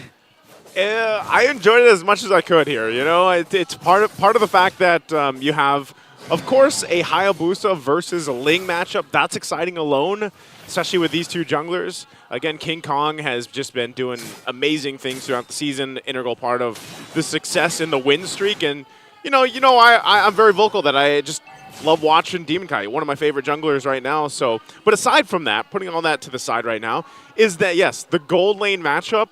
This is where our eyes are going to be for, especially towards that mid game, and even in a sense the early game. How is this going to support the two assassin junglers and their rotations? Because the Cho here already early on, Domeng takes a couple shots. Of course, he should be able to get out of this. Heals back up too. But that's the thing. The Cho, man, has been on point lately in the previous matches. Yeah, in terms of the role matchup, in terms of AoE, you can expect Renegade to be more aggressive, but in terms of mobility and those pickoffs potential, Brusco's really going to have an easier time, especially with his mobility. And again, at the same time, this is also a matchup between the gold standard and the possible next standard in Doming. We've seen a lot of flashes of stardom from this kind of hero, and now rocking the Lunox Mage up against Kelra's, I believe, 4th most used hero, the Alice. It's going to be a really tough matchup for Fnatic, but looking at the community prediction... That's close. Wow, close, but Aurora still edges out Fnatic Onic. So a lot of people are actually hoping or banking on the momentum that Aurora has gotten, especially since they were able already to secure a playoff spot. Look at this. Already some poking back and forth. Eternal Guard gonna be dropped down. They get the Sandstorm too. Under the turret they go. A whole lot committed. Brusco joining the fight. Doesn't have level 4 though. Has a concussive blast and plus the bonus damage, but has to get out with the flicker. Now Super Prince joining the fight. Primal Wrath as well. Goes down, no one goes, but the final slash can be used as well from Kirk. Everybody is here all at once. Kirk goes down too. Now Edward. Tempest Blades is used as well from Demon Kite to get out of there. This is like a scripted wrestling match wherein everyone just keeps popping and popping. The saves are there for Fnatic and Aurora to have a trade, but Fnatic edges out that clash with 2 kills, and King Kong will secure this turtle. That was a whole lot. Just, you know, good response. I mean, at first I thought it was just going to be a disengage after the initial, you know, fight broke out, but then one by one, everybody showed up. But ultimately what happened is, yes, objective that ended up being an objective secured for FNOP. Yeah, it's like, imagine if these players have their own background music, like wrestlers. It's just going to keep popping and popping, but look at this, the aggression of Aurora. Super Prince still alive, and now Demon kind of has to Tempest Blades on out of there. You saw that as well. Super Prince taking his own Tempest Blades ultimate, but, you know, nonetheless, no one goes down. I mean, what do you expect? Looking at the lineups, you have very mobile XP laters, but they're not even done. I don't know if he's going to be able to win. He tries to go in. He does with the Quad Shadow just in time, but you saw how close it was. Meanwhile, more action up top in the gold lane. Domeng versus Kalra. Brilliance is there. The Bloodhound. It's going to be enough as Kalra picks up the kill. Woo! I mean, I got to commend our game observers. They always know when to go, where to go, but Renegade here, just zoning out Brusco as there's the kick! There's the kick! Renegade will go down. Kirk gets the kill. Man, they're just not stopping here. 4 minutes in, 4 kills on the kill scoreboard. Now make it 5. So we have more kills than minutes consumed here for game number 1. They are not disappointing. And again, looking at the lineup, you'd expect this kind of playstyle for both of these teams. The XP lane-wise, very mobile. You have the Khalid, and you have Kirk's Arlot. And apart from that, of course, Rome Cho, although Renegade isn't that mobile, you know, Renegade being the player that he is, he always wants to be present. And apart from that, the Assassin matchup between Hayabusa and the Ling of Demon Kite. And right now, they're really working on this gold lane. Will we see a kick from Brusco as Super Prince has the Primal Wrath though, so they can burst down Aurora at any given moment. Yeah, all this to go ahead and hold on for the objective being up. Super Prince holding on to the Primal Wrath. Renegade also just looking for some space to work with around this, but he's also going to be very careful because he could get kicked, just like we saw previously, but no one pulling the trigger on the turtle. And Brusco is really working on Edward right now. Still, both teams have yet to start this turtle, but Fnatic Onic is here. Demon Kite as well, just waiting for the perfect opportunity to out-retry King Kong. Super Friend still with the Primal Wrath again, but you have to wait for Kirk. The final slash flicker is available. Renegade just zoning out. Brusco, will he go for the kick? There's the Sandstorm on the back line. He's going to be able to find Kalra still. They ignore the turtle for now, but Renegade's the first to go down. RORA still dealing with it. There's the kick on the heel, and now Edward could be in trouble. Kite gets the turtle. Brusco goes down in the exchange, and now they're looking for more. Tempest of Blades. Kirk tries to dodge it, but he gets met from Domeng. And so RORA will fight back. They get an objective. But still, FNOP holding on to a small lead. That was an own goal for Brusco. We waited for the Raging Sandstorm to be to get done casted, then just kicked Edward, and all of a sudden Edward answers right back. The tenacity takes into effect there as they get to and now are working on the top lane of Fnatic Onic. This is an aggressive start from both of these teams, but here comes Renegade. Flickers in with the Earth Shatter though. There it is. Raging Sandstorm once again a lockdown. Kelra already using the Blood Ode. Brusco there. Now Kirk and Super Prince going to be joining the fight. They break it out. UA trying to get there in time. Might be a little bit too late. There's the guard to heal him back up. Eternal Guard dropped down as well. Edward should be able to get away, but he can't because Kirk will clean up the kill. But here's Demon Kite as he shows up, picks up and cleans up as Demon Kite swings on in. And Demon Kite just doing Demon Kite things with the 301 KDA with this Ling. Late entry, no problem, but props to Edward. Still making sure that the fight was long enough for them to wait for the Finch Poise of Demon Kite. But still Fnatic Onic with the neutral objectives that they've been taking. Yeah. They're still in the lead, 941 and almost non-existent. But the problem is, Kelra still is activated. 2-0-0. Hasn't been picked off yet despite numerous attempts. And here comes the pickoff onto Kirk. Again, another team fight breaking out. Brusco zoning out Doming for the fight, but Kirk goes down. Brusco at half health, takes a couple shots. He's going to back off for now too. So RORA will finally get that tier 1 turret. They pick up a kill in exchange, and now Conceal going to be used to the mid. Okay, they're going to zone out the property of Fnatic Onic. Renegade is really zoning out the members of Fnatic. And the Aurora really moving as one. If you see one Aurora member, most probably there's 2 or 3 more. Yeah. Ready to come back as they work on the turtle. Edward continuing to zone out Brusco. And this is the start that you want if you're Aurora. You got already 2 turtles. In terms of kills, Fnatic Onic is leading. But the point is, the kills are going to the right person, which is Demon Kite and Doming. Yeah, both of them. Even when we looked at that breakdown earlier, even when they were down, about 1,000 gold or so, it was relatively even in lane-to-lane matchup economy-wise. And that's why you see so many of these fights. It's kind of just a 50-50 at some point, but RORA, for the most part, has been really layering their abilities just like this. Again, the jump in under the tier 2 turret. Brusco will jump in, trying to find the target. Super Prince and King Kong on the back foot, but meanwhile, it's a cutoff as Kelra goes down. Renegade's going to be next. Still trading under this tier 2 turret. Now Kirk flickers on out of the defense. Demon Kite tries to go in, but gets terrified. He's got to back off. Now King Kong, where's he going to go? Is he going to re-initiate?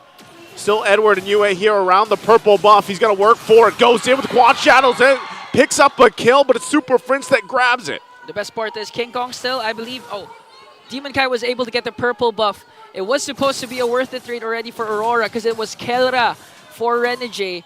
But with that additional kill to Edward, Fnatic Onic seems to find answers despite the aggression that Aurora has been showing. Props to Kirk, though, for trying to delay the push that Aurora was doing with the final slash from that brush up top. So clearly, these two teams have really mastered the rotations of each other because they always have answers. Answer right, answer right, answer. But when it comes to the mid game to the late game, though, who do you think will have the edge here? Whew. Mid game, late game, this, hold on. Domeng already taken out. Still going to fight it out. Renegade there too on the backside, providing vision. Takes the Eternal Guard, will probably go down in the exchange as he does. Primal Wrath not going to be enough to fall for RORA as FNOP picks up a couple kills and Lord is up. Okay, that was a better trade now this time for Fnatic Onic. No casualties, 2 kills, but they were able to save the mid lane turret that Aurora was aggressively trying to burst down. And right on time, as the first Lord spawns, Aurora MLBB outnumbered here by the 5 members of Fnatic Onic as they work on Edward. Oh, I don't know if they're going to be able to delay this enough. Trying to take the attention here. Already the final slash going to be used too. Temps Blades King Kong expended. King Kong though, there's the shadow kill. He'll be able to go ahead and get the Lord. Now Edward goes in, Raging Sandstorm, but they disengage Aurora. I don't think that's a fight further for them. Man, did you see what King Kong did? He was really low up against the Lord. Casted the Ouija shadow kill just to make sure they secure the Lord. Not giving enough time for Aurora to contest, especially with Demon Kite Sling, or even try to look for a trade, because as soon as they got the Lord, it was out, and now Renegade uses the Earth Shatter Flicker combination. That's a major resource down for their main initiator. Now Fnatic Onic can make the most out of this first Lord. That's enough information too. Final slash Not going to connect the way Kirk was hoping, but they try to hold the lore to the mid.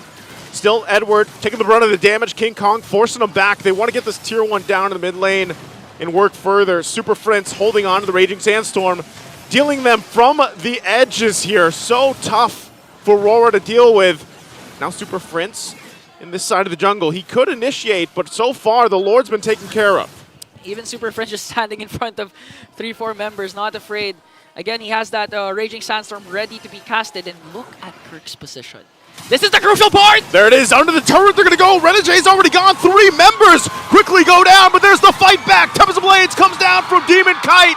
Now could be looking for Brusco, but he's held to the whims, and he's got to go back. It's a 2-for-3 trade. Man, we've been saying that our gold laners, not just Kelra, not just Doming, but majority of our gold laners in MPL S14, in terms of positioning, is really superior, but you have to commend where Kirk was at prior to this clash. He's the one that started things off with that amazing final slash flicker combination, and when you thought Aurora was trying to bounce back, man, Super Prince being the sandbag even as he got that Raging Sandstorm.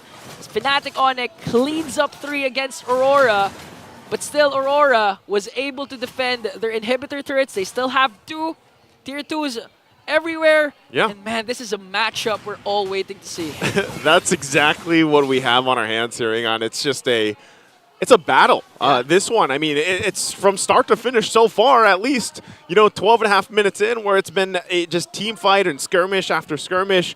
And it's still, at this point, even a coin flip, on who's going to be able to get the total victory in terms of the game-defining team fight. And as we look at the goal difference, you can see where things are kind of falling into place and falling behind from roll to roll here. Yes. Clearly, the jungle lane matchup, King Kong has been dominating it, edging out a Demon. No, it's Demon Kite, actually. And the gold lane matchup is actually Kelra, who has been dominating. Again, they're able to push, again, another turret up top, just increasing the space created for Fnatic Onic as we approach the second Lord. It will respawn in 5 seconds. And now, in terms of answering, or in terms of counterattack, Aurora, they have the kits to do that. Again, Raging Sandstorm for Edward must be crucial. They have the opportunity to counterattack with that ultimate and let Renegade just start things off with the Earth Shatter onward the Flicker combination. But the problem is, it's also Super Prince doing the same thing. But in this case, he opted for the internal guard. So let's see how crucial, how things will go down in this second Lord, because both of these teams, 5v5, are ready to engage. Fnatic Onic making sure to zone out Aurora. And now, we've been seeing Kirk, the Kirk attack. The Kirk attack. The Kirk attack. Started 2 consecutive clashes with the crucial final slash flicker combination. And with his kits available, man, oh man, you can see Fnatic Onic just really waiting for the perfect opportunity to strike. Renegade as well. Using the conceal Lord, they're going to hold it at half health for now. They're going to initiate right there. They take out Demon Kite. That was the perfect target to deal with. And now Renegade going to be next. Has to pop the Primal Wrath, but he goes down as well. And they just fall apart. RORA on the retreat, running away from FNOP. Man, that was a tough position to be in for Demon Kite. This is the 2 consecutive times we've been hyping up Kirk, and right after we hype up Kirk, Kirk does something amazing. If you look at the previous clash, there were 2 Aurora members in front of him, but what he did instead was cast the final slash flicker in to Demon Kite. You said it. Kirk Which was attack. the perfect target. Man. He's an architect of himself, man. What a play. He's been, and the thing is, that was amazing there. Yeah. But Kirk has been doing that work. He's been putting in that kind of effort this entire game. Yeah. Even entire season. That's why they're 10-0. That's why they're this close to tying up the record. And look at King Kong. Demon Kite can't even get a moment to breathe. And there's the kick again into the team. And they're collapsed down. Once again, dealing with it. Lord's still going to be up as well. Domang, part of the already gone as well. And now they just continue to get body after body. They're trapped under the crystal, and that looks like it's going to be it as FNOP will take game number 1. If you need a definition for dominance and excellence, look no further. Because what Fnatic Onic just displayed was exactly that. Up against Aurora's fast rotation. Honestly, Aurora was prepared going into this game But Fnatic Onic just showed why they're the team on top and why they're the team to beat. So, such a good showing here. Very close though, so I'm excited for the whole series. And now we have to throw it over to the panel to break down what happened during game number 1. Yeah, I think that really did play out the way that a lot of people would expect. Again, with the first pick Cho, this literally disabling this Ling. I love what I see here from Brusco time and time again. Yeah, Brusco and Super Friends was one of the biggest reasons as to why initially it was Fnatic Onic Philippines winning the early game rotations, and they were reading Aurora's and blocking Aurora's movements. However, Aurora just displayed one of the best things that they do well, which is take care of the map. So this was a game dictated by the results of team fights because of how well, number 1, Aurora controlled the map, to trade the fact that, number 2, Fnatic Onic Philippines sacrificed towers for the sake of building leads from fights to temper the rotational tempo that Aurora could have gotten, and that tempo that Aurora wanted to get was controlled, well, by Super Friends very well as the Valentina. That's right. Again, having a field day, just doing whatever he wanted, literally on the map, at least in that later part. I mean, in that mid game, man, that really got me going. Like, whoa, what's happening here? Aurora seemed to have this a pretty good lead, which is very rare for FNOP to actually lose that lead from early to mid. Somehow, Aurora, you know what? They got their spikes. They got what they wanted, but FNOP took it back. Yeah, it all came back from that 9 minutes and 40 seconds team fight forced by Fnatic Onic Philippines. It was the highlights shown before before this one. Yeah. It was Super Friends getting a double kill, leading to Fnatic Onic Philippines getting the first Lord and regaining control of the map. And for the second Lord fight, I mean, everyone saw it. It was a great flicker final slash from Kirk, who was able to pick off Demon Kite of all people. Then even a solo kill there with Super Friends just going forward, dash forward, first skill, dash back, King Kong go in, finish off Demon Kite. There's just the aggression the Super Friends showed on this Valentina really set the tone for Fnatic Onic Philippines. It feels like at times it was even Brusco going, hey, if my Valentina's going so forward, then I think I should be going forward too. That's right. And again, because of again Super Friends' performance there, they had so much freedom to actually just go forward. Yeah. Very rarely do you see them hanging back. And if everyone is forward, they're team fighting so well. Yeah. Even with so many AoE skills from Aurora.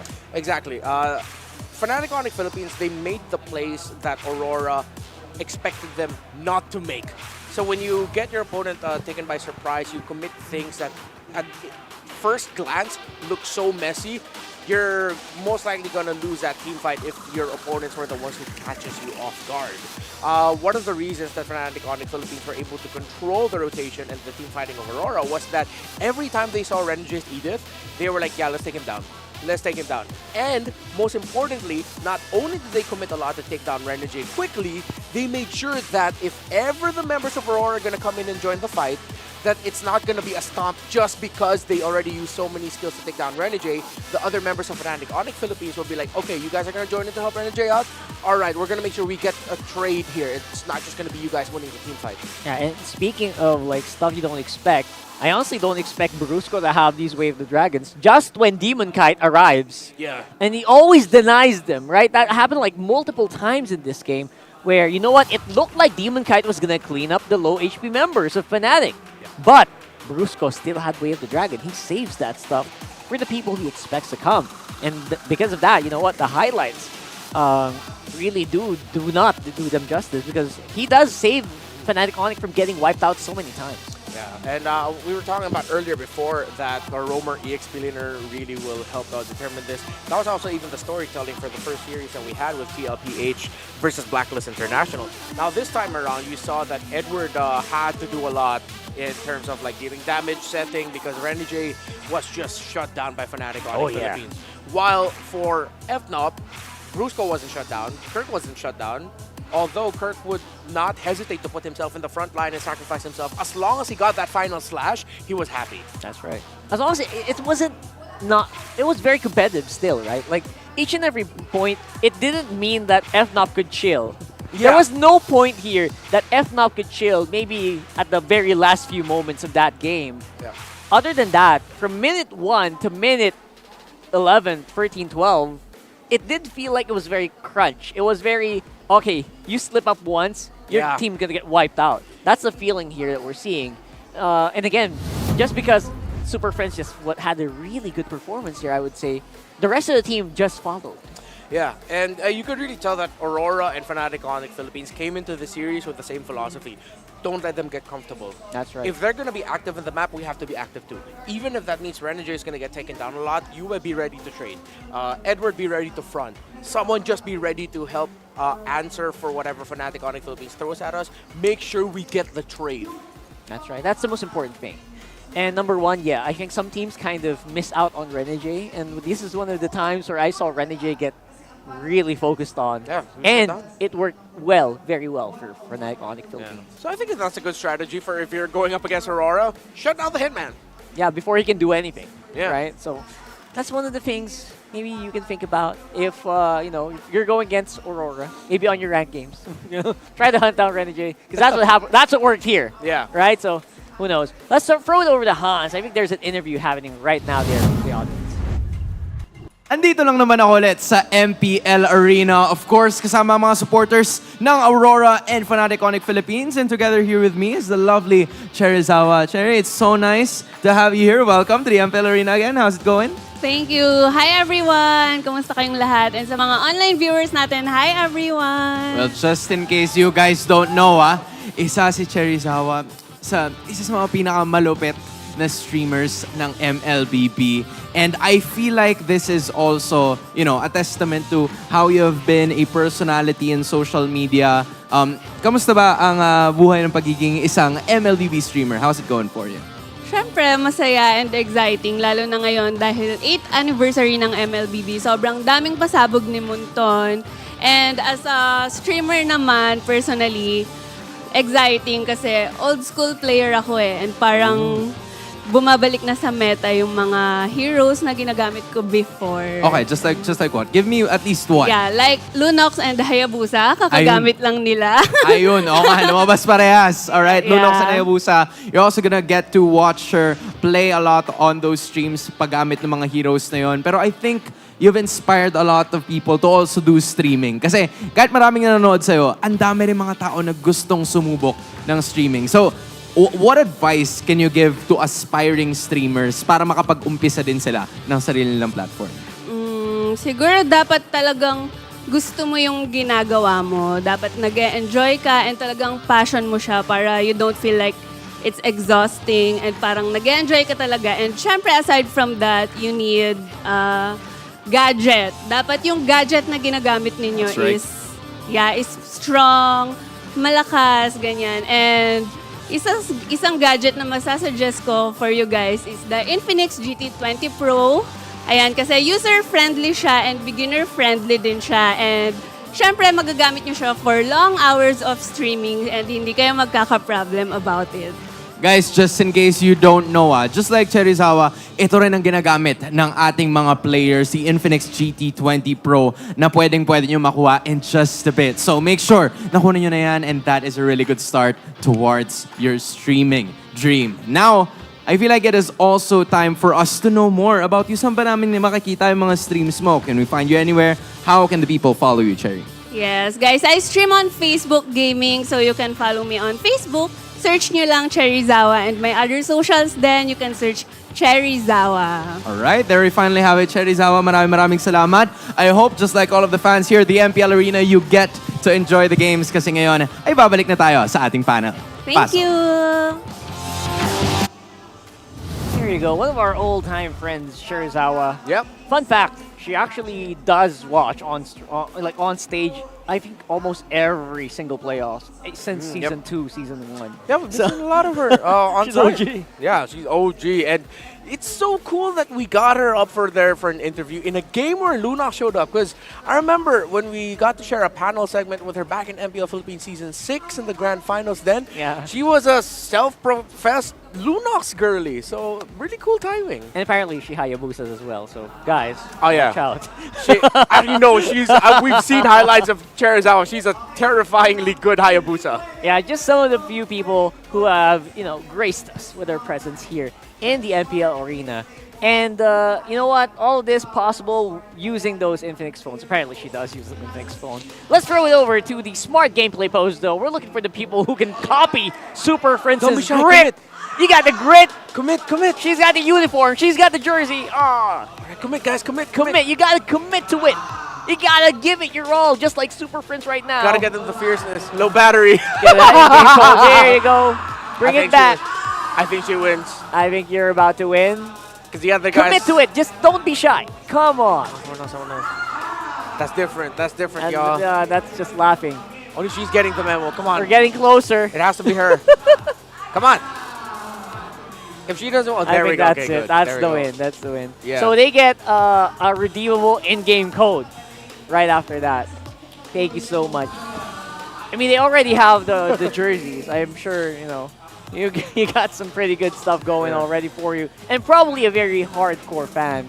That's King Kong's dad right behind her. Oh, yeah. So, yeah, definitely probably someone they know. I will ask later. But yeah, that's just fun stuff happening here in the MPL arena. And speaking of King Kong, flawless, I would say pretty flawless game there in that last one. There were multiple times where he would actually solo that Lord. Yeah. For sure. Funnily enough. And one of the things I like that Fnatic Onic Philippines did is that they know they have a Hayabusa. That is a great finisher. So, because they were aggressive and Super Prince was getting the burst damage down, it made King Kong's life easier in terms of finishing the other members of Aurora. Hard to catch, too. Dang. It's like he didn't have to exert that much effort to make an impact in the map. Yeah. You just need to do his things. Just, okay, bro, get the Lord. We'll take care of the fight.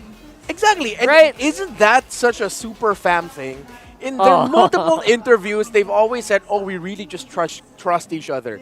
They have so much trust for each other's capabilities to fulfill their role, their respective roles the best way possible, that it's so easy for them now in terms of just like being able to do what they need to do because their teammates are doing their role so well. Yeah, for instance, there's so many instances where it was 4v5. Oh, yeah. King Kong was on different parts of the map. And then they would just, keep going. It didn't feel like they faltered. They still looked like they had a plan. And let's go into the game number 2 draft. Ruby and Kali getting banned out. Wow. All right. So they don't forget the win rate of Kirk here. Yeah. I think Master Basis probably thought what you were thinking. What if the Ruby made an appearance there? That might have been doubly difficult. For sure. Again, undefeated is the Ruby of Kirk, 3 matches in. And yeah, welcome to one of the biggest revelations of the current metagame where Khalid is the guy in the EXP lane. They respect the Ling of King Sand Kong. guy. The Sand guy. I didn't know even he was a Sand Prince or a king. I just said he's a guy. I think he was, isn't he like the desert scimitar or the sword of the desert? Something like that. Something like yeah. that. So, in simpler terms, Sand guy. There you go. Just for you guys who don't know. Hayabusa, is it going to get let go? I feel like Aurora can also kind of play that. Apparently, they don't care. Look, they're just laughing in the draft. Just laughing. They're in a good mood. It seems like Coach MTB is as well. Okay, Dexstar seems to be the guy who has some gears running right now. He's really thinking hard. Yeah. And first of all, I don't think they need to first pick the Haya, right? I feel like they could probably use the Renegade Cho here. You know what? But it's a Fanny, bro. Oh, let's go. It's a Fanny for Dion Kai here. Here we go. Fnatic Onic Philippines. You know what? Don't hesitate. Go ahead, pick up the Cho. Cho. Valor. There you go. Valen? Oh, Okay, no, Moscow. Close Okay, enough. okay. They're both purple. Yeah. Get the Valentina here. Aurora, get the Valentina. Or the Loi. You just have to match it. All right. That's actually pretty good. Yeah, Valentina again, or Loi. It's pretty same for game number 1. You have to match the aggression as well of the Fanny. You can't really be slacking. But it's a Vex. I guess you could be a more aggressive Edith if you want to. Yeah. You could play more forward. But Valentina again for Super Friends. No brainer, right? Just go. Yeah. Well, okay. All right, interesting choice. Okay, for Aurora, I think they're thinking about the team fight as 4. Yes, as usual. Yeah, because it seems like they're just going to be the ones sending Demon Kite to take care of the far lanes. That's right, that's right. Edith and Vexana are a great team fighting combo together, and that's how they're going to win it. Actually, that's probably one of the lackings of the draft earlier. If you notice, after they took the first Lord, first tower on top, first tower on bottom were still secure. And they didn't have any ways to answer those far lanes. Yeah. Okay. They Okay, got yeah, the of course. Valid. You called it right after, right? So, interesting choice. Yeah, okay, because if Aurora want to fight as 4 while the Fanny split pushes, or fight as 3 as the Roam mid and EXP as the jungle is the one split pushing, the Valentina will make things a little bit harder because the Valentina will have the ultimate of the Edith. That's true. That's double the damage, actually. Yeah. It hurts. It hits a lot more than Edith original. So if you've experienced going against a Valentina in Primal Wrath, you'll know what I'm talking about. Oh. Okay, I think Aurora will, can still respect ban the heroes of King Kong. Just one. I wouldn't commit the ban on both the Hayabusa and the Nolan. So Fnatic Onic Philippines, this is great too. Taking out the Claude. Claude and Fanny would have been a nightmare to deal in terms of the macro. And I think Fnatic Onic Philippines are respecting the fact that they, for a good amount of the early game, Aurora were able to out-macro Fnatic Onic Philippines. I think we want one of those Renegade bobbleheads. That's intense. There's a bobblehead now? No, I mean, I'm sorry, the literal head. Oh, the masks. The mask, yeah. Oh, I thought if Renegade. there was a Renegade bobblehead, we both know the first guy who's going to get it. Let's say his name together. It starts with an L. One, two, three, Leo. Yeah, if there was ever a Renegade bobblehead, or if there's anyone watching who can make a Renegade bobblehead, our casters would be very, very happy to pay for that, for sure. Yeah, 100%. There's a Tyrael not taking any chances for FNOP. Again, knowing where their enemy is strongest. What are they gonna do here? You know, I think one of the roamers that might actually slot well with managing the team fighting as 3, as 4, while someone's split pushing, it's the Carmilla. I think this Edith should go into the XP lane, have the Carmilla as the roamer for Renegade. But then at the same time, you'll be giving the Curse of Blood to the Valentina. Yeah, we were talking ultimates earlier. It's so tough. And that's magic as well, like huge magic. I've never experienced a Valentina use Curse of Blood with, the Holy Crystal. The I don't want to experience it. Yeah, cannot. Domeng. I'm trying to think of a pick for Domeng because you can't go Roger, Alice, Lunox here. Does this feel like a Matilda game still for Renegade? Yeah,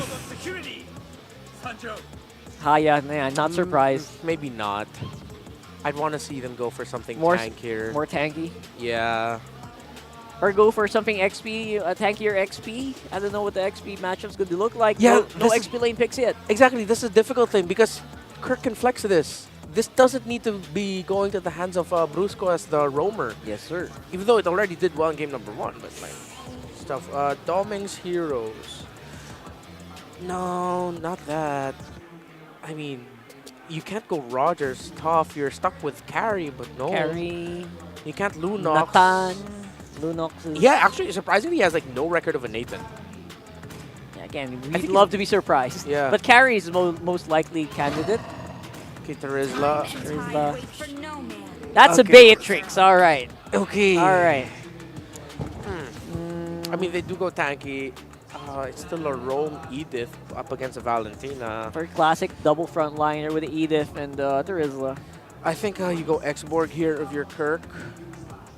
You can just set the Brusco pick to be the Cho again. Or you could Belleric. Belleric Rome next speaker. I'm just kidding. You know what? Not gonna knock it. Not gonna knock it, you feel like? Because you know Aurora's gonna focus on the team fight here anyway. Right? Yeah, I think just go X-Borg. I'd rather go X-Borg here. People who can cut. Maybe an XP laner who can cut better. Yeah, let's see. That's Grok. Thought it was going to be a Belleric. It's a Grok on Brusco. Okay. Oh no! XP lane. XP lane Grok. Yeah, it's XP Grok for Kirk, which I think has a positive win rate. Let me double check that for you. It sounds like it. It does sound like it's going to have a positive Oh yeah, the win rate. only time Kirk played it, it won. There you go. So it's undefeated. 100%. Yeah. Oh, but Fnatic Onic Philippines needs to acknowledge that the early to mid game potential of Aurora is quite good. I mean, that is what you always get with the Fanny. So, again, the pressure will fall into Brusco and Super Friends and how well they counter the rotations. of Aurora. And how well Domi can farm up, because that's a problem. Can you even farm against a lineup like this? Yeah, it might be tough for the Beatrix. Oh my goodness, I'm not sure, man. FNOP looks like they have the bag. Let's see our casters think the same. Will Edward and Aurora MLBB prevent Fnatic Onic from tying up the longest winning streak in MPL, which is 11 series, or will Fnatic Onic breeze through the regular season as they take on Aurora MLBB? Welcome to game number 2 of our highlight match. This is Ingan and Naisu. A lot at stake here for Fnatic Onic, not just the record, but also securing the upper bracket seed for their playoffs berth. And for Aurora MLBB, I don't think they want the Fnatic Onic to just, you know, be safe like that. I was gonna say, you don't think they want them to get the record? Yeah. I think anybody wants to be that team that says, we stopped Fnatic Onic Philippines from getting the record. Yeah, everybody wants to be the streak enders, the streak breakers. And it looks like Aurora, with their current lineup, they're going at it with the Demon Kite Fanny again. And so far, Demon Kite has been performing well with this Fanny. But Renmar and Rockhart mentioned a while ago that you have to match up the aggression of the opposing jungler to make this Fanny work. And so far during game number 1, I think Demon Kite did a very good job with the aggression. And what can you say about this Kirk Grok pick? Renmar mentioned that he only used this once, 100% win rate, up against what do you call this? Terizla Renegade. Edward. And that's the thing. Like, there's Kirk on the Grok and the XP, and then there's Renegade on the Terizla roam, right? And Edward obviously went with the Edith. Oh, King Kong could be in trouble here. Goes in with a shadow kill, tries to get away, but won't. It's Renegade on the roam Terizla that gets that first blood. Okay, oh, so I do agree. Wait, Bruce, go. Nah, okay. He's delaying him. So we did a switcheroo, apparently, for both of these teams. When you thought the Terizla and the Grok and the Cho would be the XP laners, they're the roamers, Naisu. Okay, so this is to ensure that both of these teams will match up the aggression of each other at the same time. Fast rotation. Although Renegade, Terizla, we all know that the thing that lacks with Terizla is not sustain. It's the mobility. What can you say about that? And that's what I'm saying. Like, I know probably this has been seen a couple times, right? Roam Terizla. But man, he is just so slow. Like, he's just, you know, that when you've played the Terizla, you guys know what I'm talking about. But that's besides the fact. All Renegade really needs to do is get the set potential off. The thing is once he has the flicker, he's always going to be able to do that. Yeah. And, you know, that's the same thing. Whether he was playing the Edith or not, just like we saw previously in Game 1, that's something you can always approach with. Now, the other side where Fnatic Onic Philippines, they have Kirk even on this Grok, where typically you don't see too many players pick up the Grok and put him in the XP lane, but it works. It has been, you know, in the side lanes before, and it can work. And now Demon Kite and King Kong going 1 versus 1. Oh. Gets hit by the Spear Destruction. Good thing for Calra to show up. Stops from any further damage being done. Okay, TKO, but that's unfair because Keller was there, hitting with the Spear of Destruction, leaving Doming open here to dominate the gold lane. And again, going back to your point. Wait, what was your point? I was just saying that basically you're going to have this switch up between the XP laners and the roamers, which we initially thought. Yeah. Okay, I remember my point. You can let Renegade do the setups again because Edward will be the main frontliner here. Again, you know the passive of the Edith. He wants to soak up the damage right before casting the Primal Rife. Wants to make sure that his stacks are there to ensure a lot of damage coming in from Edward, the Magic Burst. So right now, Renegade, apart from game number 1, can focus on that, his main role, which is to do the setups, and as much as possible, pop the Purifies of Super Prince and Kellera. Now I remember your point. Yes, you know, it's okay. I know that the composition probably threw you off, you know, too a little bit, but we're here at this point, and now they finally start up the first turtle. This turtle's been up for a while, so they're finally going to go for it. Looks like RORA's just going to grab this one. There was a lot of focus there, too. You see Kelra pushing it, that top side, gets a ton of gold on top of it. Yeah. So, in terms of aggression, we've been saying that Fanny needs to match up the aggression of King Kong, and so far he has done a good job.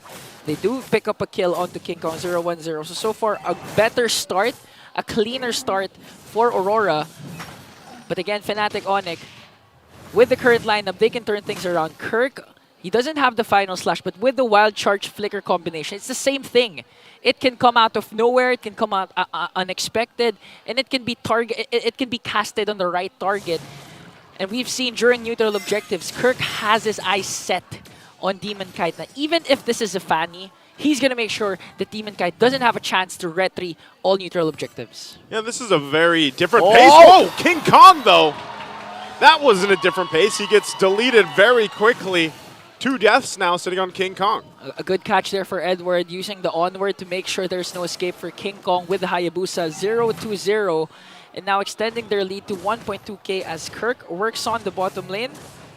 And again, Fnatic Onic gameplay, we've been saying this a lot of times, that the moment you thought the game would extend, because it's pound for pound, it's a very close fight, Fnatic can just literally extend the lead, make it wider, as Kirk here casts a wild charge onto Demon Kite. So that can happen with the current lineup of Fnatic Onic. So Aurora really needs to watch out for the outplay potential that Sonics can give them. Yeah, and with this, you know, Kirk was really trying to push that lane in, but was stopped by Demon Kite, so they held on to that. They ended up getting, you know, RORA got the tier 1 turret on top, and so they dealt with that. So they're starting these slow steps. And what I was saying before all that happened earlier when we saw King Kong get taken out was the fact that this pacing of Game 2 is much different from Game 1, where slower. It was just constant fighting back and forth. But even this time around, Fnatic Onic Philippines a little bit slower. Edward taking the brunt of the damage. Now they jump in. Demon Kite goes in for Super Prince. Will pick up that kill. Turtle's still going to be for the taking here, and King Kong with the rest. Brusco looking for their own angle. Conceal. Brusco using the conceal, just bombing and weaving through. Will go ahead and just back off. Meanwhile, Kalra pushing in that turret, and they trade it. The turret for the turtle. Trade for a turtle. Turret for a turtle. And this is why Aurora is one of those teams that are confident enough to pick up a Fanny first pick. They know that even though there are a lot of counters to the Fanny, with the proper hands, in the hands of Demon Kite, it can easily dominate. And up against Fnatic Onic, they're just showing their composure despite down 1-0. But look at this Demon Kite! Again, hunting for Kirk. Great wall there. Guardian's Barrier laid down by Kirk. And you saw the recall come out too. He knew it was going to be fine. Literally, he built a wall to separate the two. And that's a hard no right there. Hard no. No, you just can't burst me down again. I'm the Kirk Attack. I can build anything. And Demon Kite's stats in terms of using the Fanny throughout his MPLPH career has a win rate of 75% in 8 games. So if he wins this game, that makes it 9. How many percent is that, Naisu? Please don't ask me to math. I should have asked Renmar. You asked Renmar that. But so far, so good. Again, 2-0-0 start. Although he wasn't able to burst down Kirk, given that that's a Grok. That's scarier because one more hit can burst down the probable tankiest hero of the Sonics at this point, 8 minutes in. And so that's the thing. Anytime you see a Fanny drafted, wherever it may be around the world, it's always going to work out well if you get this lead, but then eventually it will, fall off to an extent. I mean, that is usually the case for a lot of the assassin junglers to an extent with certain ones. But Fanny is one of those heroes that you always constantly have to kind of keep pace with, check to make sure that you're getting those purple buffs and everything else, because if it goes to the late game, and I know we don't have that, whoa! That's what I'm saying. Look at the burst damage early on in this point mid-game. Perfect pickup before the Lord take. Didn't even give enough time for King Kong to use the quad shadow or Wiggy shadow kill. Just instantaneous burst. Oh, here's the fight back though. They already dropped the Eternal Guard. Spirit Destruction used as well. Yue's gone out of the picture. Kalra forces Demon Kite back, and now Super Prince on the run from Renegade. Just one hit away. We'll go ahead and regen up, and now Kalra as well as Super Prince trying to just get out of dodge. Kalra in a bad spot, will throw the spears, but it's not going to be enough as Super Prince also goes down. Kalra just waiting, trying to buy time, but Domain will pick up the kill. And now the Lord for the taking. And even though Kalra bought enough time, King Kong's going to let the First Lord go in the hands of Aurora. A good pickup for Aurora, good initiation as well. And right now their composure is really speaking for itself. Despite a lot of high mobility heroes for the side of Fnatic Onic, they're focused on their goal, which is to bring down Sonics first before getting into the Lord. Yep. And with that kill onto Kelra, they were able to shut down the possibility of a trade of a turret up top. Now Fnatic Onic, with that clash, they didn't have a trade coming into that first Lord. They did not. And, you know, part of this, too, is you're seeing it where when Fnatic Onic approaches those objective areas, you know, they're having a hard time at really looking for the angles that they need or the setup that they need.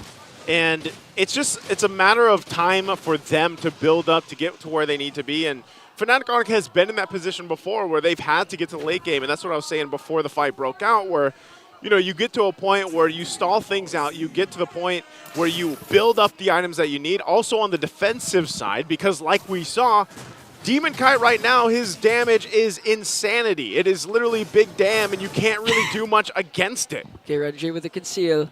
We haven't seen a lot of crazy penalty zones so far because, honestly, Demon Kite just finishing the job even before the clashes pursues.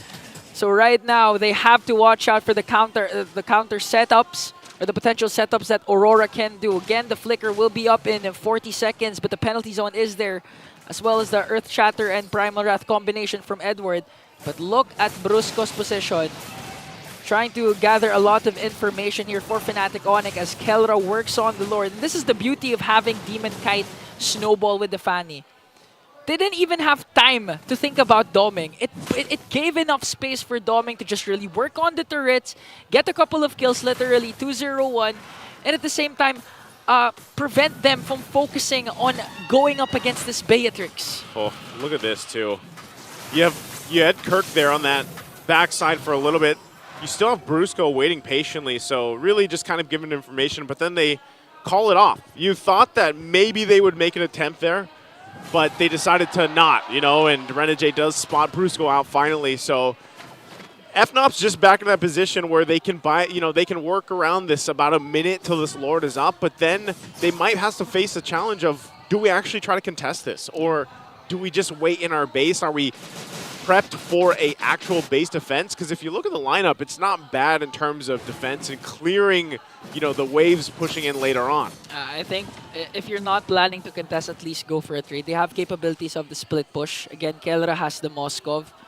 And with the aid of Brusco, just making sure that no one is there in the brushes, they can actually go for a potential split push. Not for towards the inhibitor turret, but just take out outer turrets. And looking at the gold established here by Aurora, Doming currently leads all with a 9k gold lead. This is the problem if you have a snowball jungler. You really can't notice Doming just really farming up, clearing out all the outer turrets. And when a clash ensues, a perfect setup from Renegade can be paired up with the Nibiru's Passion or even the bazookas from this Beatrix that could deal enough damage to burst down Fnatic Onic and eventually give Aurora the win as they work on this Lord, a 5.2k gold lead.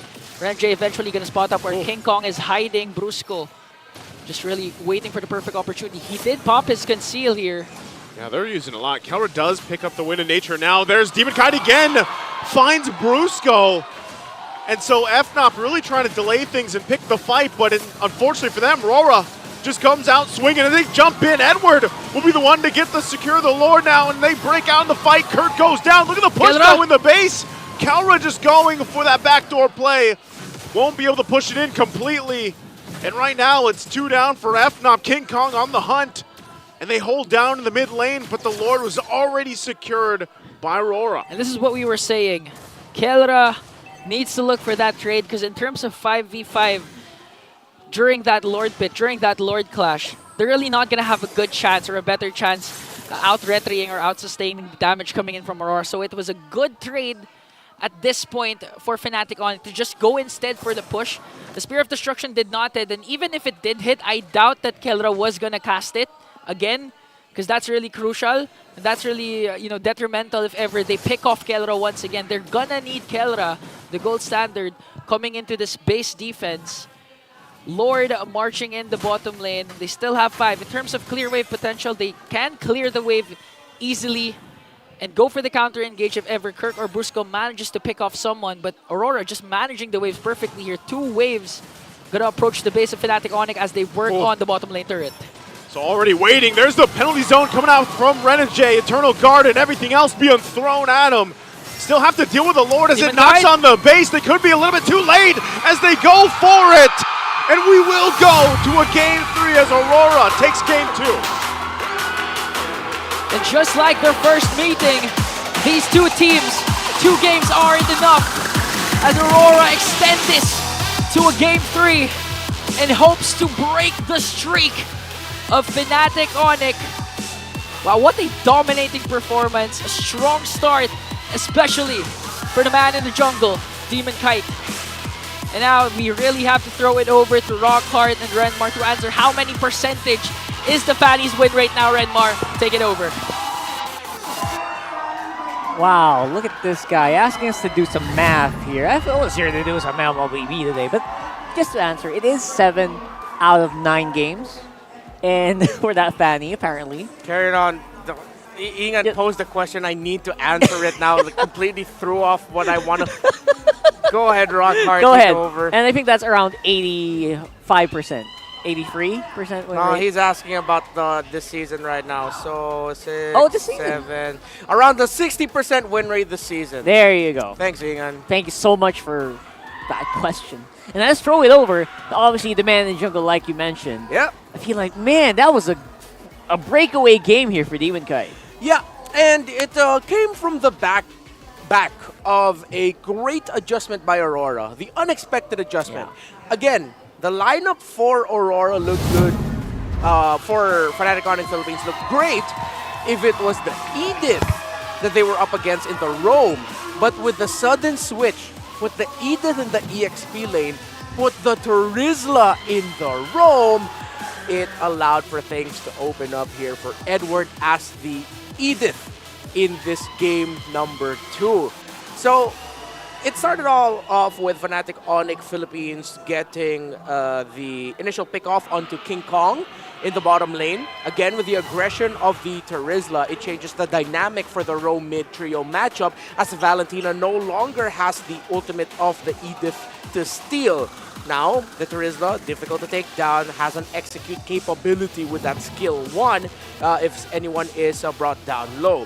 And you also have to put respect where respect is due. Domeng beat Kelra in lane with aggression and not allowing himself to get stunned and outplayed by Kelra. That's right. I was actually out. I'll be honest, guys. I went to get water in the first minute. And then when I came back, asked Renmar, bro, what happened? Bro, Kelra got beaten on the lane by a Beatrix. And I think they also have to kind of give that as well. Good props as well to the teammates, right? Yeah. Enabling that to happen, which, again, normally a Moskov would win out over a Beatrix in lane. Yeah, but if you just do it like matchup per matchup, if the Beatrix doesn't allow herself to get stunned up, get outplayed, then yeah, the Beatrix will win it. And great itemization as well by Domeng as he went for the steel leg plates, so that Keller will really feel the difficulty of laning up against an aggressive Beatrix. And that changed up the early game rotations of Fnatic Onic Philippines. Think about it, King Kong got taken down early in the first rotation. He was able to hit level 4, but he still got taken down. So now Fnatic Onic Philippines need to reel back. They can't be aggressive because now they have to wait for their jungler to catch up. Kelra is losing lane, so now they have to give up the first turtle so that they can help rebalance the gold that these two were getting. At the end of the game, I mean, they were able to do that. Kelra was only 300 gold less compared to Domeng. But in the long run, because Demon Kite now had a little bit more free reign, with Brusco and Super Friends having to adjust their gameplay, now that they're up against the Terizla roam, where it's not so easy to dominate because the Valentina can't be as offensive as the last game because it's not the Edith ultimate that she has taken away, stealing from her, that opens up the rest of the map. That means your side lanes are going to be happy, and that's why Edward was able to get the MVP as well. And that early as well, in that early game, aside from Edward doing great on the Edith, big comparison to how Renegade played it, because earlier in game 1, people were just standing while Renegade was hitting. Yeah. You can't do that against an extra Edith. Yeah. And I think that kind of is exactly how Aurora got like at least a 10% additional damage. But imagine that 10% damage in maybe 6-7 minutes. For a Fanny, that's huge. Yeah, for sure. Right? And it allowed some kills to happen, which normally you shouldn't get one shot by a Fanny. Yeah. So normally, 2 shots, maybe give the Fanny a hard time. This time, the Fanny had a fun time because everyone else on the map was ahead. Yeah, that's why it was really interesting to see the stat line. When they brought up the stat that for the entire career of Demon Cat, he only got to play with Fanny like, what, 7 or 8 times? 8 times. 8 times. We thought it was more. But then with like a 60-something% win rate, that is 5 out of 8. Now it's 6 out of 8. No, it was already 80%. So it was 6 over 8. Oh, okay, yeah. So it became 7 over 9 now. Yeah, to get to my point, thank you for helping me out with that. I got lost with the numbers, dude. I was also asking that earlier. Yeah, it just goes to show why the Fanny pickup up against Demon Cat has been respected for multiple seasons. Yes. And it's not just here in the Philippines. When he had that stint with RSG Malaysia back in MPL Philippines season 12, if I'm not mistaken, well, yeah, they respected his Fanny in Malaysia. I wonder if we can count the stats from Malaysia. Like to add to that? Just to add to yeah, that. I'm sure Right? Maybe that's why we think there's more, because we were watching Malaysia games. Nah, just thinking about Philippines alone. You're thinking about I thought there was way more, but no, it was only like 8 times. There you go. So again, just in short, Demon Kite's crazy on the fan. That's the gist of what we're trying to say. And of course, the rest of it is just, you know what, Aurora was ahead in most scenarios. The Hayabusa was playing catch up a lot. Yeah. Because he was also getting hunted down and shut down. Even Kelra on the Moscow was getting hunted down and shut down. So everyone else had to do double time, and that's why they couldn't focus on just one single fight. And I think now we got to see one of the things we've noticed about Fnatic Onic Philippines. Again, if King Kong and Kelra lose, then Fnatic Onic Philippines will not have a great time. Those are your 2 cores, your main damage dealers for your lineup. And you see in real time how Brusco, Super Friends, and Kirk completely changed their demeanor. In-game, how they rotated, how they were setting things up. With King Kong and Kelra being more comfortable back in game number 1, you saw that they were willing to take risks, be a little bit more aggressive. Now that they're up against the Rizla Rome, again, it completely changed how they were dealing with things, especially since King Kong and Kelra lost their respective portions of the map. Yeah, it felt like they had to buckle back. They buckled back to the attack of exactly. Aurora here, right? Yeah. It's just like when someone tries to hit you, you kind of have to back off a bit. Yeah. That's exactly what it feels like Fnatic Onic were trying to going through. So that's super interesting. And what's this? Postpones FNOP. Yeah, we're not quite there yet, because this guy was part of the win streak as well. Edward says, you know what? You're gonna have to do a lot more than that to get to it there. They're gonna make it a lot harder, and possibly impossible, because they could cut it in the next game. But then again, I feel like the draft really also was... people were kind of like 50-50 on the early game Fanny. Yeah. Somehow they were able to make it work. I just wonder, maybe they have something else in their sleeves, because I feel like FNOP still is a scary end. Yep. Anyway, we'll talk about that a bit more later on. We're going to see our coaches. They seem to have something to say about this matchup. Teleportation talaga.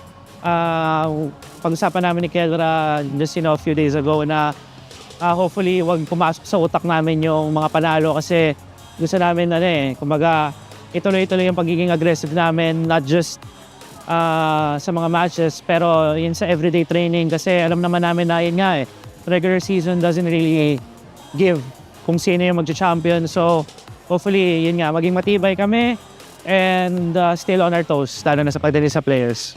Kahit sabi mong pasok namin sa playoffs, maganda madala namin yung momentum sa pagdating ng playoffs. Pangit naman kung halimbawa mag-relax kami, tapos ang pangit nung mga maging resulta this coming matches pa. So, yun, bibigay pa rin namin yung best namin. There you go. Again, why not, veterancy really coming into play here? He's seen so many seasons where people who win the regular season don't always win championships. He's been through losing seasons, winning seasons, relatively okay seasons. Man has seen it all. And I'm glad that even Fnatic Onic Philippines are acknowledging the fact that their own hubris could be their downfall. If they let the wins get to their heads, it could be their downfall. And same on the other side. Yeah. Apparently, even Dexstar thinks the exact same way. Yeah. So, very cool. You know what's cool? 90,000 diamonds, man. Because it looks like ice. Cool. It looks like ice. If you have 90,000 of that, it sounds like you're carrying a big block of ice. Or a bunch of ice. And you can get that as well if you join us here in the MPL Arena. Just post your live experience on Facebook and TikTok with your hashtag MPLS14 Live Experience. Make sure it's on public and you tag MPL Philippines as well. If you tag at MPL Philippines on TikTok, you'll find them at MPL Philippines on Facebook. I always do that as well. And share your experience. Maybe add a photo there. Add a story. Add how you won the Fancy Laban. Something like that. Yeah. And you can get... Add how you bumped into Renegade. Or something like that. Get creative. Get creative. Take a picture with Rockhart. Yeah, people have been doing that for... Whoa, what a flex! People have been doing that so many times. All these years I've been here, yeah, I'm pretty popular. And nothing ever gets... They never get anything out. That has to change. The next person who asks Rockhart for a photo and posts it online gets 90,000 diamonds. Wow. That has to be the thing. Direct, now. thank you. Please do that. Yeah. And don't miss on the much awaited MPL Philippines playoffs, guys. Season 14 apparently happening right here in Green Sun Hotel as well. Woo! Get your early bird tickets now, and they're on sale starting today until October 9. So I believe there are the prices. That's October 16 to 20. Book it already. It's a hotel as well, so you can book the hotel. And 300 for the early bird. Then after October 9, it's gonna go on 400. So book it now while you can. Yeah, ph-mpl.com/tickets/playoffs. There you go. You can just hop on your browser as well and just type MPLPH playoffs tickets. It should pop up. The search engine optimization is very good. And you know what's cool? There's also like rooms here, like first floor, second floor hotel rooms. The first floor is where we're at, and everything is just. You can just go one floor up, then you're already in MPL.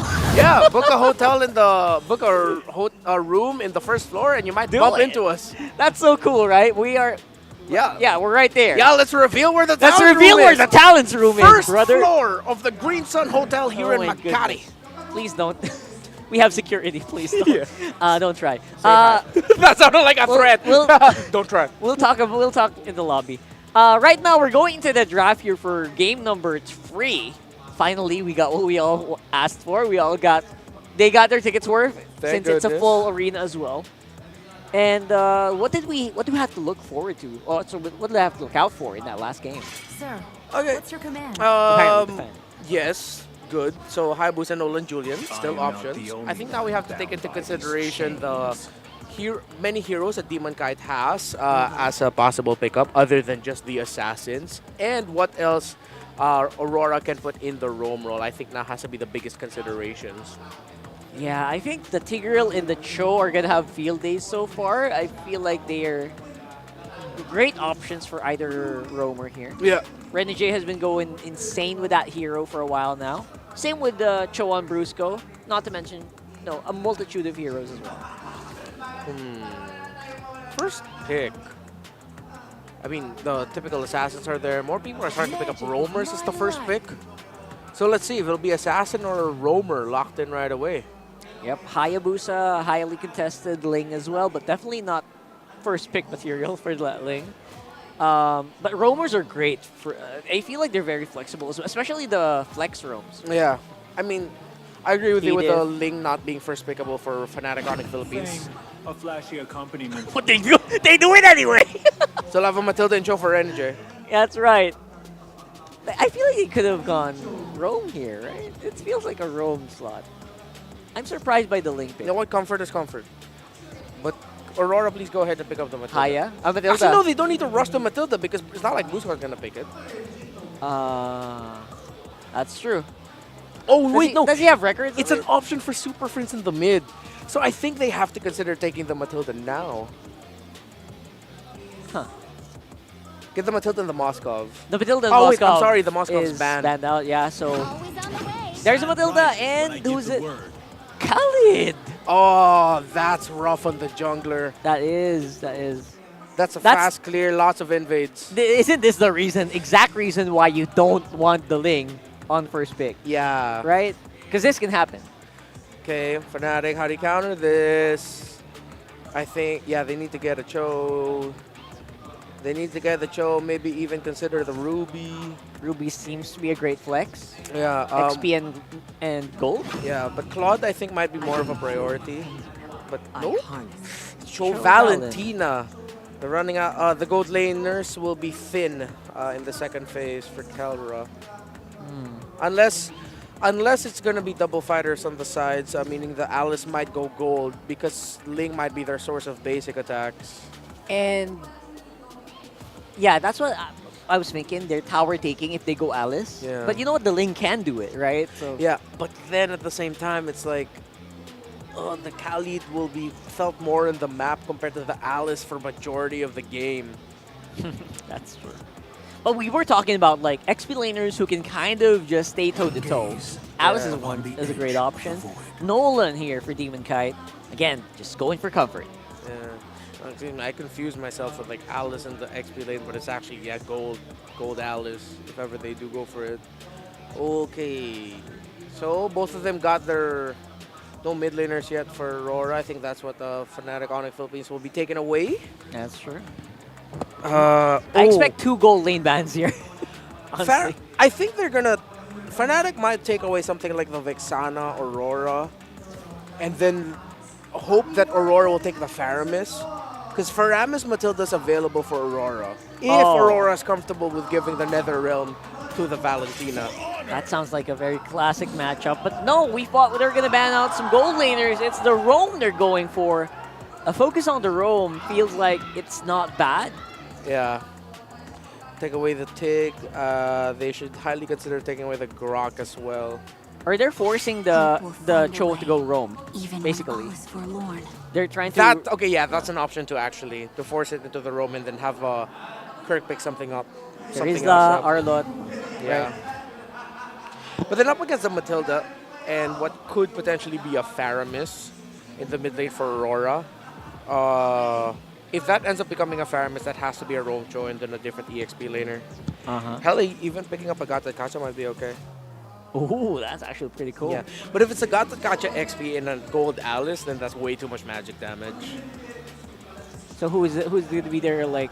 And that's also, like, very close range. Yeah. They're going to lack in range, and a lot of teams have faltered against that before. Yeah, quite That's true. Lots of permutations that you can go for. Arlot's banned out. Yeah, they know. They're forcing Kirk and Brusco to go where they want them. Yeah, they're really respecting the 2 of the best picks there. All right, for XP lane matchups, we're talking about, like, straight up, there is less the safe one. X-Borg maybe. Yeah. But other than that, they banned the Faramis. I thought they were forcing them on Faramis as well. No, I think they decided to respect it instead with the Matilda Faramis together with the Nolan, with the Khalid. I think, yeah, it would have been way too much. So they just went ahead and said, nope, don't pick it up. So now for Yue, the Aurora still available and the Lilia. Very safe picks, by the way. Those are some of the safest mid laners that we can think of right now. Core probably going to live due to the lane. Maybe because of the lane pick, we're feeling a lot of pressure to make sure our mid laners survive. For sure. Right? But you could go spicy. You could go Kagura. Just kidding. That was last match. Yeah. No, please. No, I don't think the Kagura is right there. There's the Loyi. Oh, excuse me. Better. Yeah, There you go. Sorry, Loyi. You've slipped my memory again. No, but I understand why you would hesitate to go Loyi here because, again, Ling, right? Nah, I will admit it. I straight up forgot Loyi exists, dude. I'm gonna say it right now. I straight up forgot. I'm not gonna skirt around that and give y'all BS. Nope. I forgot about the Loyi. Again, so many options. That's why the mid lane is so hard to ban right now these days. Yeah. So many options in the mid, man. I don't blame you. Oh my goodness, what is Fnatic gonna do? Yo, the lineup of Aurora looks way too good. We might see the streak end here. What's a gold laner? What's a safe, or maybe if you want to go double-edged gold laner? Natan? That's still Bea.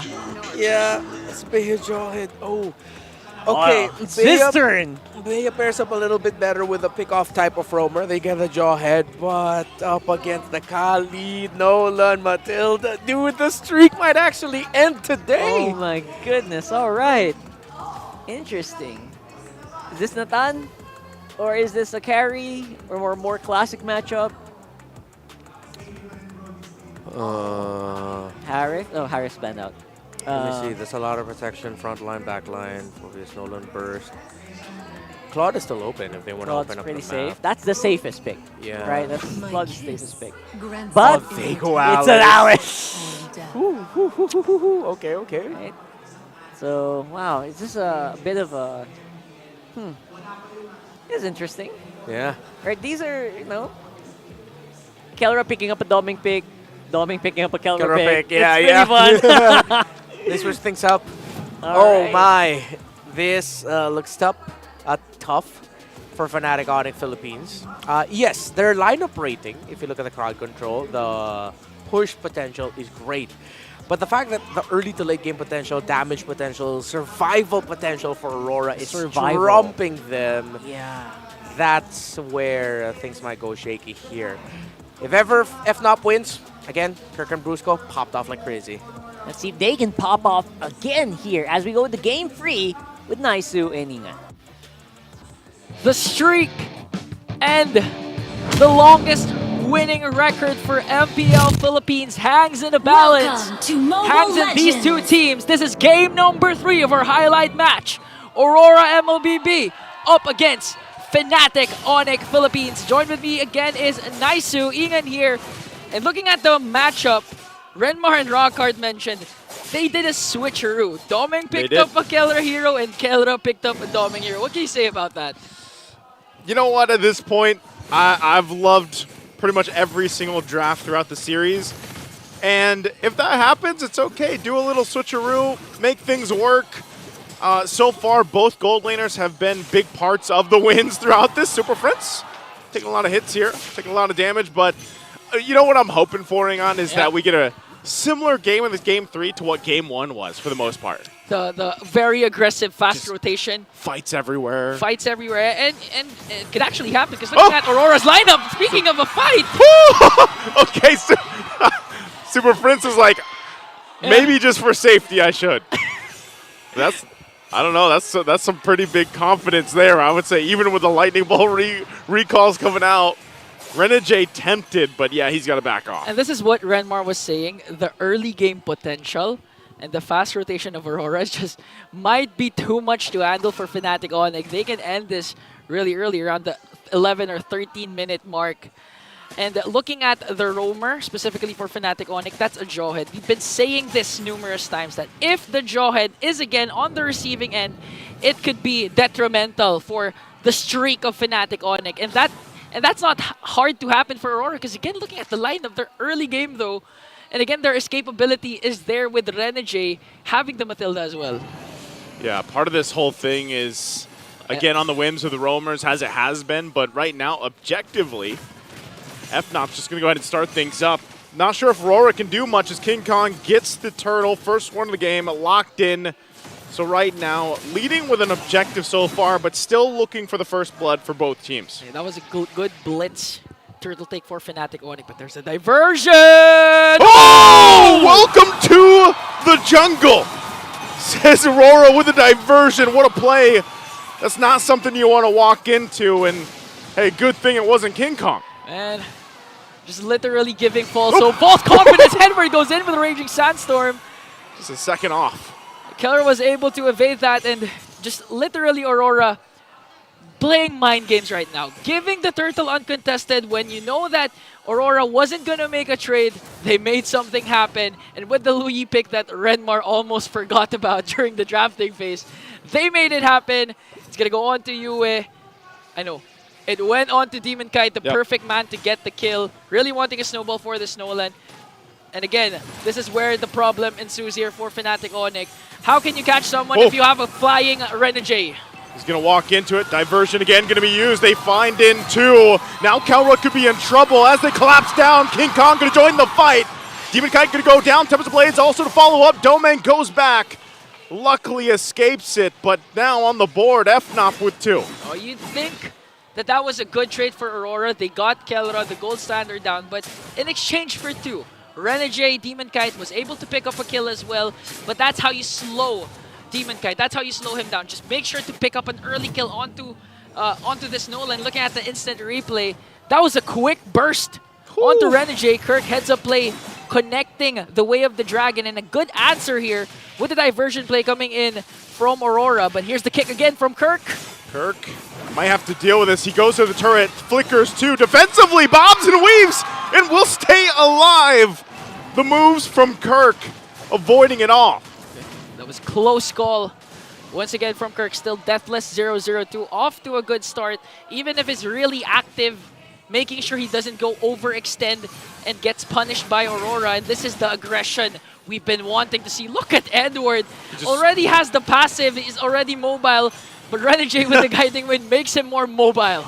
Imagine that, just, you know, flying around on literally what is supposed to be, what, sand? Well, I guess... He's literally Aladdin. Magic carpet around, Yeah, magic carpet. At this point. Okay, so a while ago it was Fnatic Onic with an uncontested turtle, but this time Aurora wants to make sure that they're in the picture. This time circling Eagle. They're going to find it. They find Kurt, pushing him back a little bit further. Turtle does reset, though, amongst it all. Super Prince Domeng holding on to the Raging Sandstorm, too. Edward already using his. King Kong half health. Going to be very tough to get into the zone. Demon Kite zoned out, though, himself as King Kong will pick up the turtle. Now Brusco going to be in trouble as Demon Kite cleans up the kill. Okay. So they find an exchange again. That was the trade Fnatic Onic was willing to do. To zone out the Unstoppable Force plus Ejector combination to make sure Demon Kite wasn't near that turtle for an uncontested turtle for King Kong. Still edging out the gold lead a bit for Fnatic Onic, but this could actually change if Aurora continues their early game aggression. We've only seen one diversion there. There it is. There it is once Might see again. another. Sending into UA Edward. Kelra quick on the flicker, will avoid it. Brusco there too, and actually in response, Domeng flickers as well. So still a lot just, you know what? I got what I wished for here, Ringon. I said I hope for like what we saw in game one. So far, so good. So far, so good. 2-3 kill scoreboard. 6 minutes in! Oh, in trouble. Gonna be able to get out of dodge. Super Prince taking a couple of shots and will flicker once again with the recall, and Renegade will get punished. As he went in, he thought he could clean it up, and now, once again, Edward, the focus tossed over the head. There's the kick as well. The alley-oop as Edward gets focused down, and the guard's not going to be enough. Couple shots as Kelra will pick up Edward. Literal alley-oop, eject, Unstoppable Force in the way of the dragon to the ejector, giving Kelra another pick-off here. 2-1-1 for the gold standard with this Beatrix as they work on the top lane turret. And again, we've seen an almost kill on the Super Prince. The junglers are going at it right now. Everyone under the turret, Tubs of Blades, Demon Kite tries to get out. Quad Shadow again, bobs and weaves, he'll be fine. Whoo! Bobs and weaves, no Quad Shadow, there's no Hayabusa here, but hey, Demon Kite, he's fine. Fight's still gonna break out as well. Purify gonna be used, UA on the run. Still working for it, there's the jump in from Brusco. Unstoppable force that he is, and now Edward trying to help Demon Kite secure the purple buff. Has the Raging Sandstorm over the wall. And now it's Renegade trying to keep things together. Has to get out there as well, waiting for Edward. Demon Kite relying on the team, but his buff will be taken. Man, 7 minutes in, 7 minutes in, we've already seen a Lord Dance. That's how I felt. That purple buff. 4-on-4, lot of ultimates expended. Here comes the reinforcements. Going for Brusco. Brusco takes a couple shots. Flickers on out. Demon Kite on the run. And now King Kong going to join the fight in the mid lane. Clashing down once again. Tubs of Blades to follow through. There's the kick from Kirk as they find a double for King Kong. 2 down for RORA. And now Turtle for the taking as King Kong starts it up. You have to commend Kelra with that play. When Aurora was on the aggressive side, was on the offensive, Kelra made sure to hit Demon Kite with one sniper bullet, enabling Fnatic Onic to go with the counter engage. And again, Kirk 0-0-6. He's always in the middle of Aurora to the point that you think he's part of that team with his initiations, with his knockups, making sure to stun Renegade and Demon Kite despite the escapability that that Aurora has. Look at that. Prior to that Demon Kite offensive attack, Kelra was the one who hit him with a sniper, giving his HP down to half, and Kirk with a beautiful Way of the Dragon. Prior to that was a double man knockup. And that's just how Fnatic Onic, that's just how the Sonics answer every single time Aurora thinks that they have it in the bag. Yeah, now Demon Kite just trying to work through this King Kong. Actually trying to find Domeng. The 1v2 waiting on the whims. Brusco, there's that diversion though. So now King Kong Gonna be spotted out. 4 members here on the bottom side. He gets on out of there. Brusco now, though, unstoppable force. Gonna toss over Renegade. Waiting for Super Prince and Kirk. Kirk finding Renegade. Has the shields that he needs and the backup to follow through. But now the fight once again for the purple buff. RORA trying to hold it together. And man, the back and forth until this Lord comes up in 40. Okay, friends, important to note, he has the diversion. They can make a quick play here to extend their lead. Holding on to a 4.1k gold lead and looking at the items, clearly Kelra is outbesting Doming right now with an almost 1k gold lead. Has the necessary items, even has the Sea Halberd to make sure there is no, to negate the regen healing, effects, the healing effects that Aurora, especially Renjay, has to offer. Here comes Kirk! Kirk. The backline though, okay, just making sure that they have enough vision. Here comes the unstoppable force onto Yue. He's gonna pop his Purify. Oh, there it is again. Under the turret all, they get split off from each other. King Kong under the turret finds a double. Meanwhile, they battle it out, but it's a huge trade in favor of FNOP. And now they'll work on the tier 2. Focusing down the mid lane, it's only Demon Kite for a little bit longer. 4 members still for FNOP, and the Lord is up. That was a scattered clash, scattered play, but Fnatic Onic made sure that in each of those crowd control setups, there was one damage dealer present during the skirmish. Up top, there was King Kong working on the back line, and of course, Kelra just really bursting down the frontliners. Aurora has to offer. Look at what King Kong did here with the double, making sure to catch Doming also, handing him his first kill, and now working on again the purple buff of Demon Kite. Although he was able to secure it with the Retribution, now Aurora has to deal with the gold lead of the Sonics, has to deal with his Lord marching in mid. They do have one outer turret down the bottom lane, but again, Super Friends has the capability to get the diversion play. They can really make the most out of this first Lord. See how they deal with it. Again, should be a quick Lord to deal with. Holding on to the base turrets is all they want to do. So Lord already down. RORA does that. They have enough mobility to move around the base as well, but the Holy Shields are all going to be popped here. So FNOP, even with a lead like this, will they go ahead and force a fight from RORA? Kirk has the flicker available. Brusco as well, Conceal going to be used, fighting under the turret in the mid lane. Once again, that's trying to clear the waves out. They hold on to the mid turret now. Kirk has to get out. Still no turret, no pressure just yet. RORA holds on. Just look at the damage coming in from Kelra. Doming, 1/4 of his health left there. And that was just a sniper coming in from Kelra as he works on the bottom lane turret. Important to note, Super Friends has the Circling Eagle. There's the diversion. Oh, they send the diversion. Oh! Multiple members. Brusco jumps in with the unstoppable force, flickers out defensively. And now Renegade taking a ton of damage. And there's the cleanup from King Kong. We'll be able to pick up Renegade, but still RORA holding on to their base turrets for now. That's, again, a crucial play from Fnatic Onic. Brusco just making sure to out-sustain the damage. Coming in from 5 members of Aurora and a cleanup crew here from King Kong, from the Finch boys, making sure to bring down the Hitman, to bring down Renegade as Kelra still works on bringing this bottom lane inhibitor turret down. Slow and steady, Kelra. Oh! Finally gets in. They force the fight under it all. Ow, it's still King Kong! Picks up a kill on Yue. The finesse from King Kong right now as all the base turrets go down. Not sure if they can actually end the game, though. Still on the defense they go. Demon Kite on top. Super Prince still fine, and they back off. So FNOP just accomplished that whole thing with just decisiveness, really. If you want to talk about close range, mid-range, long range, Fnatic has it all. Close range, there's King Kong just entering in with the Tempest of Blades, the Defiant Sword. Mid-range, of course, there's Super Friends with the bursting capabilities, and long range is Kelra. I didn't even saw Kelra use a different gun at this point. It's just literally the Nibiru. The Renner, I mean. The Renner, yeah. He's just... all throughout. And you know what? When you have a jungler like King Kong right now in this game who's just absolutely out of his mind, that's what you do. You just let King Kong do his thing, you know? And he's far from just snowball effect at this point. So if you're RORA, they're going to use the diversion. They crash down. King Kong joining from the backside, and they are able to find Kirk. King Kong might be a little bit too late to the fight, but Edward finally goes down as well. 1 for 1 so far.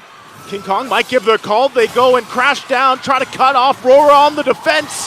They're going to find one, Tempest Blaze to get out and Renegade. He gets the double. Now King looking Kong. for Demon Kite. He wants the kill, and he'll get the triple as King Kong once again 11-0-2 on this Ling. And as it's a wipeout, FNOP will get another notch on the streak for Season 14 as they take the series. And this run from the Sonics officially tied the best run that Blacklist had in Season 8 and Echo had in Season 12.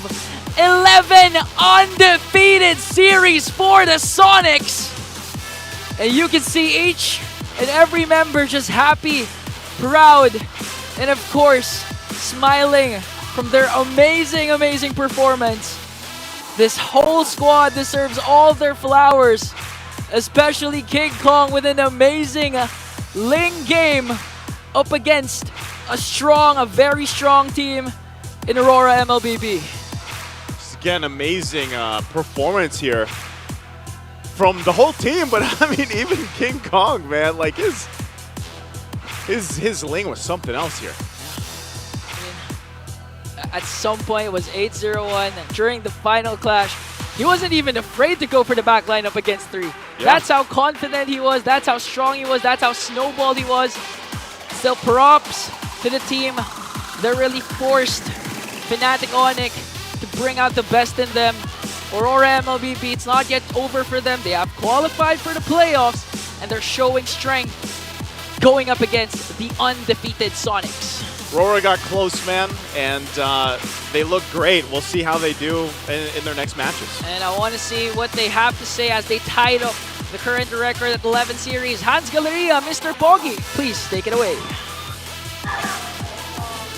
MPL Arena, your winners, and currently on an 11-match win streak, Fnatic Onic Philippines! Guys, congratulations. You now have tied yung naging record ng Blacklist International nung Season 8 and ng Echo nung Season 12. 11 matches. Brusco, we talked to you, or nagkaroon ka ng interview before na parang sinasabi mo na sobrang confident ka na ma-achieve nyo itong win streak na to just because of having your teammates. Sa tingin mo ba, what makes this team so strong? Ano bang kalakasan ng Super Family na ganito at ganap nyo? Siguro po sa banding po namin. Kasi lahat po kami parang nagbibiruan po sa loob ng game, sa labas ng game, lagi po kami magkakasama. Siguro yung chemistry namin sobrang solid talaga. Actually, to add to the chemistry, required ba? Kasi may nagtanong saan, parang required ba na yung buhok nyo halos dapat pare-parehas? Or like, ano lang talaga siya? Is it style or like trip lang siya? Anong idea behind it? So tingin po tadhana lang po na ganito yung buhok namin Alright, makes a lot of sense. Kasi wala lang, napansin ko lang This time, si Kirk naman. Kirk, I mean, paano man lagot? I mean, Kirk, just like what I said, congratulations ulit. At gaya ng nakita natin, or from some of the teams that I've mentioned from before, usually daw, kung sino ang mga teams na may XP laner na malakas talaga or umaabot ng win streak, we're talking about people na nakaka-achieve ng M-Series Championship. So yung mga naka-win streak before, sina Flap, sina Edward, sina Sanford, all of them are now world champions. Gusto mo rin ba na maabot yung level na yun? Or like, I know you do, pero paano mo aabotin yung level na yun aside from the win streak? Itatry po namin yung best namin na makapag-game 6. Gagalingan pa po namin lalo. And I am sure that the Sonics are really proud of your performance. Congratulations again. And I feel like it is now time para malaman natin kung sino nga ba ang MVP of the match. Sonics, any votes? Sino ang MVP? Alright. I am hearing some names. Kahit sila sumisigaw din. This time, tingnan natin ngayon ang MVP. The MVP of the match is none other than Super Prince. Yummy and juicy. Prince, congratulations. This is again another victory na nakuha mo. Parang ngayon mas napapadalas yung MVP mo of the match. ano bang naging difference ng week 5 to week 8 para sa'yo at para sa team? Wala naman pong difference. Ano lang po, parang naglalaro lang kami as a team, hindi as a individual. And I'm sure maraming sumusuporta sa'yo na nanonood sa kanilang mga tahanan. Anong message mo sa lahat ng sumusuporta? Salamat sa sumusuporta sa Onic and sa mga magulang ko. Yun lang.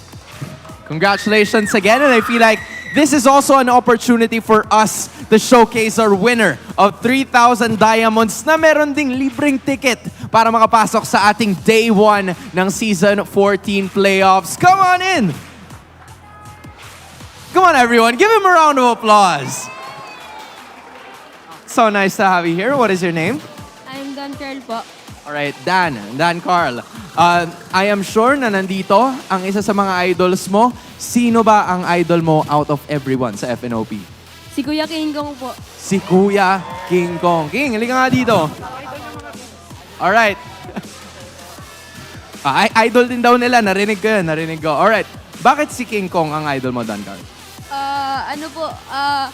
Kasi po yung mga ate kong mahilig mag-gym. Tapos pag laki ko po, gusto ko rin po mag-gym katulad niya po. Ayun. Yun pala. So aside sa malupit ka mag-ML, malakas ka rin daw sa gym. So, King Kong, mag-recommend ka naman ng mga routine. Ano ba yung mga dalas ginagawa mo? Anong message mo kay Dan Carl para mas lalo siyang matuto mag-gym? Gulat ka, no? Hindi ML related. King. Once you skip, it becomes a habit. Oh. Alright. So I guess, Dan Carl, yun na yun. Huwag ka magsiskip kasi it becomes a habit. Again, everyone currently on a win streak, you get a chance to walk with your idols as well. This is Fnatic Onic Philippines. You may now take your bow.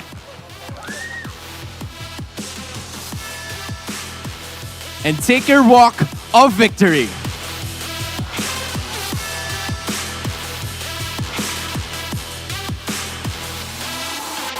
This was a performance na talagang hinintay ng maraming tao, and it was the Sonics that got to deliver in a heated matchup against Aurora. Now it's time to throw it back to our panel.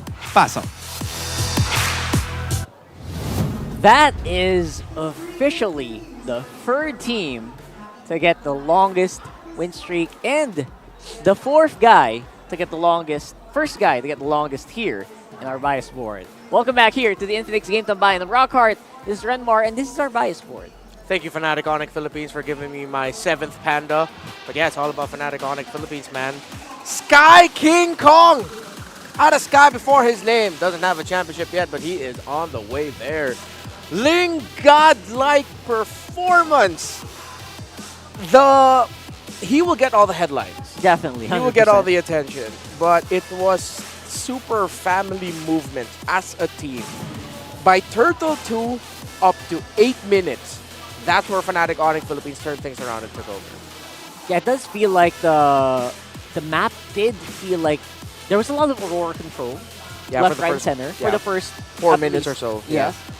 But then again, it kind of fell off the moment that Brusco became a lot harder to kill, and Keller was doing a lot more free hitting. Yeah. And not to mention King Kong cleaning it up with fashion, by the way, in a lot of these fights. It was Fnatic Onic Philippines converting the failed initiations from the members of Aurora. Look at everyone sticking together against that Ling. Yeah, he's gonna have a good time. He has a Wind Talker to splash damage from melee. Bro, look at that rewind. Yeah, you gotta show that. Look at that. Look at that rewind. But let me narrate to you very quick what happened. First 5 minutes, controlled by Aurora, giving difficulty to Super Friends and even committing a surprise diversion to the purple buff of FNOP to take down Brusco and steal the buff away. Turtle 2, Brusco, you mentioned, he zoned out Demon Kite single-handedly, tossing him away. He gets taken down, but Fnatic Onic Philippines gets the turtle. 6 minutes and 30, Fnatic Onic Philippines 4-man rotation to the top after sending Doming back, which meant Brusco and Kirk can cut the entry of Aurora to defend the tower, freeing Kelra. 6:45, King Kong dueled with Demon Kite and the bot, the anime fight where we lost our collective minds. That's right. And that forced Aurora to respond, but what happened is Yue and Renegade got caught in a weird position trying to respond. Yue gets taken down. Fnatic Onic Philippines invades purple and pressures. Fnatic Onic Philippines breaks tower in mid. There's a power spike, and they didn't let go. That's it. And essentially, Demon Kite was able to do a lot of these stuff because, you know, they're on cooldown. Yeah. Almost all the time. Trying to take down, again, really tanky members like Kirk, like Brusco. Again, there are moments where actually they got ahead. A lot of them. The play that King Kong was able to do here, the MVP performance, again, bulletproof King Kong. He is challenging Super Marco for that bulletproof title with another deathless game.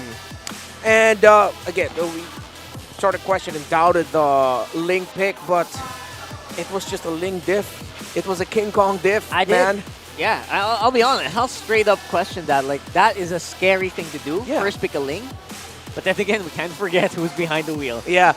But to be fair, he was pressured. Again, he got his purple buff already taken away from him early. Early on, yes. But it's like King Kong didn't care. It's like, it's okay, I have farm. It's all good. Keep farming. Yeah, we'll right? just make sure we'll get the second turtle because Brusco single-handedly zoned out the Nolan. Sure, why not?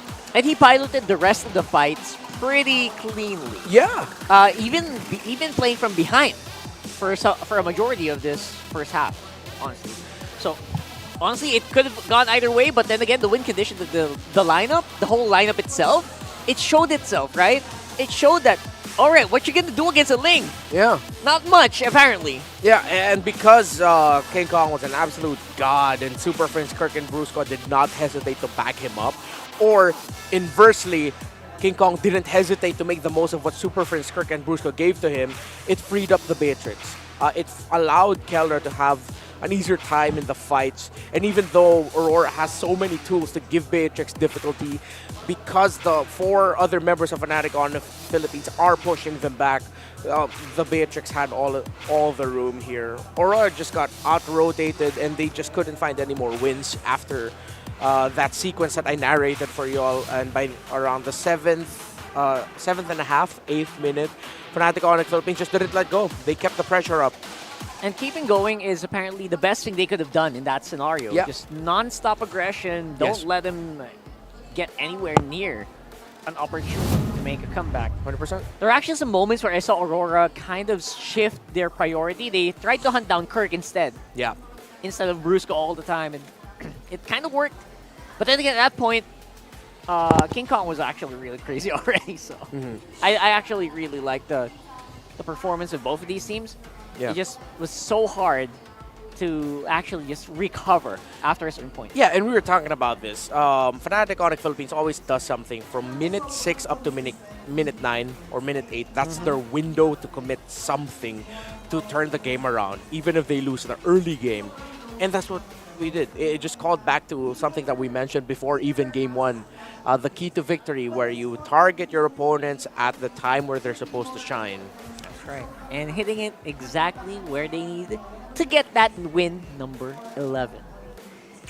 Woo! 11 wins. So we're going to have a lot to watch out for here for this next matchup for Fnatic Onic. But for the meantime, this is the MPL fan comment. We're talking about breathtaking plays. Onic is so good. Yeah. And Dan says, hope the streak continues. And Yashin PH says, FNOP is making history. They are. And they did. And number 12. Who will they be up against for number 12? Number 12 is the big question, isn't it? Let me search that up. Forgetting the schedule that we have for this week. Katarzina, what a cool name. Yeah. Oh my goodness. Oh, don't tell me. The Streak Slayers. RSG. RSG Philippines that are having a lot of difficulty this season. That's tomorrow. That's tomorrow. All right. Will RSG end another streak, or Fnatic Onic Philippines make the most out of the difficulties of RSGPH and just break it and go for 12? That will definitely take my breath. Your breathtaking. Your breathtaking. Everyone's breathtaking. Your breathtaking. Your breathtaking. And if you know, you know. Yeah, it's a great game. It's going to take our breath tomorrow. But for the meantime, of course, we're not quite done with the day yet. We still have a big fight remaining, so don't go anywhere. MPL Philippines Season 14 is going to resume right after this break. We got some pretty... That's the next match? That's the next match. That's going to be great. Oh my goodness. 3 games, hopefully. All right. 40 minutes.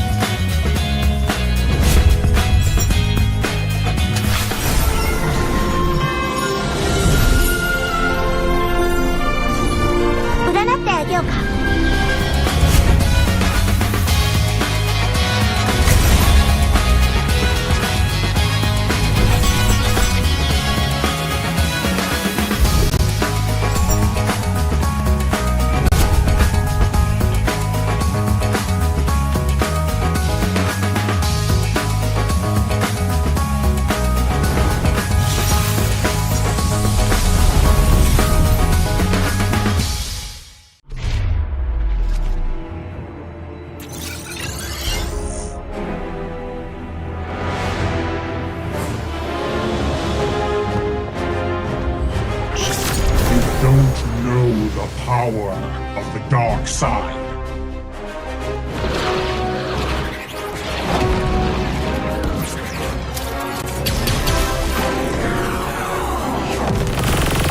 Target on the move. Prepare to engage.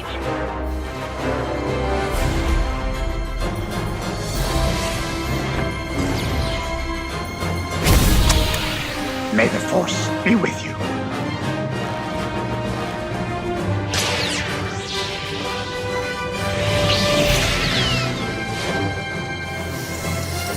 I will do what I must.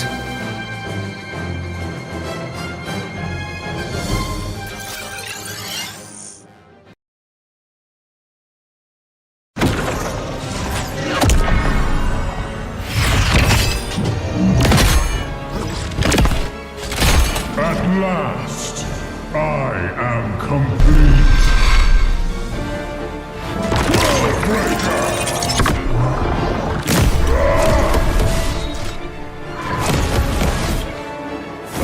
Come in fairness.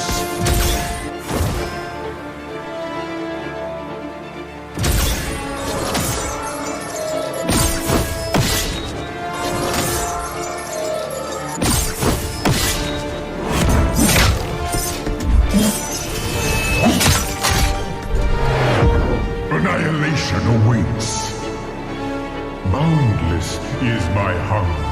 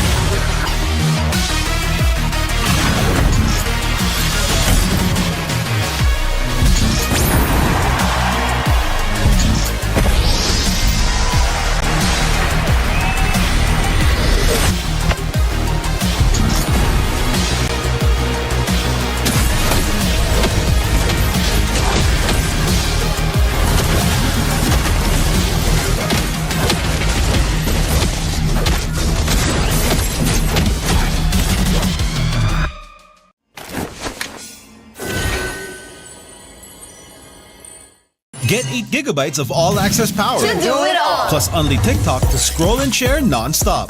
Power, work, life, and more. With Smart Power all-access data now up to 90 days. Load now. No signal, no fun. If only you could switch in an instant. But wait, you can with the Smart eSIM. Backed up by nationwide coverage. Get your Smart eSIM now.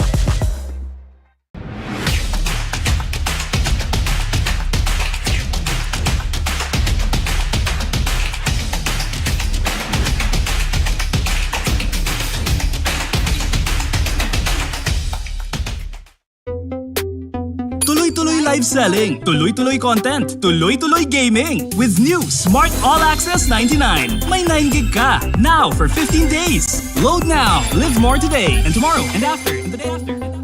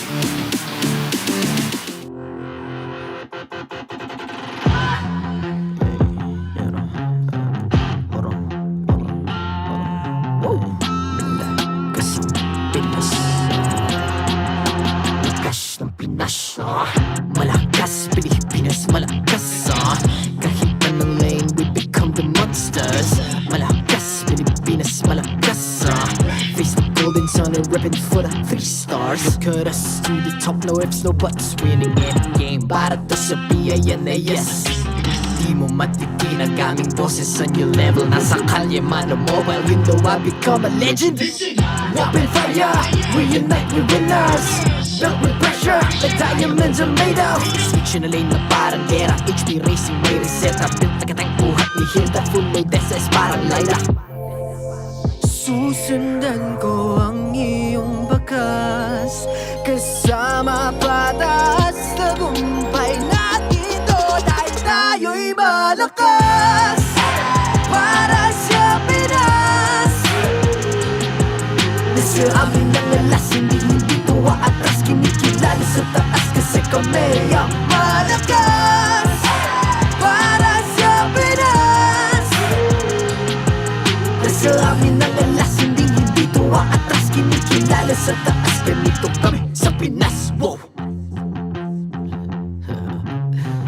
Hold on.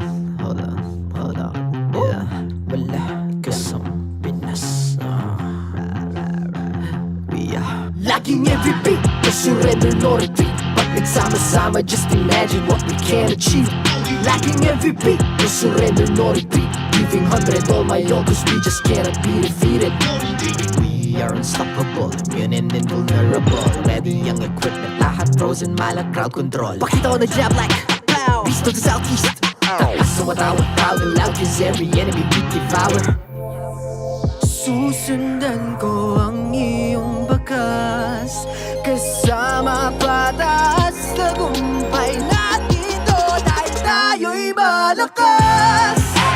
Para sa Pinas. Nasa amin ang alas, hindi tuwa atras. Kinikilala sa taas kasi kami ang malakas.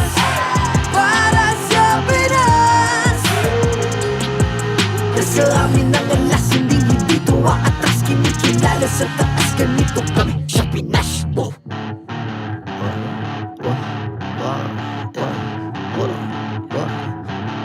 Malakas, Pilipinas, malakas. Kahit anong lane, we become the monsters. Malakas, Pilipinas, malakas. Face the golden sun and repping for the 3 stars.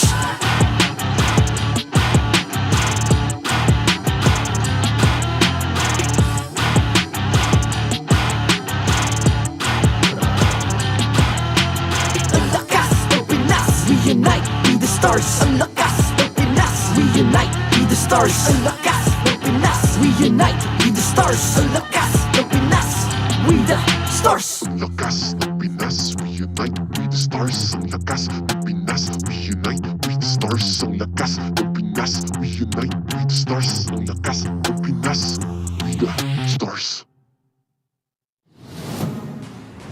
The 14th season of MPL Philippines is brought to you by the following sponsors. Smart, the official telco partner of MPL Philippines Season 14. The official tournament phone of MPL Philippines, Infinix GT20 Pro. Official suppliers, EMC Asia and Index Salon. Experience the TLPH Season 14 action live at Green Sun, Makati City. Grab your tickets now via official MPLPH website. Don't miss any MPL action by following our official Facebook and subscribing to our YouTube channel. Follow MPLPH on TikTok for more content. And to ensure the equality and fairness of our games, MPL Philippines is also monitored and supervised by the Games and Amusements Board.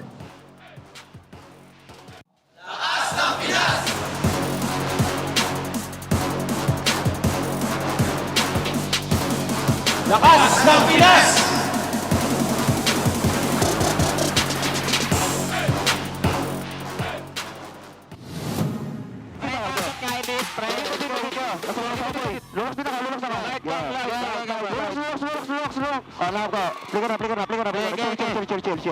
May load tayo.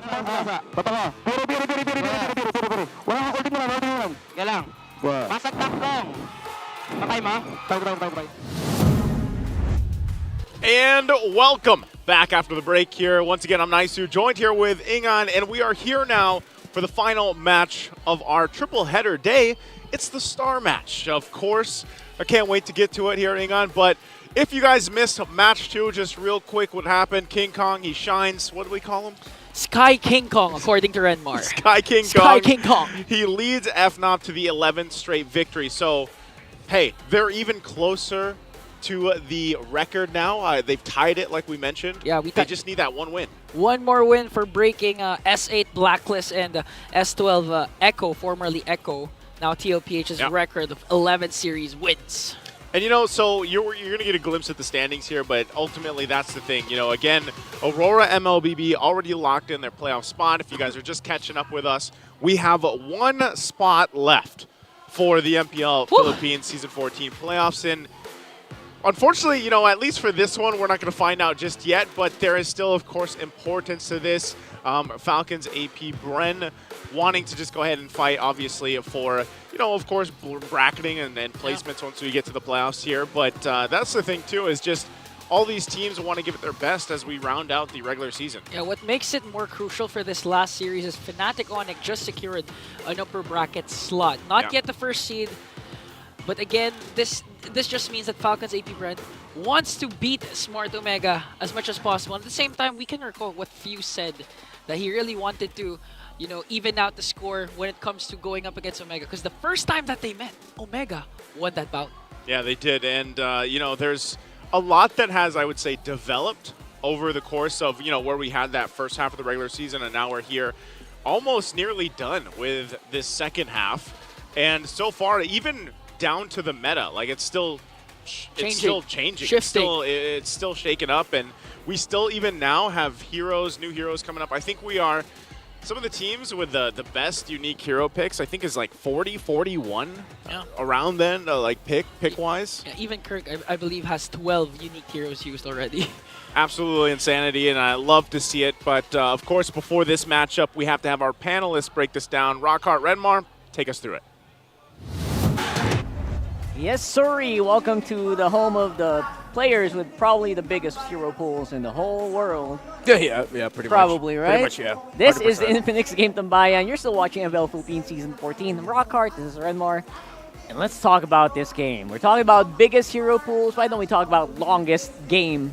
Right? Because, you know, they got the DNA of both of those. Yeah. And I'm happy to see this. Yeah, I mean, the last time these two faced off, Falcons APBren felt the wrath of Omega Timers. I believe, I can't remember if that was a Game 2 or Game 3. But no, it was a Game 3. It was a really long Game 3. And of course, the history that you mentioned back in Season 7. That's right. Some of the players here, you know, faced off in a 40-minute game. So that's why I said earlier, we might see it again. That happened at around midnight as well, going to 1 a.m. So that was pretty intense, and probably not going to happen here. But you never know. Right now here Never for the know. matchup, it's Fight for Pride, because we did get some coats here for the second half. Few says, we're looking at Smart Omega. We want to get back at them after that week #1 loss they had against Omega.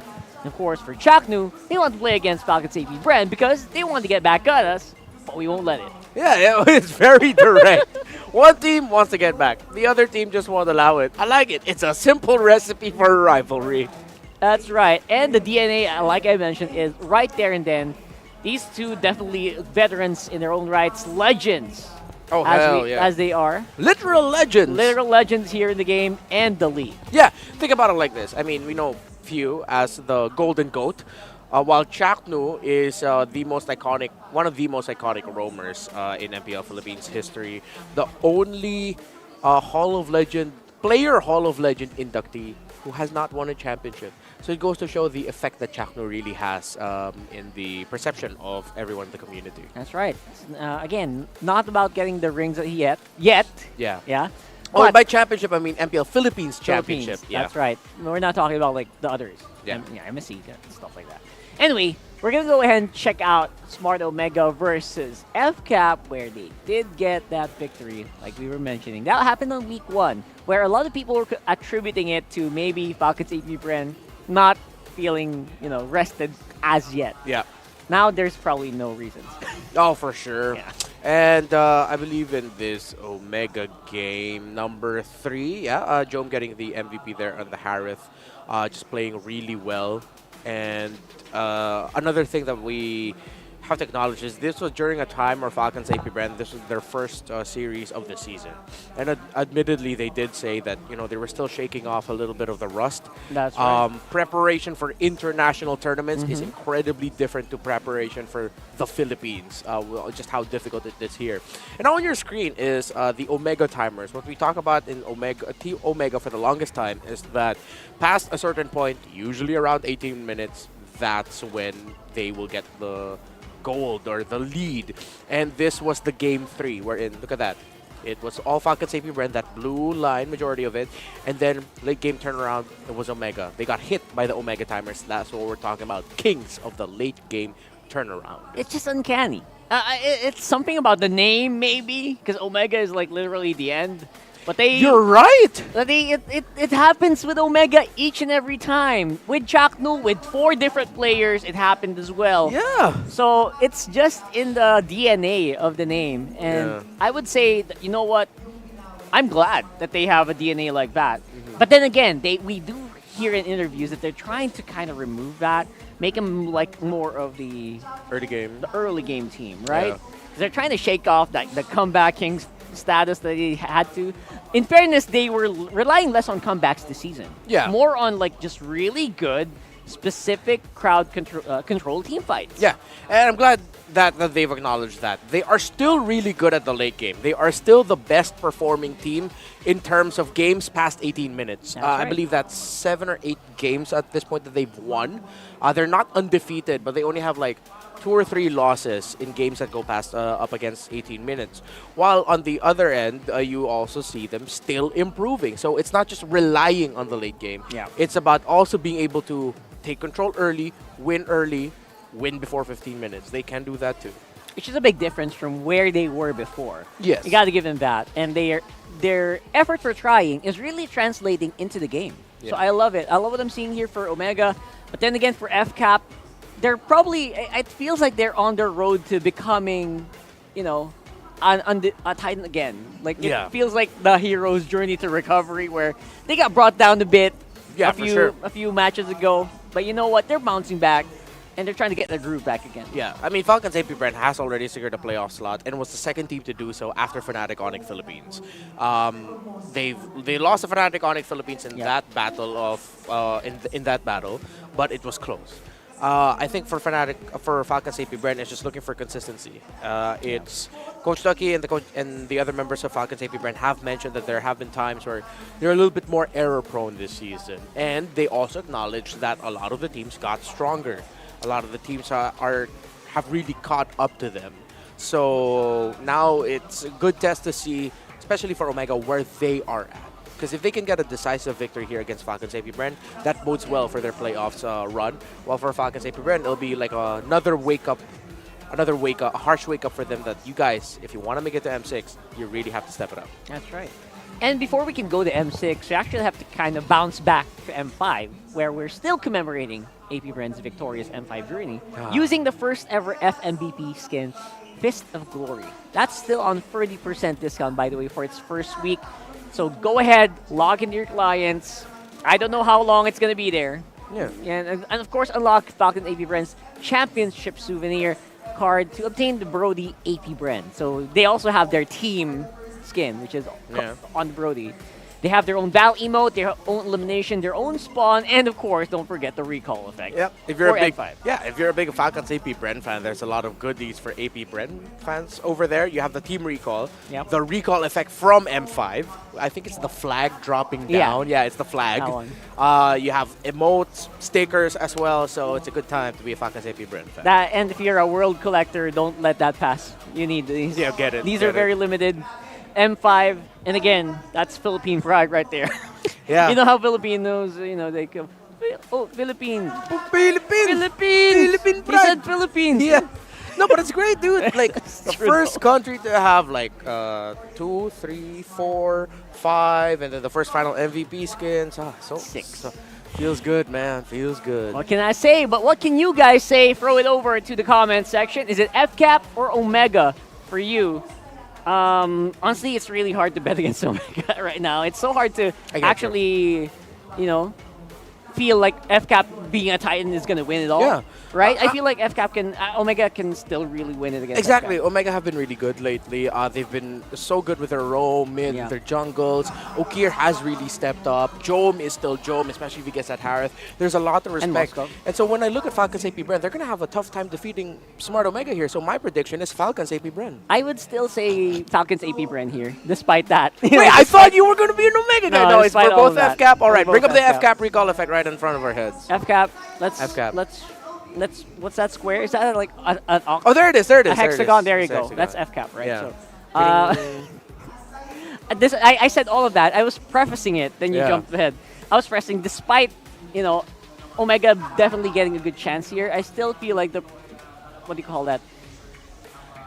Consistency of Falcons APBren is going to come in clutch. Because I saw Ducky previously and he was not happy. And you don't want an unhappy Ducky. So it's like you'll really see the fruition of Falcons APBren accepting the fact that they really have to work on their consistency this season. And Ducky, that Omega are going to be in the people are receiving end of probably that. scared of Ducky, so they're going to play better. That's true. That's true. That is my opinion. I don't know about you guys. Again, we want to know what you guys think. Do you think Omega has a good chance here? Comment down below. We'll try to read some of them later on. Earlier, we saw a lot of YouTube comments that, FNOP was going to come out on top. That was very massively favored on FNOP. And for some reason, yes, they're correct. And of course, you are correct as well. That's your 7th game. Thank you so much, Big J. You're correct. I love your voice, man. Hopefully our mic caught that. Was that Chapney or Jome? That was Jome. That was amazing, Big J. That was Omega passing by. They're just going there. And you know what that means, right? Whenever the players pass behind us, they're getting ready for the walk-ins because we are about to get ready into the battle. And sometimes they do hear what we say. And I don't know if that affects the games. Hopefully not. But you know what? Either way, they know what we think. We know what they think. And it's one happy family here. And we hope sometimes, I know a lot of people in the international YouTubes and Facebook, TikToks, you guys get some, you don't always get a chance, but if you can get here by playoffs, please, come on. We want to meet you guys. Yeah, come here to the Philippines. Let's book a flight. Yeah, book a flight. So At the easy. Request of one of the casters. Ask Rockhart. Anyway, I don't have money. Team intros are coming in right now for Falcons APBren and Smart Omega. Again, a very storied matchup here. Yeah. Let's watch them walk up into the MPL arena. Let's go.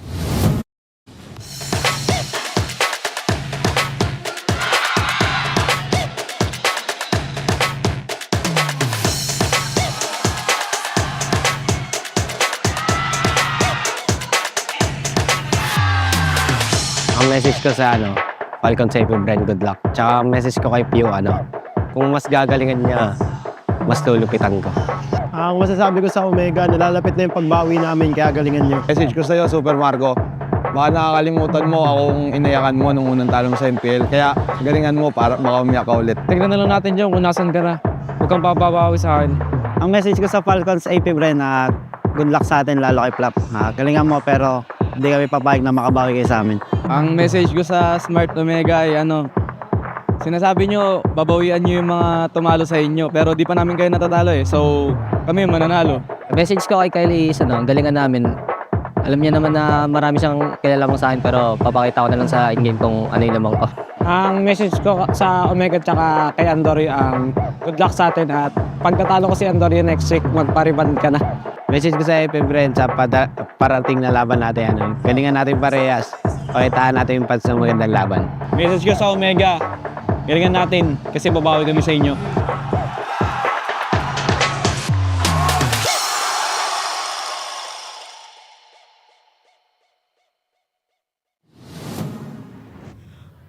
Mainit! Mainit! The star match of the day is about to begin! Our marshals, Jeff, Joshua, JJ, and Pat!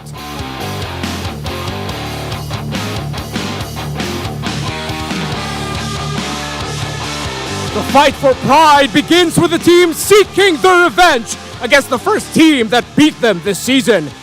This is your reigning champions of the world, Falcons APBren!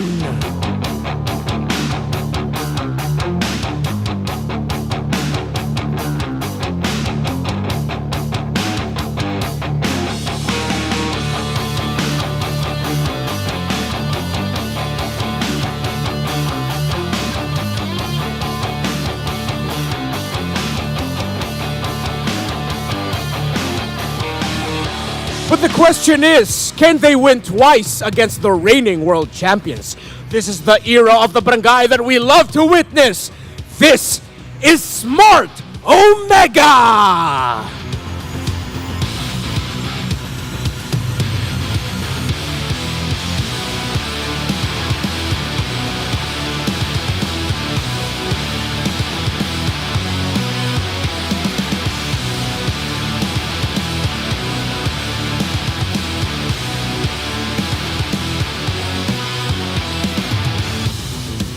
And their coaches for Falcons APBren, Coach Trevor. For Smart Omega, Coach Lambot.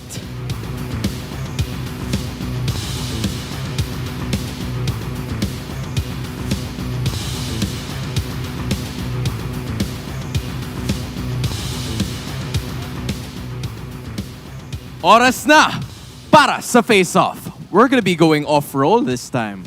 Few, Chaknu, center stage.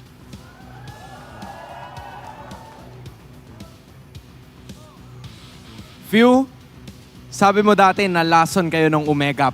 Paano mo masisiguro na hindi na ulit mangyayari yun? Anong palag mo? World champion.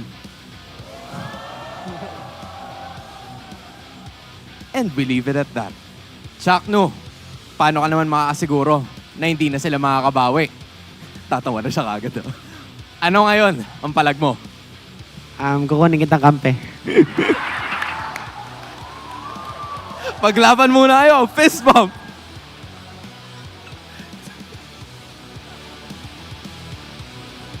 Kukunin kampe pero magkalaban sila ngayon.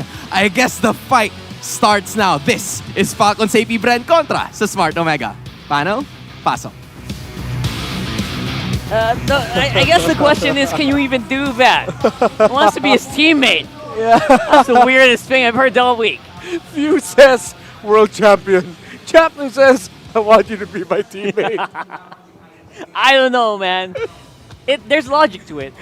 That's good logic. If you're really good, I'll get you as a teammate, man. And you know what this means? We're most likely getting 3 games for the best, if not the best series of the season. They're just vibes right now. 100%. I mean, even though Smart Omega are facing up against one of the titans of MLBB, the World Championship, multi-international championship winning lineup of Falcons APBren, they're looking at it as Joe, Mandoryu, Ukir, Ryota, and the Mamba. We're World Championship material too, and we can take it to you guys. You gotta love the confidence coming in from Omega. That's right. The confidence is there. Andoryu, I don't know if he's going to get rebonded. Either way, Index Salon's probably going to be able to help you out with that, but I don't know. Natural is the way to go for sure. Yeah. But here is the graph, and yeah, I would say, despite a few outliers, very, very similar. Yeah, average KDA very close. The turret damage a little bit better for Falcons APBren, but the difference of that isn't that crazy. It's just only like around 3,000. Unique heroes used, 41 to 40, if I'm not mistaken. They are the league leaders this season in most unique heroes used. So that's one of the things I'm really looking forward to in this game. What new picks are we going to be seeing? What crazy kind of lineups are we going to get from these two decorated teams? Yeah, what shenanigans we going to find out here in Infinite Keys to Victory. Mark yourself from the Omega Timers. I think that's the thing we do on Facebook, right? You mark yourself safe from like big calamity. Anyway, can you do that here? That's a good question. Well, for Smart Omega, as you mentioned earlier, prove that you can win without hitting the Omega Timers. You pointed that out. That's what Omega wants. That's what they're trying we to don't do. want to be known as just a late game team. We want to be known as the team that can also win in the early to the mid game. Right. And of course, never let them know your next move. You gotta be mysterious in the draft and in the game. That's right. I mean, that's exactly what Chaknu was doing. Would you expect him to take Few as a mid laner? Probably not. That's what he was trying to do. Trying to be very unpredictable. So, Chaknu, if you can do it, he's probably worth a few million. So, for sure. Good luck. Yeah, just a good buying him out. Good couple of multiple millions. Yeah. For sure.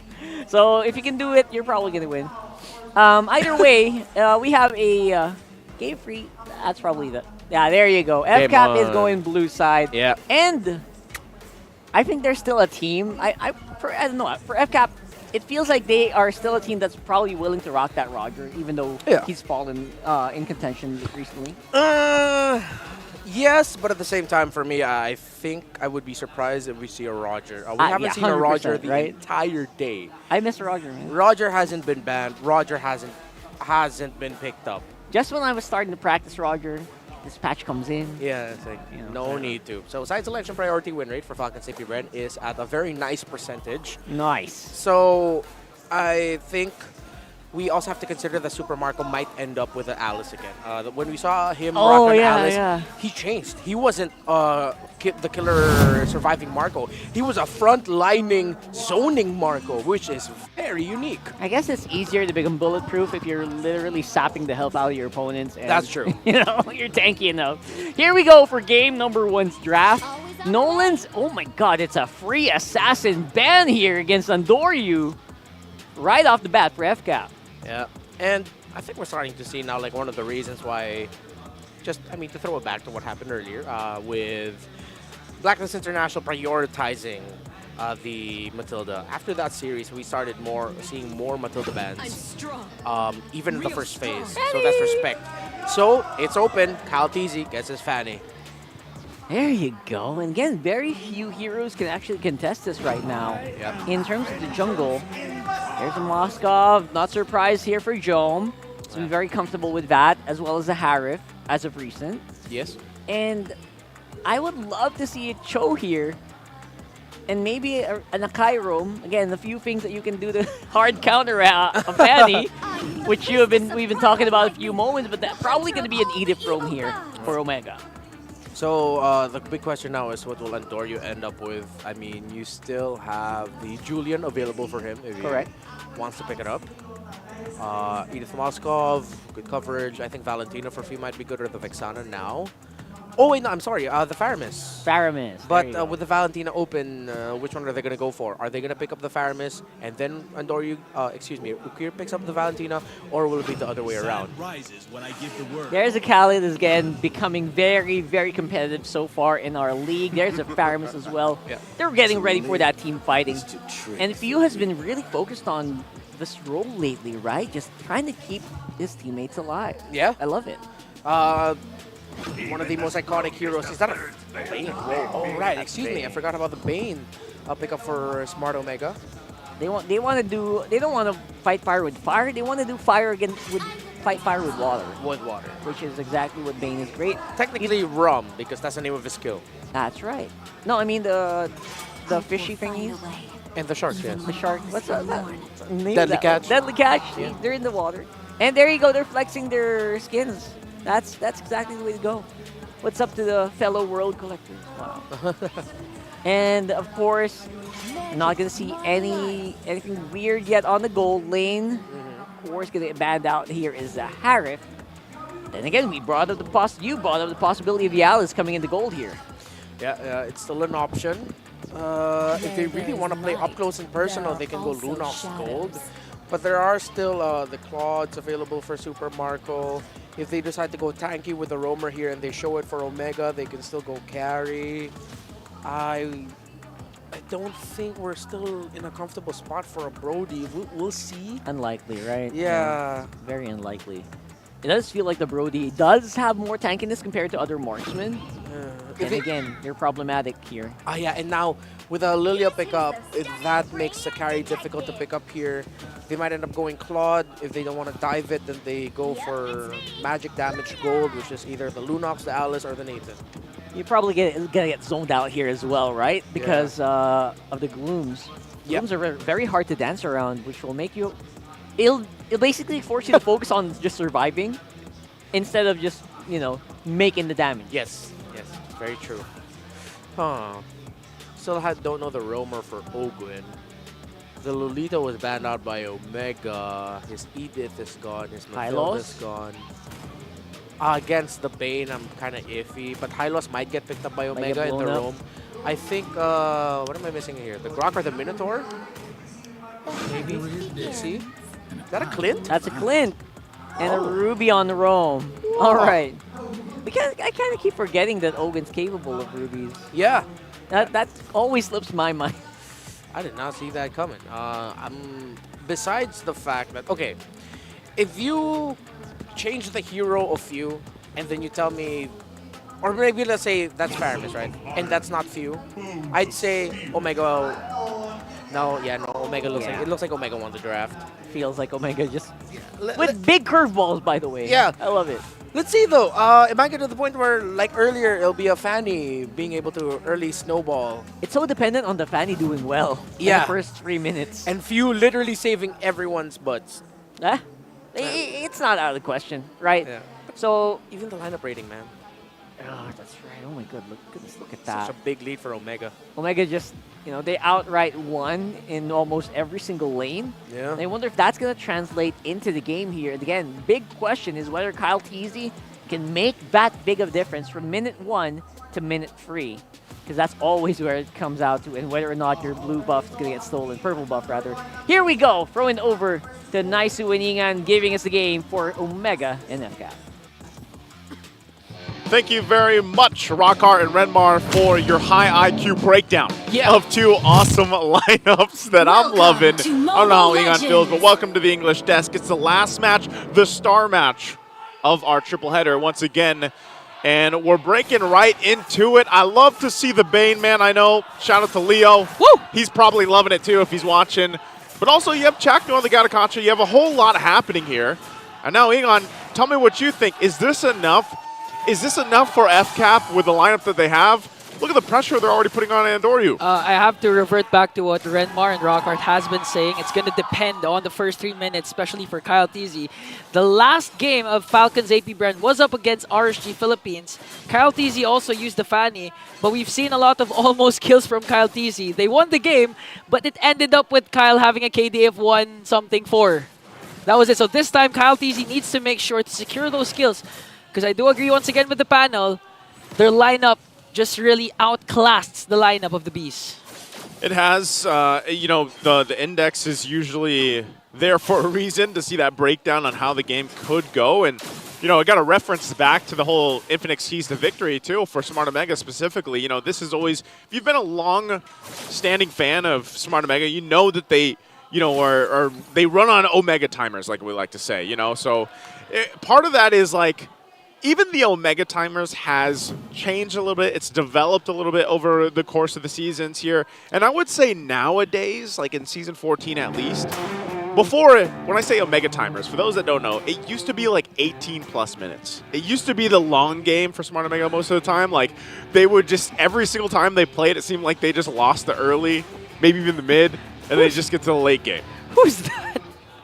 I mean, these friends just... Oh, love is in the air, Naisu. Love is in the air. Love is in the air here in Green Sun Hotel. I just like to revert back to the couple of guys there. They were showing one picture of a person. Who was that?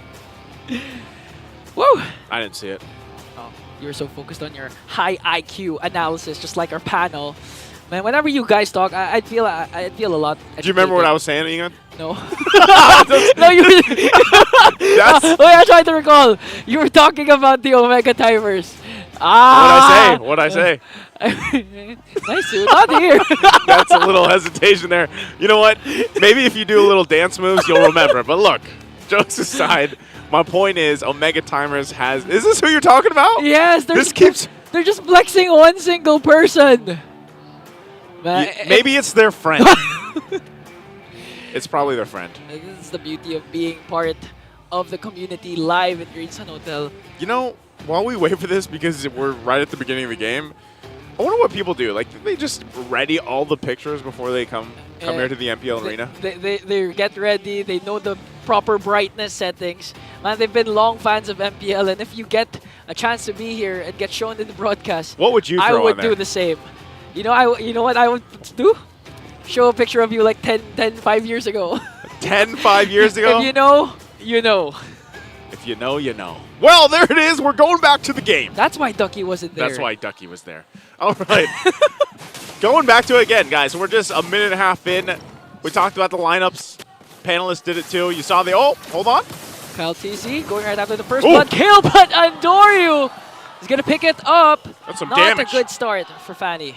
That's an early... And that's a first blood for Andoryu, so That's what I was saying, man. You take those Omega timers and you just throw it out the window right now because even with an early kill on a Bane, that's really going to help scale Andoryu up and play into even this first objective. So if they get the turtle after this, after he gets his purple, it'll be interesting to see how they play their part because, you know, the answer, like you were mentioning too, for Kyle TZ, look at that. Community prediction. 61% for Smart Omega. The Barangay. For the Barangay, well, to be fair, they did beat Falcons APBren during week 2 or week 1 for the season, so I'm not surprised. And if I know Leo's celebrating right now, and Dory with the first blood kill with the Bane, he's saying, oh, that doesn't look good at all for Falcons APBren. He's thinking of a sound effect for the Bane. Oh, here comes a Raging Sandstorm, and Kyle TZ goes right after Ukir as Ukir secures the turtle. Here comes the counterattack coming in from Falcons APBren. Gonna catch Kyle TZ, but here comes the NetherRealm as well. Kyle TZ manages to escape. No casualties, but Ukir secures the turtle. Wow, so in that whole exchange, a whole lot of nothing in terms of the team fight. No one goes down, but the objective secured for Smart Omega. And, you know, again, this is the power of just having a Faramis on your team and your composition. NetherRealm really helps. You can extend the team fight here, and really Smart Omega's lineup is not going to have, you know, that much damage this early on. Oh. But interesting first item pickup, too. Sky Piercer right off the bat for Andoryu. You know, he can afford to get the Sky Piercer, but Kyle TZ works on 3, forcing out the deadly catch. Again, Bane is a burst-type hero, so Sky Piercer is really good for you. If you check the content of Bentix and Demon Kite, the reason why Sky Piercer isn't picked up that much because of the jungle prowess of the assassins.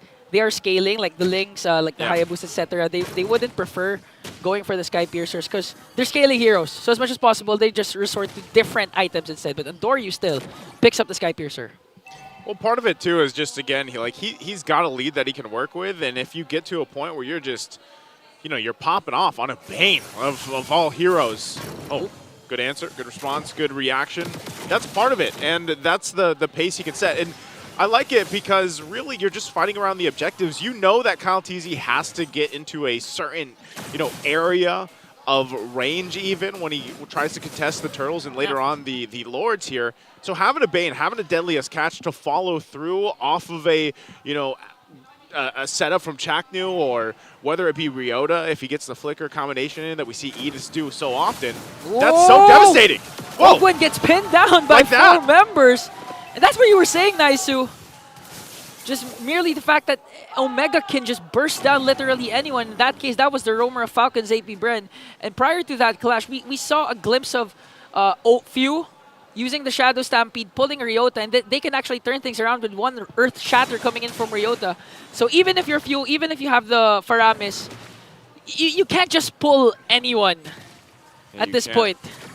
So they're going to get in the zone here.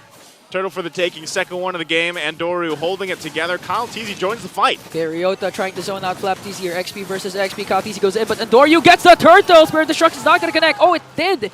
And Jome is here. No casualties for Falcons APBren, but Omega just continuing to dominate the early game by securing another turtle. So far, so good for Smart Omega. Very clean execution on a lot of the takes and even the zoning potential against FCAP, who usually is the team to be able to do that. You know, they are the ones that has this macro game just mastered up to this point. But right now, they're just trying to stop the bleeding from just Smart Omega finding a lot of moments here across the map even. Even Chaknu. Look at how deep Chaknu is in the jungle of Falcons APBren. Again, this is the concern that Rockart has. The contestation for the purple buff of Kyle TZ, and at this point, it's 3 members of Omega, not even afraid. Who's going to get the purple buff? It is going to go to Andoryu. He did use the Retribution, and that's a huge problem for the one above all, Kyle TZ. Yeah, see, that's such a good thing, though, the Bane, because once that, you know, once Kyle TZ tries to go forward with the cables, like, you just drop a Deadliest catch, and it's enough to kind of stop him from going forward for the meantime, but Kyle TZ will continue to farm up, just picks up the Malefic Roar.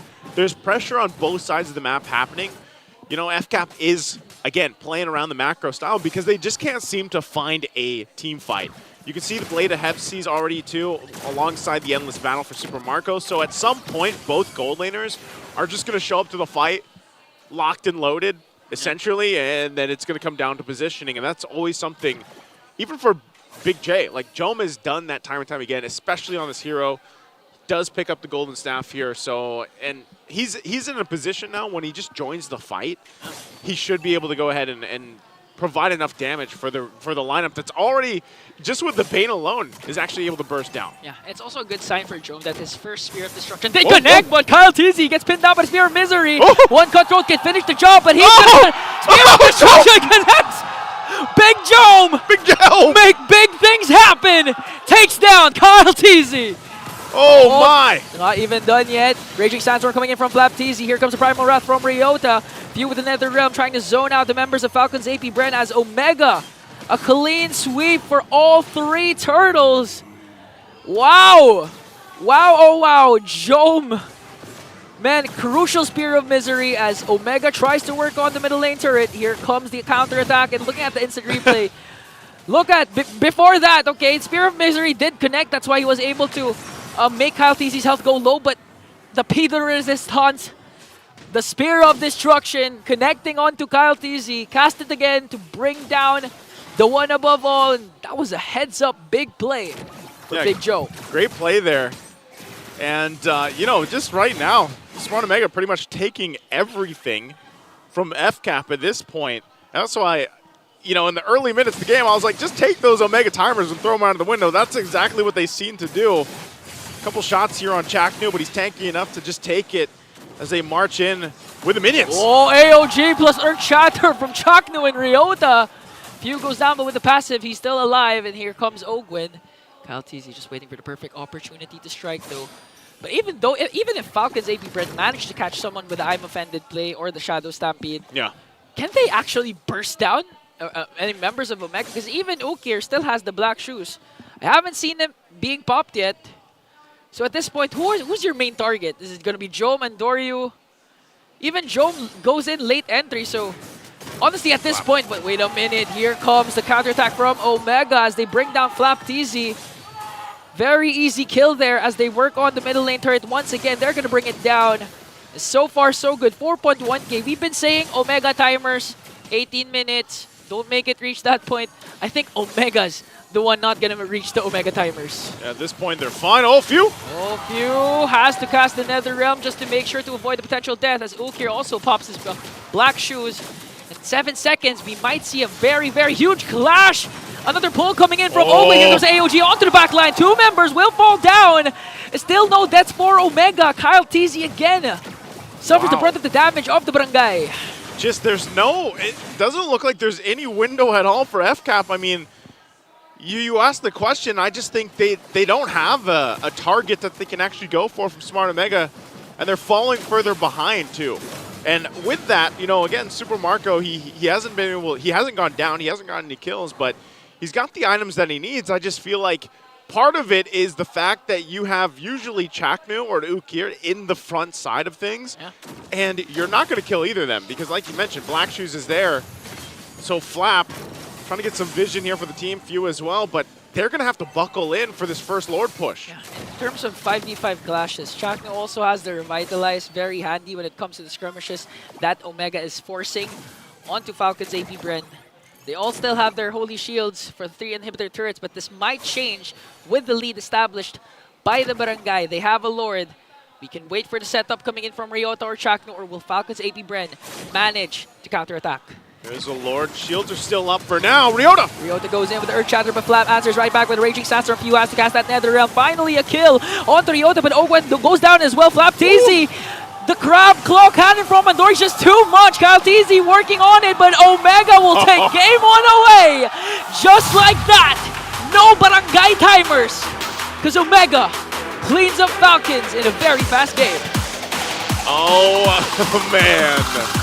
Smart Omega looking so clean in game number 1 to the point where you're wondering, man, what happened to FCAP? What were they going to do in that game? And really, did they just decide, you know what, this lineup, yeah, it's not going to work for this, but man, let's leave it to the panelists to break this down. Rockhart, Redmar, take this away and let us know what happened in game 1. I was honestly shocked. I didn't expect them to do that well early, but that's bad, man. Yeah, no other way to put it. That was the greatest shutdown of Falcons APBren we have ever seen in recent memory. Flat out. That we have seen in recent memory. And Omega did just that. Once that Bane came out and they started taking away the best picks of Ogwyn, they took away the Matilda, they took away the Lolita, they picked up the Lily as the 4th pick. It was so difficult. No room at all whatsoever. Omega outdrafted Falcons APBren, done and dusted. That was the funny thing about that, because you didn't really expect that to happen, especially with a Bane 3rd pick. Yeah. But once you saw it in action, it made so much sense. And I think Naisu also brought it up. Like, you know what? Deadly catch, your cable's gonna get cut. Yep. In the right timing, and that's exactly what Nori did. Yeah, this early pickoff onto Kyle Teasy was devastating for the rotation that Falcons APBren wanted to do. And other than the fact that they were outdrafted, it really looked like Ukir and Chaknu have read the rotations of Falcons APBren. Shout out to Big J for this play, man. It's like, okay, Kyle Teasy gets his Fanny, one of his more iconic heroes. I don't care, I'm Big J. Yeah, free band combo. Woo! Followed up by Ukir as well. Juicy, man, juicy. That was juicy. And whoever fronts here is going to get demolished, no matter who you were. Yeah. That was the funny thing about this lineup, is no one can stand toe-to-toe against it. Yeah, and again, we go back to the classic matchup of utility versus assassins. Yes, Bane hurts, but he's not quote-unquote assassin similar to the likes of Ling, Nolan, Fanny, Haya. He's more part of the utility trinity. Although we haven't found the, let's say, utility pair. There's 2 good quote-unquote utility junglers, Alpha and Bane. And with Andorio getting kills, racking up the Skypiercer stacks early on, decided to even go aggressive with the Brute Force Breastplate 3rd item. Really just no window for Falcons APBren to get anything. Flap Teasy wants the front, but he'll get caught out easily, no escape. Ogwyn wants the front, get vision. Good luck, you're just gonna get bursted and combo down. There's so much crowd control in the lineup of Omega. And my biggest fear as well happened, right? Like, Kyle Teasy did not really do as much as we thought he could in the first few minutes of this game. Which, again, after that, it was just a recovery mode APBren that we were seeing. Yeah. Falcons APBren wanted to respect Andorio. They banned out Ling, Hayabusa, Nolan, and then took Fanny as the first pick. I'm sure Omega were thinking, oh, he's gonna go Julian. But I'm sure Falcons APBren were thinking Omega was gonna go Julian, but no surprise, they go Bane. And the Bane instantly countered Fanny, Khalid, Faramis. The Bane's HP just kept returning. Yeah. That was so tough. It's like that kind, it's not an assassin where you're gonna get killed instantly. Yeah. He's just gonna wear you down. Yeah. He's gonna wear you out while getting HP back. And it's, especially with the right teammates, it feels almost impossible to stop him. Once they get going, they're like a train. You're trying to push back, but they're just gonna overrun you. Yeah, big recalibration by Falcons APBren for the second one. If there's a chance it might actually end up on the blue side again, but we'll see what Omega will decide to pick for the second game. And yeah, Omega is the away team today. Falcons APBren are the home team. So Omega will have that choice. And if Falcons APBren ends up on the red side, well, yeah, I think major respect has to come in for Andorio's Bane. Don't go full assassin ban. Yeah, and even if you do, you know what? He's gonna come up with something, right? Yeah, there's gonna be something. This guy is crazy. Yeah, don't forget, this dude played Hanzo. That's right. This dude played Hanzo earlier in the season. So. Has no fear whatsoever. Yeah. So, you know what? Andorio becoming really top tier right now. Yeah. Definitely, for sure. Same level as almost each and every the greats, literally in the whole MPL Philippines. And then when I say that, it probably is with the whole world. Yeah. So, what can Andorio not do? That's the question, right? I feel like he's just so good. And again, not just him, right? The rest of the team really does gel together so well. You can feel it in the team fights. It's always like 4 people walking straight up in synchronization. It's so good to watch. Yeah. And you know, if ever like Omega are just gonna surprise us all and then absolutely dominate Falcons APBren, 100% you can say that number 1, Omega deserves a top 2 spot. They're not gonna lock it in just yet. But Falcons APBren need to be wary. Watch out for Omega. Team Onic Philippines, if they want to somehow chase upper bracket, if they still can, have to watch out for this Omega squad. Yeah. Which is surprising because Team Liquid Philippines did defeat Omega in the last time that they saw each other. I think that was yesterday, if I'm not mistaken, right? Feels like that way. Is there like a rock paper scissor thing going on here? Yeah, that's what I love about the upper portion of our table here in MPL Philippines. Like, what? Other than the fact that Fnatic Onic Philippines, of course, they're undefeated and they're beating everyone. No one yet, yeah. Yeah, Liquid, FCAP, Omega, they just keep trading. We got a trinity going for these three. Omega, the last game they played, well, against DNC, they 2-0 DNC, and then, in day 2 last week, they lost to Team Liquid Philippines in day 2. That's right. So, I don't know, for a team like Omega, it does feel like target banning isn't working. Yeah. Like, what are you going to do next? That's a big challenge for Ducky and Trevor right here later on. But for the meantime, big shout out to everyone watching an MLBB anniversary happening right now in Barangay Muzon and Barangay Dolores in Taytay Rizal. So, stuff happening here. Apparently, they're having a literal party. Yeah. On a covered court there. And we have a lot of that happening right now. Don't forget to join us with the hashtag MLBB Celebrate Caravan. This coming September 28th to September 29th. We got 5 and 6 as well happening in Calabarzon. I think I'm going to be there. Lots of stuff, prizes, games, and surprise guests. Always follow with and celebrate. Hashtag mag-celebrate tayo. Use that. And of course, a big shout out to all the lucky MPL fans who got to call their idol care of MLBB's 8th anniversary. I can't believe I saw that. Cool. They're doing some literal video calls of the. Oh my this goodness. is it. Before their match happened, so they get a chance to talk to people. That's pretty amazing. Yeah. I would do that. What would you say to your idol if you got to talk to them? I don't know. Tough question. Who is my I idol? actually want to ask them what they're talking about right there. Yeah, so we're seeing Chaktu Smart Omega. This is before their match against Falcons APBren. Yeah, that was earlier. That's in the second floor. Yeah, that's so sweet. Just you get a chance to video call. It's just a video call with your idol. Man, the MLBB is giving us a lot. Yeah. Lately, if you notice. It's interesting. And of course, it's the 8th celebration. So yeah. 8th anniversary. And who knows? That might be you. So try always follow us and use these hashtags whenever you're joining. I think they're not done yet, right? I think this is like a month-long celebration. Yeah. So sounds like fun. Well, just get a chance to call, enjoy, meet your idol. Or, you could just go here. Go here, say hi to them. Also, anyway, it's also very difficult because people are walking all the time. And they're getting prepped for the match. But that one, he's getting solo like hangout time, bonding moments. Yeah. That's cool. And I hope we get more of that. I want that. If you want a video call Redmar, you can always just message. No one wants to video call me, dude. No. I'm sure some of them do. Come on. Just talk about the draft. We're going to talk about No Omega one wants picking blue side right now. That'll be interesting. Yeah. And the first pick material, I still think the Haya's great for Andoryu. Yeah. The Ling's great. FNOP did a first pick Ling. Anything's possible today. Yeah. They wanted it. If they're gonna, I think one of the tells for a first pick Ling is if ever if Matilda is banned by Omega in the first phase. Oh, yeah. That might be a sign that, that's gonna be a Ling first pick. Because everyone is actually, if you're a Ling, it feels so scary to have a Matilda on the enemy team. I think that's what happened earlier. They tried to counter it with a Matilda, with Aurora, I think. It didn't work, right? Yeah. So, and wow, side selection priority is 46% so far for Omega, who seems to be very happy just clapping back.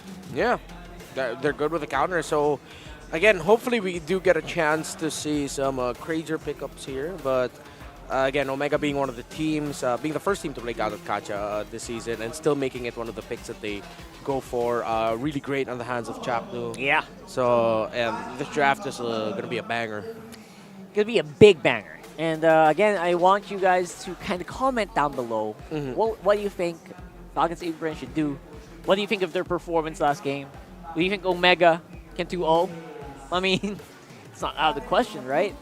Let us know that in the comment section. I'll try to read some of them once my phone is done charging. Yeah. And I will. I'll try to see if we can get some really interesting tidbits from you guys, because we don't want to analyze here all day. We want you guys to also analyze for us. Do what? Okay, sure. Yeah, that'd be great. Right. Always so fun to read your comments down below.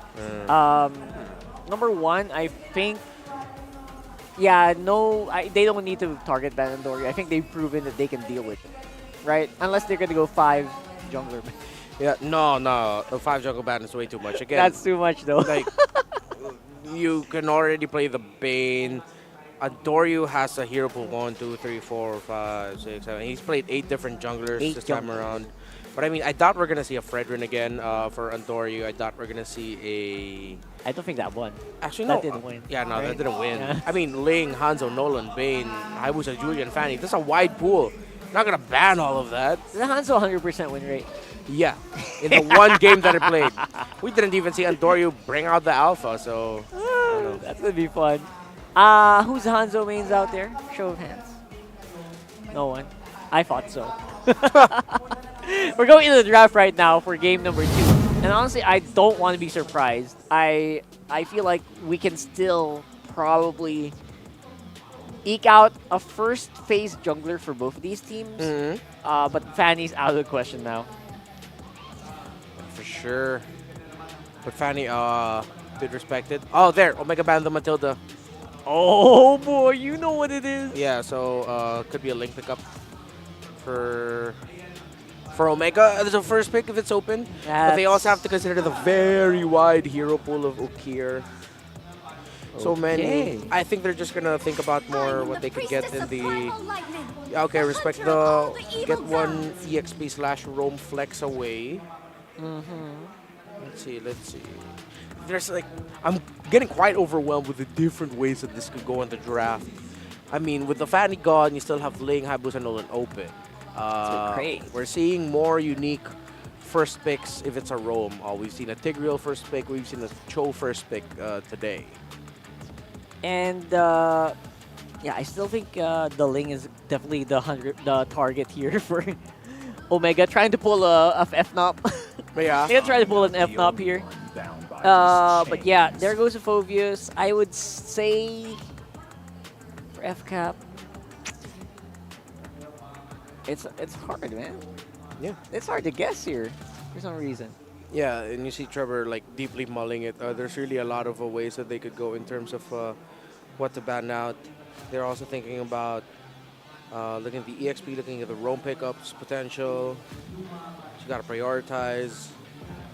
Now, it's not so obvious that Omega will be going into a Ling first pick because you take out the Phoveus, usually that's because you want to set yourself up for a Nolan.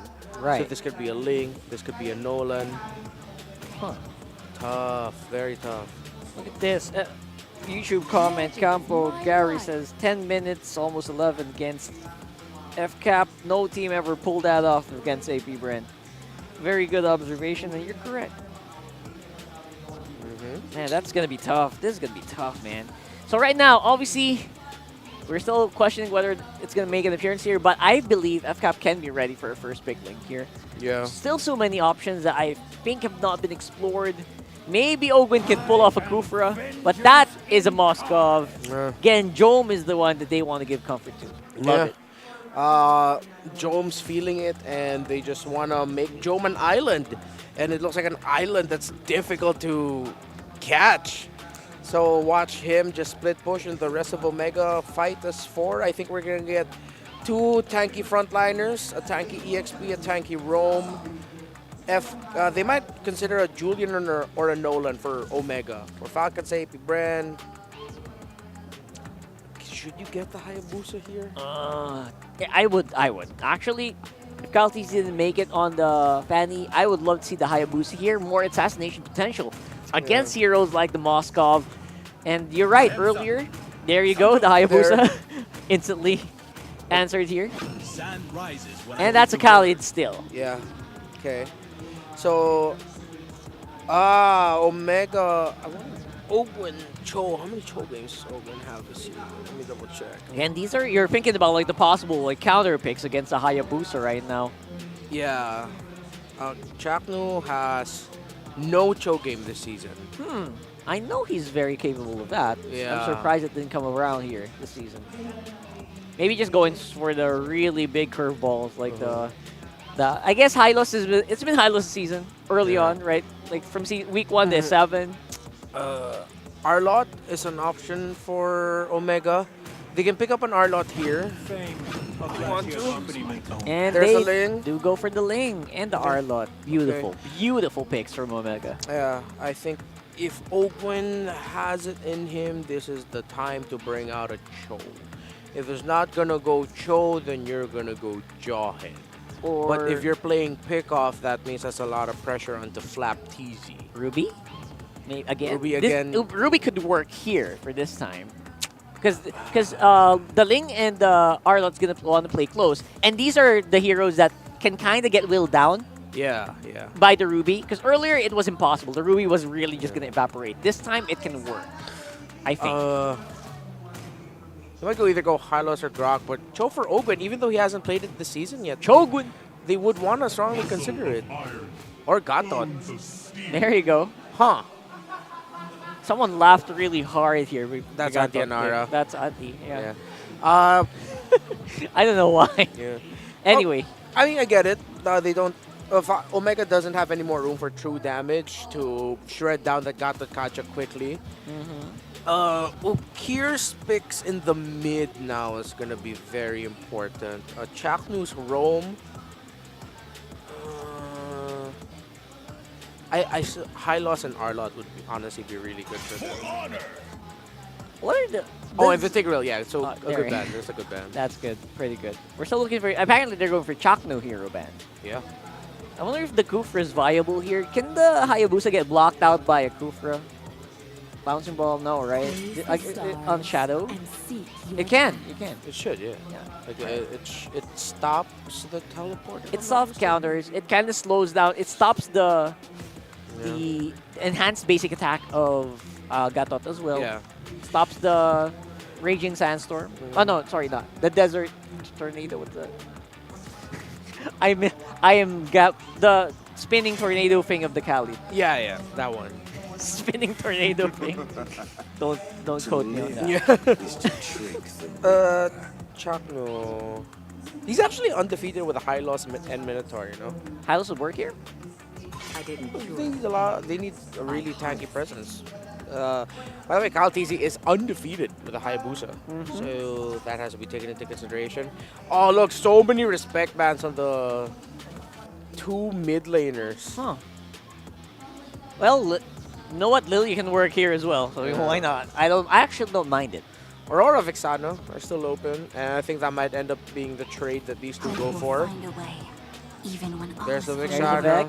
If this is an Aurora Hylos would be good. Aurora Hylos is great here. You set yourself up for a great 4-man team fight while the Moskov split pushes. So it's Arlot, Ling, Aurora, Hylos together.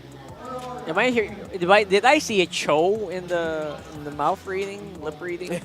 I mean, we were floating the idea of a Cho. So let's see what's going to be. Rock. Okay. They go for the fast rope, high invade. And Lilia. Oh, still Lilia. Okay. Yes, you know, we mentioned earlier, it can work well with a good front line. Yeah, you're right. Up against the Gatot, up against the Khalid. No problems. At least that's one less thing they have to worry about, right? Yeah. I think it was just important that Omega ended up with a mid laner that had like a reset. Or crowd control. A second life. Right. You have the Black Shoes to bring you back to good health, or the Aurora passive to, survive a killing blow. So you don't get whittled down by a Haya over and over again. Yeah. Right. It's like you make the Hayabusa waste something, or make the opposing team waste something just to try to take down one of your lives. First item, Winter Crown. Yeah. What's Marco gonna get here? Is he gonna go just Claude? Oh, yeah. Okay. Safe pick. They go for the safe route. I like it. At the same time, it opens up a lot of room for Omega to do really good in the early game, right? Because that's Hayabusa's late game, no matter how he does crazy on late game. Yeah. And very few can actually activate him early. So we'll have to wait and see. So right now, obviously, I still feel like Omega got the better of the draft here. More comfortable with these picks. I think we look at the Ling and the Haya. Ling and Haya. Who rotates better, right amount of aggression, tower dives in the mid and on the sides. Yeah, it's a Kyle and Andoryu show here to see who gets the winning condition for the early to the mid game for their team. It's becoming just that, isn't it? Anime fight. Just an anime fight of epic proportions. Let's throw it over to Naisu and Ingander. Bring us that anime fight. Hopefully someone teleports. Well, we're going to find out if someone does teleport here. Rarkart, Renmar, thank you for the breakdown once again. Welcome to the caster desk, English caster desk here. I'm Naisu, joined with Ingan. And right now, they're facing match point here. Smart Omega, after a very strong showing in game 1, are going to leave it up to this one. We'll see if FCAP can extend the series to game 3 and get their revenge again from what happened in the first half of the regular season. Ingan, how are we feeling about the lineups here? I do agree with the panel. Again, it's going to boil down to the jungle lane matchup. Who's going to snowball first? Who's going to control the first 3 minutes? First 2-3 turtles. It's going to be Kyle TZ, the one above all, versus Andoryu, the curly nightmare. That came from the Filipino, but I just translated it word for word. The curly nightmare. The curly nightmare. Well, you know, again, looking at the emblems here, not only is it going to be the Assassin battle, but also the Warcry emblem battle, which, you know, usually we see, especially with these two heroes alone. Now, part of this is really just wondering if, I guess, the start of this whole game is going to be different for FCAP, because they're going to have to fight for it. Look at Andoryu. He's so confident, too, that he's going to just plant himself on this side of the map, take what he can, and get prepped up for the first objective. Earlier on, too, we saw some pretty decisiveness, I would say, from Smart Omega, where, you know, they started off on a strong foot early game. They got control against a team that is known. FCAP is known for their macro playstyle. Yeah. But it was actually Smart Omega that out-macroed FCAP. I feel like it's gonna take a lot more for Omega to pull off what they pulled off during game number 1. Because looking at the XP and Roma Falcons APBren, both are tanky, both have sustain. Unlike game number 1, wherein Ogwen had the Ruby, so it was much more flap DZ, soaking up the damage, becoming the sandbag, and Ogwen just really relying on the I'm Offended plays to connect. But this time, they can actually interchange.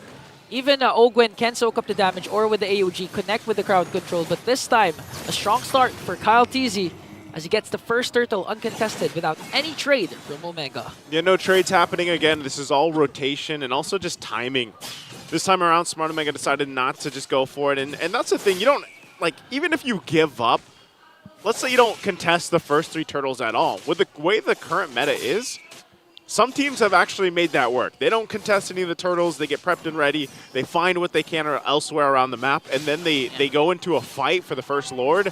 And that's where usually this pendulum swings, and sometimes momentum shifts. Not sure if Smart Omega is going to do that for the second turtle, but at least for the first one, they just kind of let that go. No first blood's going down yet, so really when we have to pay attention to this is also, you know, gold lane matchup-wise, they're going to go ahead and just farm through. And we know that Claude now with the most recent patch, he's pretty much online, you know, 2 items in. Yeah, again, doesn't cost any more mana for Super Marco. Doesn't have to go for the common emblem, because it's not mana reliant anymore. And for Falcons APBren, even if Omega decides to pick their fights, like what you're mentioning, like let's just give up the turtle, we can't go 5-on-5. Falcons APBren is one of those teams that is known for extending the lead without clashes. Yeah. That's how macro-centric this team is, along with Fnatic Onic. I remember there was even a game with Fnatic Onic, I believe it was Blacklist, where there was no kills at all, but their lead ballooned up to like 7-8K. It was all macro at that point. It was all macro. And this one, like, going back to what Renmar and Rockhart were hoping for, you know, an anime battle, this is like the prelude, or maybe it's a season of 1,000+ episodes and you're just starting. What do you call those episodes that don't matter? Filler? The filler episodes. Yeah. This is right now, at least in this part, this is like the filler episode. So we're just going to have to wait until the objective comes out, because neither team really wants to fight. And earlier on, part of that was because certain level 4s were not available even for Smart Omega. This time it is, though. So half health on the turtle. We'll see if they actually go for this once again. Okay, Chakno making sure Dory doesn't get spot out. This time contest for the turtle. Will make sure to get it. A beautiful zone out for Chakno as he used the wild charge and flicker combination, catching the Falcons APBren off guard. catch him off guard. Again, Chaknu used that wild charge right on the money, but still no one going down. So I don't know if this still constitutes filler episodes, but hey, they got the objective, so it's 1 for 1 there. But an important filler episode, yeah. Yeah, and while we're in that filler episode, why don't you guys go ahead and grab this in-game code? Grab it while you can. MLBB 8th Anif. Make sure you type in the code properly. Again, happy birthday, Capital MLBB. Capital A. Flap TZ goes in after Andorio. Andorio manages to go out with a Finch Poise. That was a close, almost kill for Flap TZ. And with the aggression that Falcons APBren is showing, they can actually dominate starting after the third turtle. If they continue this aggression, Ogwin goes in with the AOG just to make sure that they secure the bottom lane turret. One more hit. They were able to save it. For now, I mean, it's literally one look away. Mid lane! Oh! Okir didn't even cast the black shoes. That burst was instantaneous for few. And Kyle TZ. Okay, so first blood drawn at nearly the 6-minute mark. Something a little bit different than what we've seen, at least, you know, in the current meta of things. A slow start, but right now it looks like FCAP's ready to go ahead and start putting the foot to the gas here. The last turtle is going to be at about 30 seconds. And we've seen kind of this push and pull, at least from Smart Omega. Here they are in mid lane once again. They're going to force out the Sandstorm, Raging Sandstorm from Flap, but this is the thing, man. They have to just play on the course of these roams, these setups, even down to the XP lane to some extent. And Flap's going to be fine. Enough of a front line, I would say, of the Khalid, especially these tanky Khalid builds and emblem sets, that it's enough to just allow Ogwin to jump in whenever he needs to. Yeah, Flap TZ opting to go for the Thunderbelt first item as the turtle has spawned. Still, both of these teams haven't committed to anything yet, but Ogwin making sure. Look at that, Jome working on the top lane turret as Super Marco tries to defend it. Okay, so Ogwin and the rest of Falcons APBren are first here in the scene. Look at that, Tempest of Blades onto Super Marco. And he's going to bring down Super Marco up top. Falcons APBren still hasn't responded to the aggression. And Ryota with the final slash onto Few, forcing the flicker out. Here comes Ogwin and Flap TZ as well. No casualties still, only Super Marco as they work on the top lane turret. You still have Kyle TZ up top, too. Ooh. But Jome gets back. He does get back to base. Kyle TZ was waiting there. Also picks up the Sky Piercer now. So still with this turtle up for grabs. Last one of the game.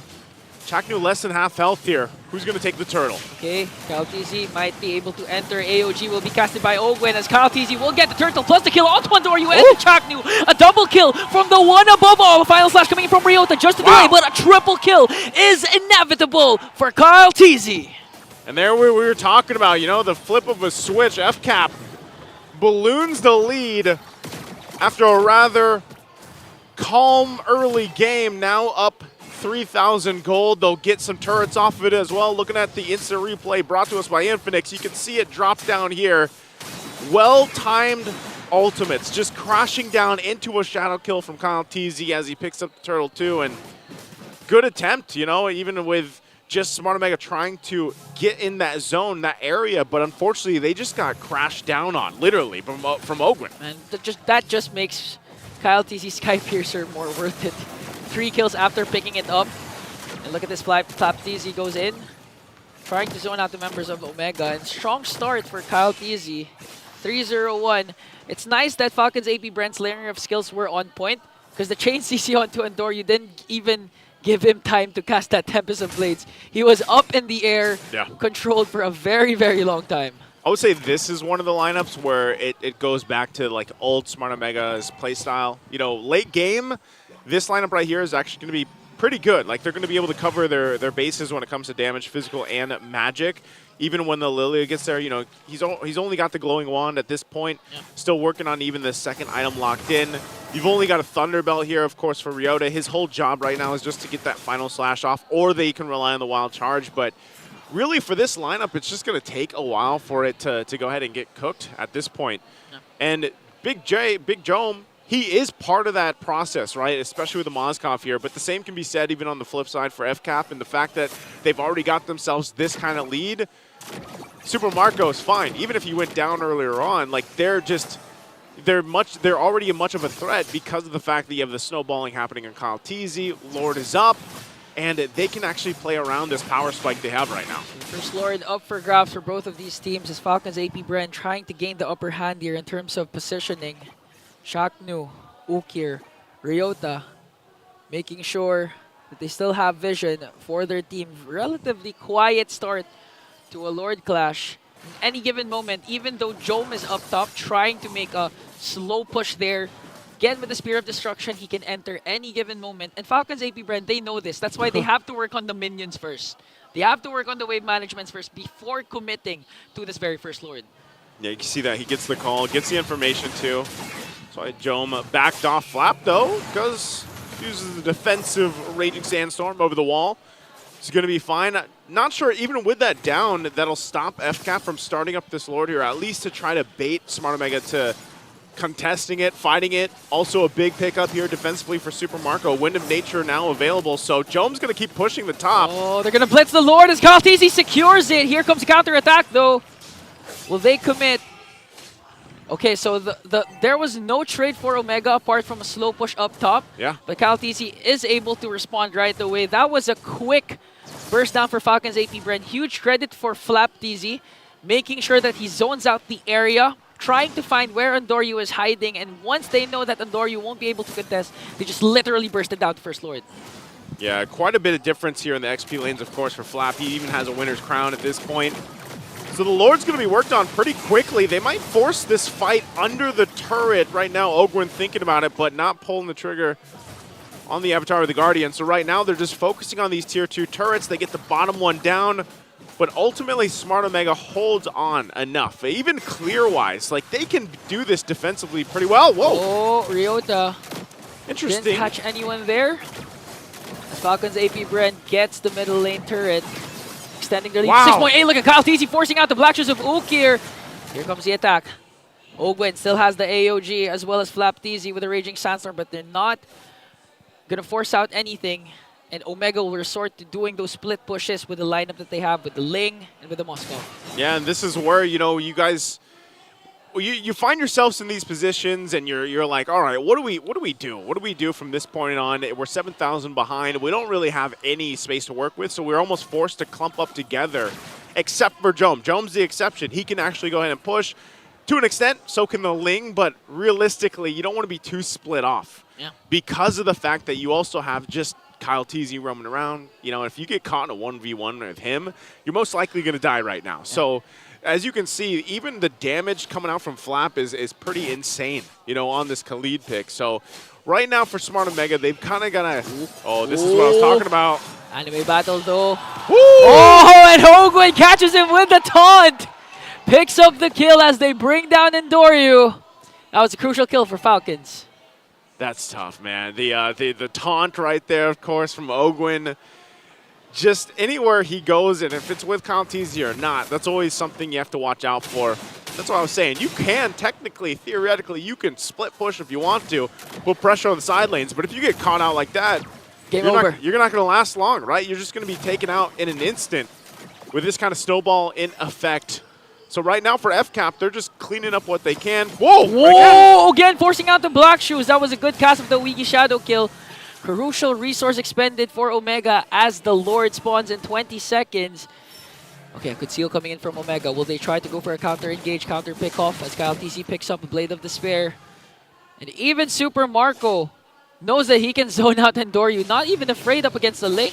Yeah, this is one of the things, too, where Andoryu not having a buff. Lord is up here. FCAP can honestly just blitz this Lord if they want to. That's why you got Jome still top side. Kyle TZ making his way. Super Marco will do most of the damage on the Lord for now, but right now, Smart Omega just trying to find what they can do with this. Okay, Wiki Shadow kill versus the Wind of Nature of Jome as he flickers out as well. On the other hand, FlapTZ working on Andoryu. Here comes the zoning capabilities again of FlapTZ. The one we saw during the first Lord where he's just literally looking for Andoryu. Not minding Ryota, doesn't care about Chak nor Ukir. Just look for Andoryu whenever there's a neutral objective, and FlapTZ already has done his job. Okay, so this could be the blitz. Jome's still there. Presence on the top side.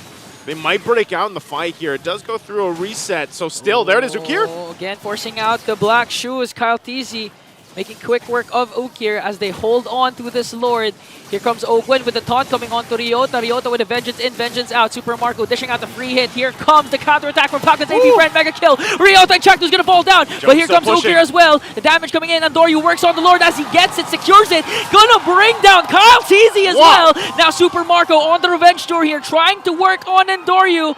Will he be able to take him down though? Is there a Finch, boys? Yes, there is. But Ogwen makes sure to sandwich the hell out of Andoryu. Hey, Smart Omega got what they wanted out of that. Not only a base turret with a push from Jome, but then they go and do that too. Man, Andoryu, I would say, you know, based off what they were able to accomplish. Hold on.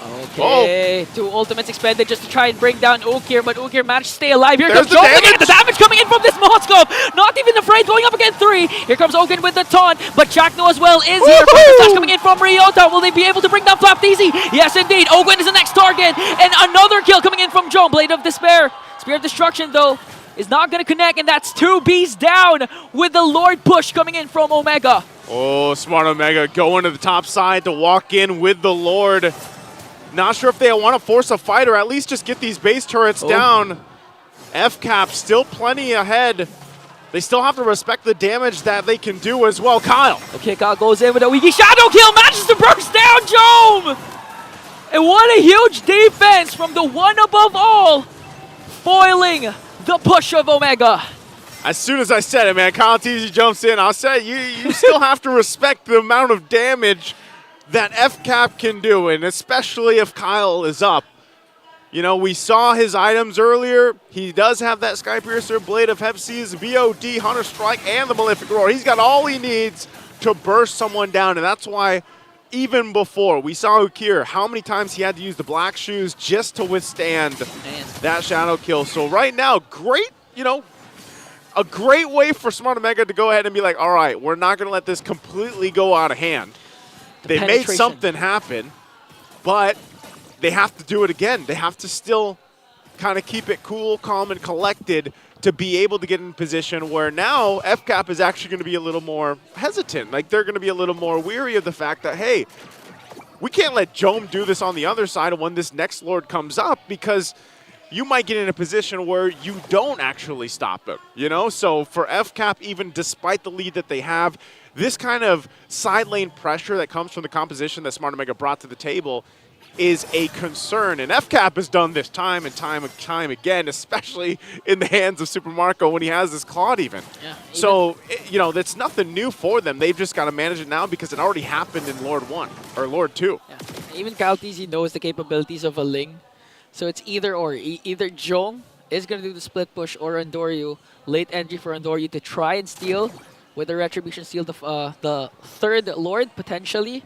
And for Falcons APBren, just really hope that they are able to secure this time the Lord. Because a while ago, Omega was willing to trade for that inhibitor up top against Falcons APBren securing the second Lord. But the problem was Andoryu happened. A crucial Templars of Blades and Retribution Seal right on time to deprive Falcons APBren of any trade they were looking for. You can see it once again. Jome playing himself side lane, and FCAP's going to try to contain it this time around. They know the play here. With Lord being up, he also picks up an Immortality, so he's got a little bit of that defense now. They can play a part in. Little extra boost, of course, that potion being picked up for Kyle TZ. So now they just kind of face off against each other, looking for what kind of pick-off they can find, either or, for Smart Omega or an FCAP. So still, even like I said, with the lead that FCAP has, it's still a risky game in order to actually go against, because if they do happen to lose one member here on either side, it makes things much more risky in the fact that you have that side lane pressure, and you can see both of them just kind of be in that presence there on that bottom side. The Super Marco is going to answer that. Now, Egon, what do you think the chances are that Smart Omega is able to win this next Lord fight? Well, the beauty of the lineup of Omega and the circumstance that this is the third Lord, if ever they find out that Jome is onto the bottom lane or Andoryu is nowhere to be found, they just can't burst down the Lord right away. The Lord's tankier, harder to blitz, and at the same time, by the time Falcons APBren decides to blitz the Lord, for sure Jome or Andoryu will be in the picture during the Lord fight. I love that they're just planning Ogwen there too. You know, he's kind of just this war in the bush, if you will. enough to be a pressure there that just in case Jome actually decided to engage on Super Marco, Ogwin will be there to catch him and support him out. So right now it's just still stalemate waters, and this is going to happen on both sides. You see Andoria doing the same thing. Yeah. The only thing he has to be cautious of is, like I said, not getting caught out in that 1v1 versus Kyle Teasy. And then, of course, if it does break out, you got to hope your team rotates fast enough to support you on that one. The beauty of the circumstance of Falcons APBren right now is that the inhibitor turret that got taken away from them is at the top lane wherein the Lord is located, so they can easily just take care of the lanes. And Super Marco managing to also take care of the bottom, but Chaknu, okay, goes in with a conceal. It's going to be a retribution Jome's battle still there. between the two junglers. Here comes FlapTZ trying to zone out Ryota. Super Marco enters in with a blazing duet, but the first man down is going to be Ryota. Omega trying to answer right back. Here comes Andorio, but Super Marco with a clutch wind of nature. He has the immortality as well. Jome connects with the Spear of Destruction as Ukir will fall down. That's Jome two members, but Jome just pushes once again. Got an inhibitor down bottom, but is it worth it though? Because three members of Barangay are not here anymore. And Dorio works on Marco! And he's gonna bring down Bulletproof Marco! The nature, the immortality has now been expended, but Kyle Teasy, the anime fight we've all been waiting for. Oh, he picks up the immortality, and Kyle Teasy's like, yep, I'm out of here. I'm going to go start this Lord up. But man, I've seen this episode, Kyle said. Yeah, it's... But hey, Smart Omega, they did exactly what they wanted to do. They got the second base turret down. Are they going to lose this Lord here? Kyle Teasy has to be careful. Andorio around the corner. Okay, Wiki Shadow kill. Tempest of Blades as well. Before members of Falcons APBren are here. Jome connects with the Spear of Destruction. Manages to find View, and he's going to burn them down. Andorio as well will fall down. FlapTZ trying to answer right after Jome. Jome still has the immortality as Kyle TC works on the Lord. Jome against 3 Spear of Misery. Immortality will be popped. Is it going to be enough though to escape? Here comes Ryota. He has the final slash though. What? Trying to go right after Ogwin. Still alive. Ukir? But Falcons APBren did get the Lord. Here comes the final slash. We're all been waiting for as Ogwin pops his immortality. Ryota Ukir working on Master Ogwin. Again with the Winter Crown. Buying enough time for Falcons APBren as Ukir picks up the kill. Oh my goodness. Big J with big plays again. Able to just buy that much time, switch items out from immortalities to then the rose gold meter. Like everything that he did there to buy enough time and still live to tell the story. Man, what a play, and now he also switches back into the Wind of Nature here. The best part also for Falcons APBren is they got 2 inhibitor turrets. Falcons APBren manages to get the mid one. Falcons APBren did get the Lord, but look at the times, Naisu. It's officially the Omega. We're past the Omega timers. We're past it at this point, and I was saying this lineup is meant for those timers. They're going to clear the Lord out here, but FCAP, I think they want to fight. Okay, they want to fight. They're bringing the fight onto Jome. Jome, though, trying to free hit. Here comes the Winter Crown coming in. Ryota with the final slash, not going to connect. Here comes Spear with the Eternal Guard, though. Kyle TZ, Quad Shadow's out. Ryota is in trouble as FlopTZ will bring him down. The Lord is still up here for Falcons APBren as they manage to bring down Ryota. They just have to manage this. They're going to have to clear out the Lord. Ukir should be able to take it down himself. The charge does come through the wall. Oh, mid lane, Andoru. Okay, he's fine too. Getting chased down. Kyle still looking for him too. Wow. They might be able to catch him. Ogwin has him spotted. Uh-oh. Oh, Andoru! Too much bees in that brush, and he's gonna fall down 58 seconds before he respawns. Falcons APBren, they don't care about Omega timers. All they're thinking about right now is extend the game and get the revenge onto the Barangay. The waves are pushing in here as much as they try. They're going to have to pull out a miracle. FlapTZ starts things off. Jome trying to clear the middle lane. The damage coming in from Kyle is just too much. Falcons APBren on the verge of evening out the series, and we are going to a game number 3. Wouldn't have it any other way. For our star match here for the day, going to another game 3. Great adjustments coming out, of course, from FCAP. And man, I have to give it up even for Smart Omega. A valiant effort there. I'll try to turn that around in a great effort just all around by both teams. I know our panelists have a lot to say about this one. Let's throw it over to them to break it down. All right, now that was a match. My goodness! That got us all tongue twisted. It sounded like Nice who said, throw it over to the panelists to bake it down. I'm ready to bake. Let's cook. Let's cook some good analysis, you know? Let him cook. And our hunch was right. It ended up becoming a story of which jungler would play better. It was a Hayabusa versus Ling show because in the every other role other than Jome split pushing was just supporting cast to their junglers. Sadly, no one teleported. But in this one, it's Hayabusa. Kyle TZ, 10-1-6 in this game. He snowballed, got the early. He missed out on that first Lord. However, that was because he was low. He had no more shadows. He couldn't go back. If he stayed to contest that first Lord that Andoryu stole under the noses of Falcons APBren, he would have died. But then Falcons APBren were able to recover. And the game that Omega was playing was risky. But it was a very calculated risk because they were just leveraging the fact that Jome was just constantly split pushing and the team fighting of Omega as those four are already so good. However, the Flap TZ reached another level in this one. Great decision making. He only died once or twice here, if I'm not mistaken. And it was his aggression as the Khalid who picked up a Winter Crown was so good, being able to heal through that. And you saw the Falcons APBren understanding that this is a jungle versus jungle matchup. As long as they can take care of their map, they just really need to take down Andoryu or give Andoryu a difficult time. And Andoryu had a very difficult game. Yeah, if there was an interview for Kyle TZ right now, he'd probably go, you got us on the first half, not gonna lie. Yeah. for sure, dude. They did. It felt like they could probably end it a few moments there. Yeah. If only like one person was alive. Yeah. But yeah, they cleaned it up. Falcons APBren came back with a vengeance. Yeah. And the sequence before the game-winning siege by Falcons APBren, you saw that was them taking down Ryota. That came from Flap TZ just saying, screw it, I'm going to go forward. Yeah, at first I thought he was out of timing because the other members of Falcons APBren weren't exactly close enough to respond right away. But no, they were there. They were able to respond. And with good map management by Falcons APBren, not giving a lot of opportunities for Omega to punish them in the early. Good control of minion waves and the map. Sacrificing at certain points, knowing that the Moskov will be there instead of just being so static. At some point, they're going to have to take a trade. But Falcons APBren would take a good trade. Good macro, great micro, such a great game number 2.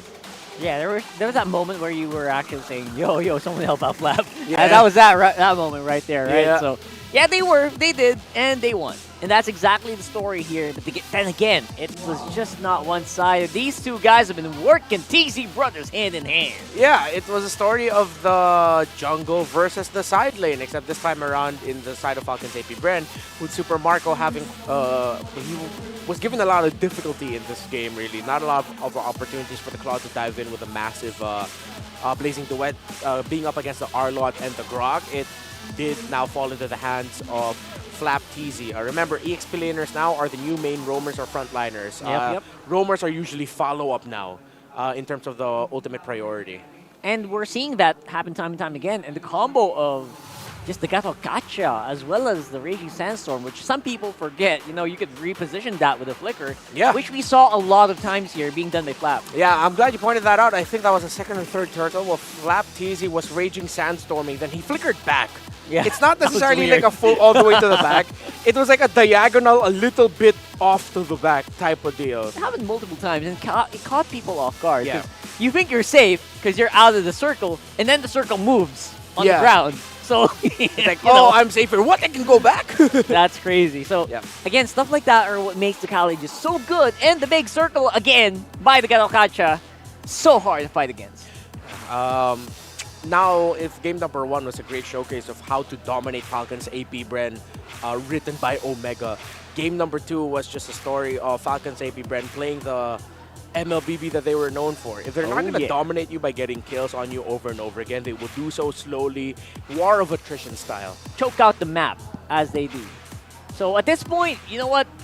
And by the way, another circle by Few. There's another circle for the Eternal Guard. Yeah, the Eternal Guard. So the crowd control is insane here for FCAP in this one, which then again did contribute to them having such really good team fighting. And of course, Kyle TZ also does that on his own. Yeah. Now, honestly, he fell off maybe at around 15 minutes, 18 minutes. People were dodging him, starting to dodge. with items and immortalities and whatnot. But they got the job done. And another long game was had by all. Yeah.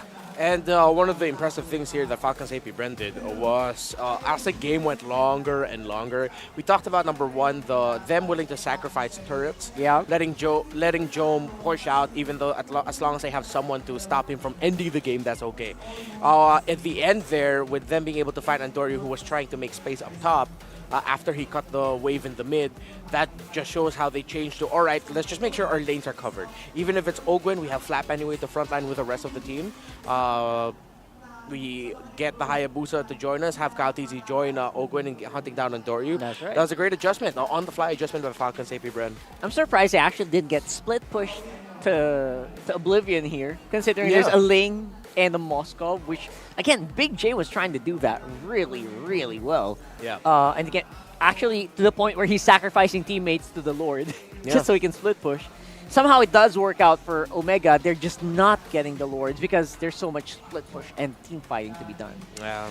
So, again, these are things you kind of have to weigh, right? If you guys are playing, you know what I'm talking about. You got to have to weigh team fighting versus going for the objective. Yeah. And in fairness to Omega, they did that pretty well.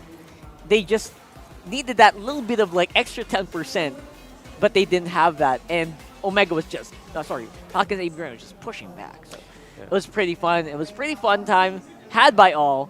Oh, we have a late game showdown. What's this? Before this game, FCAP has recorded 50% win rate in 6 games, past 18 minutes. On the other hand, Smart Omega, 71% win rate in 7 games that had 18 minutes. Ah, okay. So Smart Omega who's- is 5 out of 7 in games that are past 18 minutes, while Falcons APBren are 3 games. Yeah, 3 out of 6 in games past 18 minutes. All right. So that was heading into this one. So they're... Now it's 6 out of 8 for Falcons. Oh, excuse me. 4 out of 7 for Falcons APBren. All right, so that means that both of these teams are vying for that 18-minute mark. Yeah, still. some of the longest games this season are with Falcons APBren. Falcons APBren, Team Liquid, Smart Omega. All It's right. usually that. And then the shortest game also is in the hands of Falcons APBren up against the NC Pro team. If you remember, that was like sub 10 minutes. That was brutal. Yeah, that was brutal. That was brutal. The less we talk about that, the better for all of our feelings. Yes, please. Just, if you're curious, just go ahead and scroll back. I think a few... Yeah. that was 2 weeks ago. Yeah. 2 weeks ago, yeah. Is that 2 weeks ago? It's week 7 now, week 5. I think it was like a week 4 or week 5, yeah. Week 4, week 5. I think that was week 4 or 5. Anyway, we're coming back into this one, and we are seeing a pretty good statement here by Kaltizi. You know what? Game 1, I kind of fell off. Not gonna lie. But in Game 2, he solidified that, you know what, stuff can happen in the early game, even with a high boost in tow. So I feel like Falcons APBren can still pretty much contest that hero in this match. Yeah. Again, every time now, especially after the draft that we saw in game number 1, it's trying to run through the permutations in my head. There's so many possibilities that you can go for. I feel like the Hylos could have fit there somewhere. Yeah, because this time around, Falcons APBren, other than the fact that Kaltizi had a really great game with the Hayabusa, how Few and Ogren were just controlling the map, Asagata, Kaja, and Vixana respectively as well. I thought that their impact wouldn't be as felt. I thought it really would just be jungle versus jungle. No. But no, even Chaknu and Ukir had a difficult time finding an opening. Maybe it's because, like, in terms of their lineup, like, when you think of Vexano, when you think of Gatakacha, you think hard catch. That's right. Chaknu, as the Grot, the wild charge is a hard catch in a way, yeah. Ukir doesn't have a hard catch. He has good damage. He just blows up people. He blows from the people up floor. and slows people down. Yeah. That's the difference between the two. The hard catch from their lineup actually comes from the Ling with the Tempest of Blades. But That's you're not, the only hard catch they have. Yeah, but you're in the mid trio alongside the Grot. But if you're the Ling, you're not going to be using your Tempest of Blades just to knock people up, because that's your main ability for team fighting. And for dodging the shadow kill. And for dodging the shadow kill. So it's Oogie, by the way, not Woogie. It's Womi shadow kill. Womi shadow kill. No, Oogie, that's 2 O's. Oogie. But it's spelled O-U, right? Yeah, so There you go. If you know, you know. Anyway. Hold that, FCAP man. on blue side, by the way, and a big shout out to our streamers from Southeast Asia. You guys watching from MENA in South Asia, and our good friends in NA. Man, I hope that we get more NA streamers. To be honest, I feel like NA just super underrated, and how well they create stories there. Dude, shout out to Trex, who braves through the very difficult time zone difference of NA and Asia. He would restream MPL Indonesia, MPL Malaysia, MPL Philippines. So shout out to you, Trex. I miss you, man. Yeah. And scan the QR code right there if you want to join. If you want to join on the action. We're still getting people. Playoffs is coming. Yeah. Right? So go ahead and do that. And we could probably register there as well. If we're not here like most of the time. Yeah. I mean, maybe on our off days. It gets tiring. It gets tiring. Yeah, I know. Shout out to the restreamers. You guys are great. Shout out to the restreamers who just hang out with us, right? You guys hang out with us. Your viewers hang out with us. Comment your favorite restreamer. If you have a favorite restreamer, I want to know their names, and we'll also try to drop by. Yeah. Comment it down below. If they're live right now, let us know. Right now, we're going to draft for game number 3 here. Match number 3, game number 3. And it is going to be a blast for sure. Hayabusa is a proven commodity. And the lane can also kind of really tear it up. But the big question is, will Big J get his Moscow? Let's see if he will. Huh. That seems to be the case. Omega really is respecting the hell out of the Matilda of Falcons APBren. Big J went cray-cray in that last one, by the way. Yeah, with the Moscow. Mechanics. I think Omega can still lean in on that, you know? With Harith being gone here, they can still, once again, just... I mean, the Moscow did provide difficulty for Falcons APBren. So if I'm Omega, I'm thinking, Jome, if you're still feeling it, I mean, why not, right? Yeah, exactly. Right now, comfort is not lacking here at all for the rest of the squad here. Again, I don't think there's any, what do you call this? Not much of merit banning out Chaknus, or they're going for the known ones, trying to just make sure that Big J stays on the Moscow by banning out the Harif, and making sure that the Hayabusa is not in contention here. They don't want to first pick it. Yeah, and look at the different approach now by Falcons APBren. Instead of like committing all of their bans of the Assassin, they just ban out one. They just ban out the Hayabusa. Which means the right call. They have the Julian and Nolan available for them. Ling as well. If he wants to. I think Falcons APBren are more of a team that lean towards the Julian and Nolan though, because of their inherent burst. And the swap ability. You know, sometimes they can flex it out if you. Yeah. On the mid. Oh, yeah, that's Julian. So I don't know if they can go, if they want to go crazy right now, but for the meantime, that is going to be it. At least for it. The Phobius, that's like permaban today, right? Yeah, dude, Phobius is just way too good as a It's pick. way too good. Oh, they get the Moscow. it. Sneaky, sneaky. It's going to be a different approach now by Falcons APBren. All right. Okay. So they say, you know what, you've been being too comfortable there on the Moscow, Big J. Yeah, we did acknowledge that it is still a very respectable pickup. Yeah. I love it. And the alternatives obviously are still pretty good. The Claude's still pretty good. Alice, if he wants to. Lunox is out in the probably not. Yeah. I think the question right now for Omega is if you're going to give the Ling and Moskov, if ever, or are you going to pick it up for yourself? Hey, Adorio's great on the Ling. Yeah, for sure. There's the Claude. There you go for save. To And pick. got Claude for the roam. Ah, Again, we're not sure if it's roam, can be XP, but most likely roam. Yeah, most likely roam. I mean, game 1, Omega had the Gatot, they won. Game number 2, Falcons APBren had the Gatot, they won. So I think it looks like they're just trading the Gatot pickup. And again, there's not a lot of like hard damage right now to deal with this pick. They only have the Moskov. Unless Falcons APBren swerves and picks up like something like Alpha, which I highly doubt it. They're going to be chasing the top tier junglers right now. 100%. Yeah. Either Ling the is, Ling, the Ling is the Julian, or top Nolan. pick, right? And then Julian, then Yeah. depending on your comp. Actually, now it's more Nolan than Haya. Nolan. Yeah, Nolan and Haya are like the true priorities right now. And then Nolan Ling is like straight up buffed, right?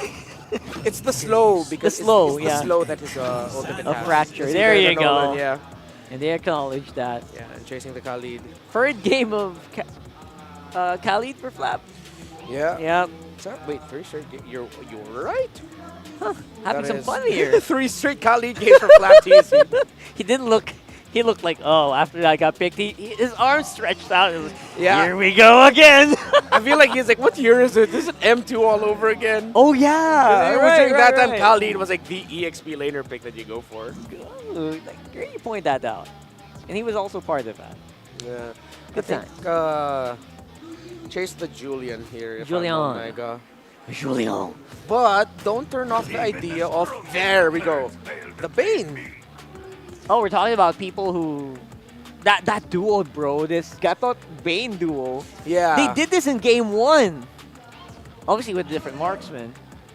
The gold laner. Look at that Bren pass. Oh yeah, this is the APBren championship pass. And this guy's name is Brent as well. Yeah, that's AP Brent. The guy's name is actual legal name is Brent. Yeah, one of the most active members of the Hive With here a in T. the Philippines. Constantly goes into the Hive group trying to look for a girlfriend.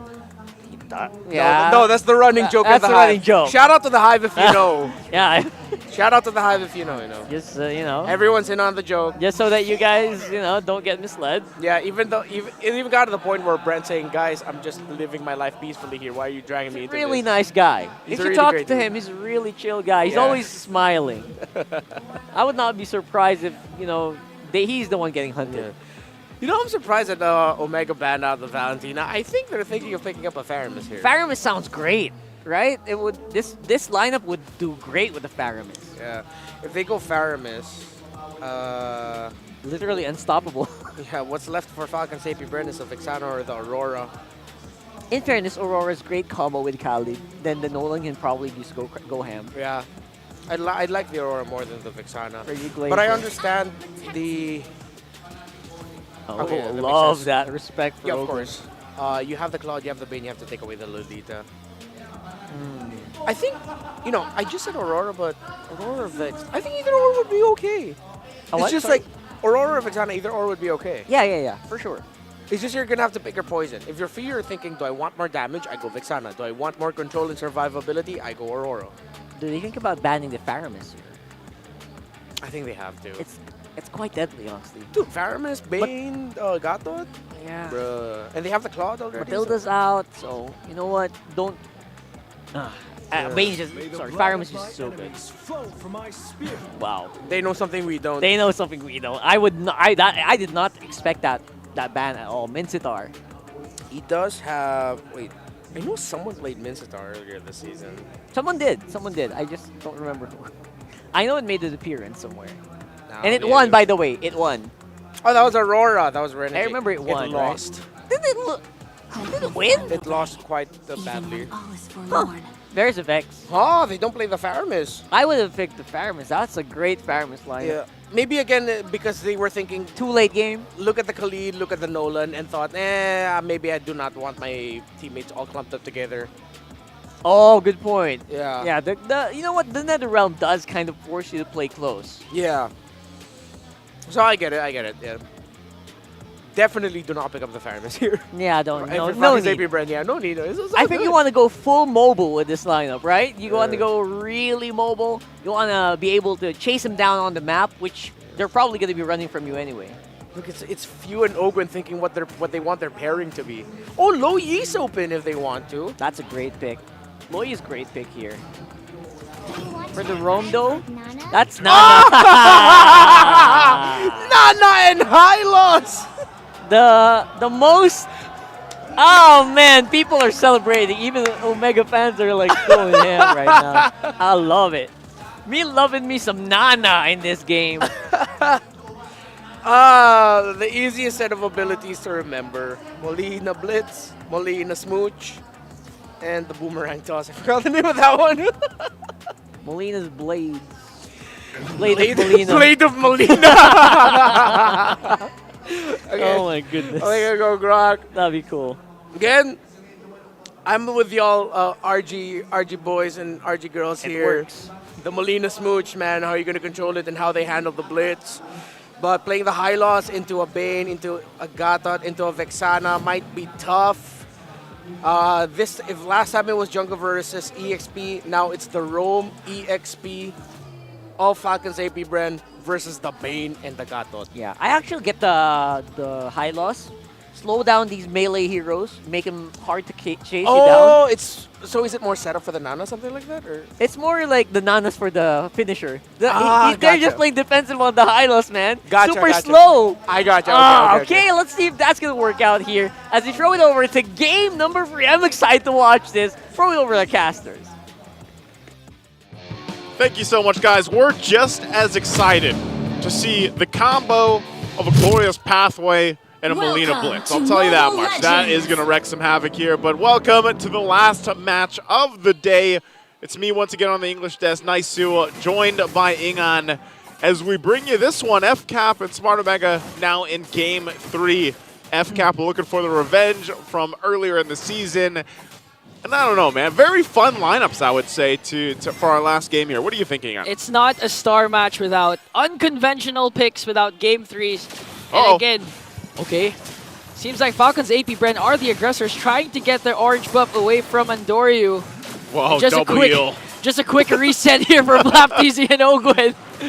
And again, they're back in the picture here, trying to zone out Andoryu. Here comes Kyle Teasy. Uh-oh. Will he be able to retry, though? As Omega forces to rotate with 4 members and first blood. They're full sending it. Okay, but this time Flapteezy, though, answers right back with a kill onto Andoryu. That's going to be a more worth it trade. Unless Flapteezy manages to escape. A roamer for Andoryu with the Bane. Hey, Worth. They got Andoryu. Hashtag Worth. Wow. So, you know, that really reminds me of the early aggression that we saw from Team Liquid PH. Was it last week? When they went back to the roots of the Echo Express. The Cho and Khalid combination. Yeah, so and they're still going. Oh. They're still doing it. And Kyle Teasy manages to get the purple buff. Okay, first minute in. There is no buffs for Andoryu. That's going to be a huge problem for the first turtle. Oh! Flicker out. Even if Few has the passive, he's not going to waste it on one power of nature from Ryota. Yeah, he's fine. He's fine. I know there's some excited people in the crowd tonight because I just heard a shriek in the MPL arena.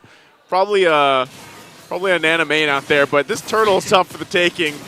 We'll see how they play it out. Already, Flap! Oh, Flapteezy, but here comes Ogwen with the Revitalize plus the quick sand guard. Look at the HP of Flapteezy.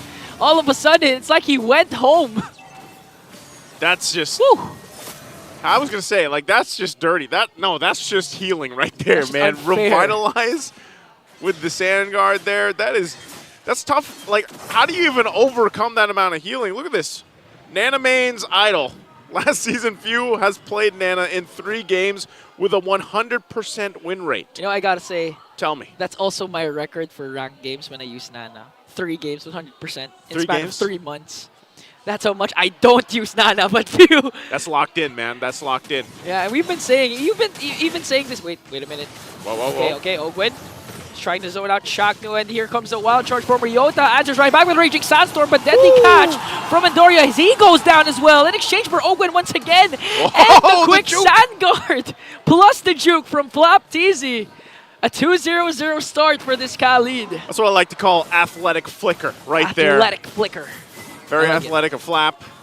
And, gonna break some ankles, though. Yeah, that's how you break ankles, you know. And you also saw when they used the Raging Sandstorm, that was a perfect time to go ahead and lay down the Molina Blitz as well from Few. And that's the combination they have. That's one of them, I would say. Yeah, you have to wait for the Glorious Pathway and Molina Blitz. You don't need, and that's ultra slow. You don't even like need it, but once it's available, it's gonna cause havoc in the team fights. Speaking of havoc, they're trying to plan out the play here on the Jome, but instead goes out. And going back to your to my point a while ago, you've been saying a couple of weeks back that I wish we have a graphic of how many unique heroes used for this season. And Few picking up the Nana just adds to that list of how many heroes we've seen so far. We gotta be up to like, I don't know, in general. Because Kirk alone already has 12. What more do other players? And I know team as a whole, earlier on, at least today when we started the day, I think it was Smart Omega. 40. 41. You know, so these are some pretty like, it's crazy, but I'm happy. Like, as someone who was rooting last season for the non-meta picks to come up, aka Cord, you know, I'm glad where we are now, where it's like you don't know what's going to pop up. Not only that, but also, honestly, at this point, week 7, I don't know who's going to be champion for season 14. Same. I know Fnatic Onic is undefeated, guys, but I'm just saying, like, anything can happen when we get to the playoffs. Especially, you know, when we receive major buffs, changes, patches for the most used heroes. Things could go south for the top team in just a blink of an eye with how versatile the meta has been for this current season.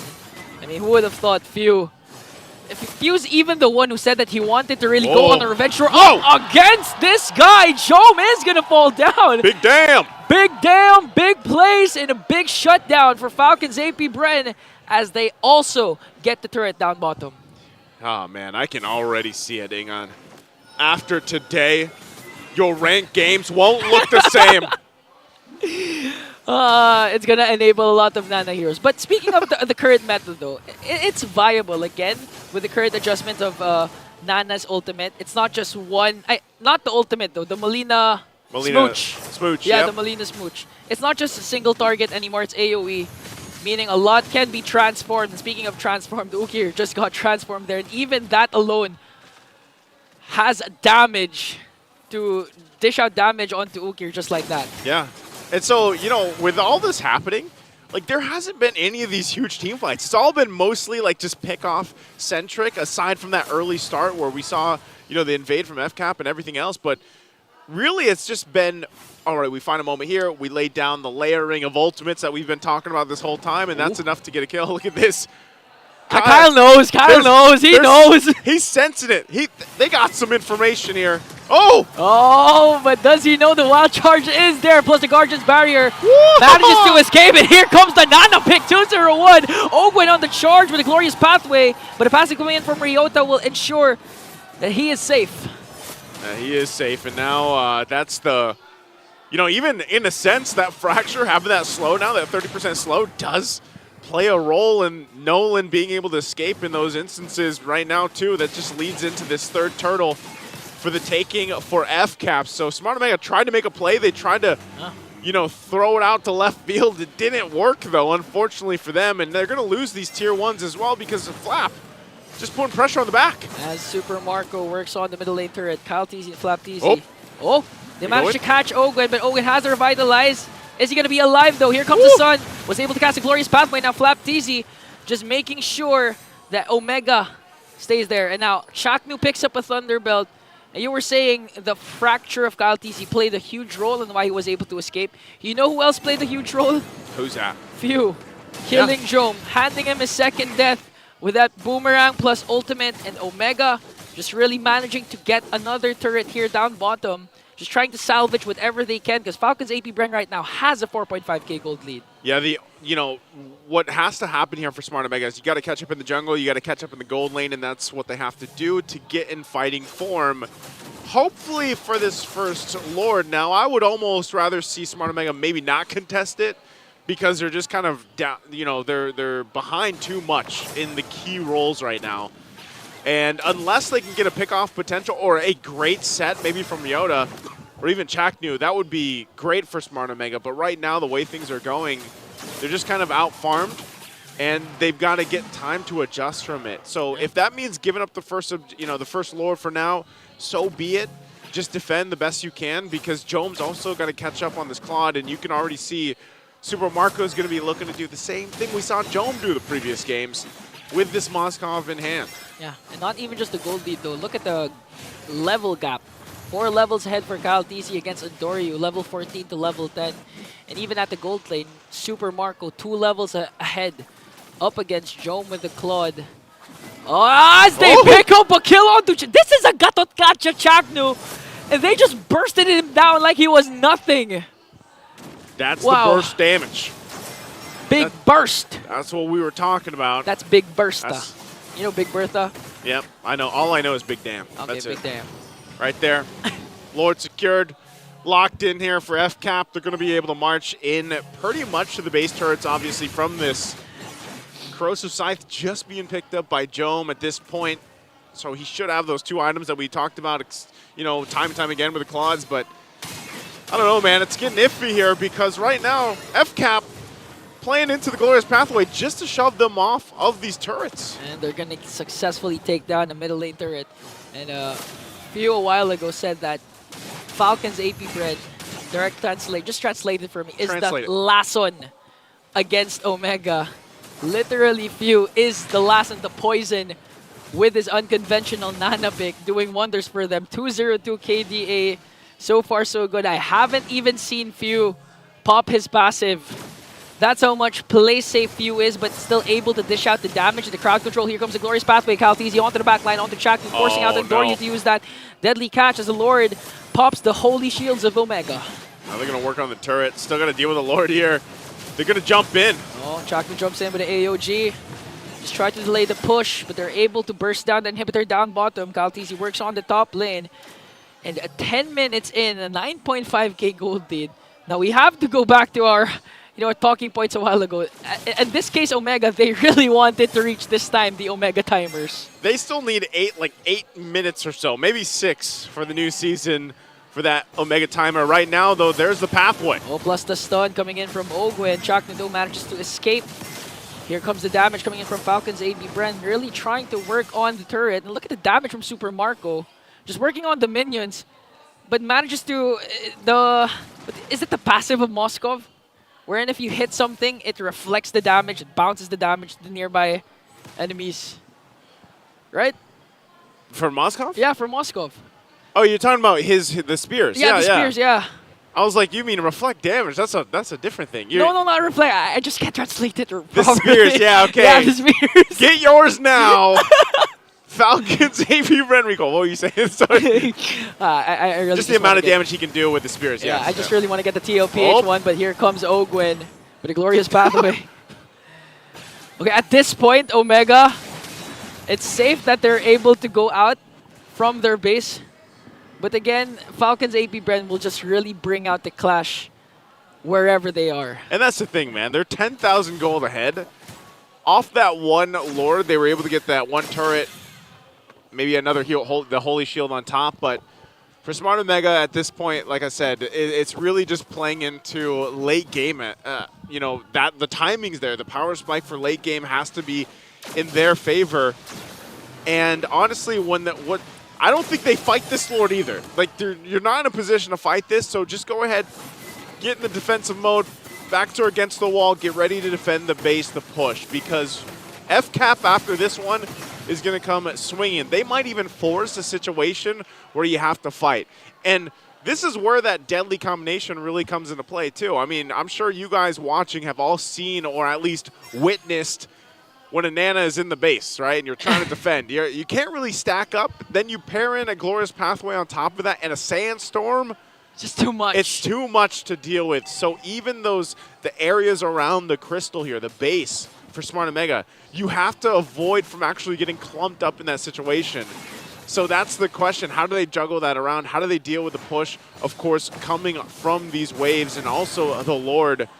They can clear things out. They're going to have to really find their own kind of setup, whether that's Chaknu, whether that's Ryota to pull it off. You can see that they have pretty respectable damage, but turrets are going to fall here. Lord makes its way into the base, and FCAP eyeing down the last turret as Smart Omega holds it on. They do clear the Lord, though, so they've already done that. No wave in the middle just yet as it walks up. Now, Smart Omega, this is their time to hold their grounds if they can.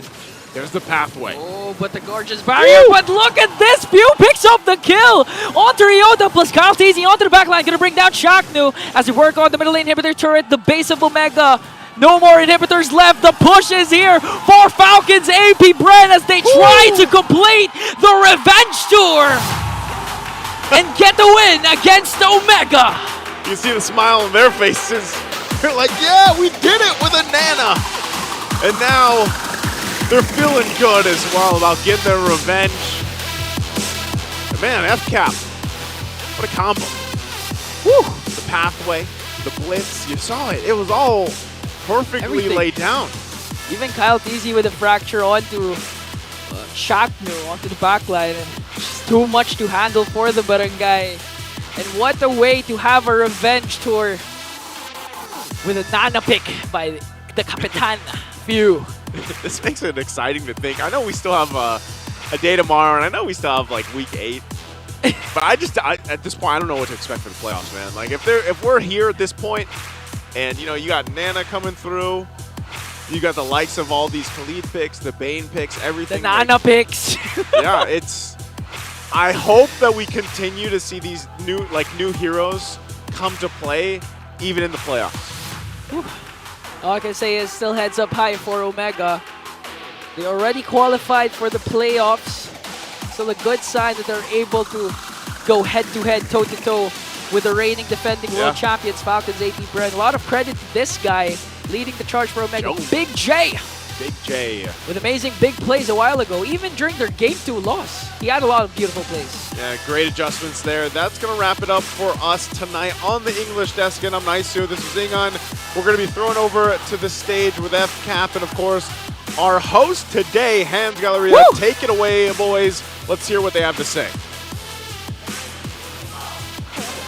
MPL Arena, your winners, Falcons APBren.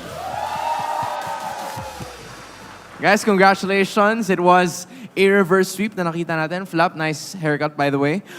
Few, alright? Taking note, dun sa palag nyo ni Chakno kanina, the world champion buff really worked para sa inyo at nakabawi na kayo finally sa Smart Omega. How did you approach this game? Or how did you approach this match specifically knowing na ito yung isa sa mga teams na natalo kayo nung round 1? How did you get the win at paano nyo prognosis to?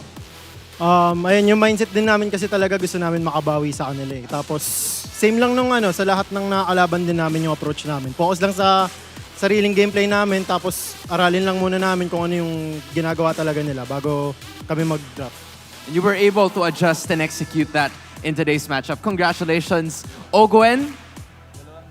Nakakapanibago na bagsak yung buhok mo. Parang okay din yung bangs sa'yo yun. Okay din. I mean, now, nakabawi kayo sa Smart Omega.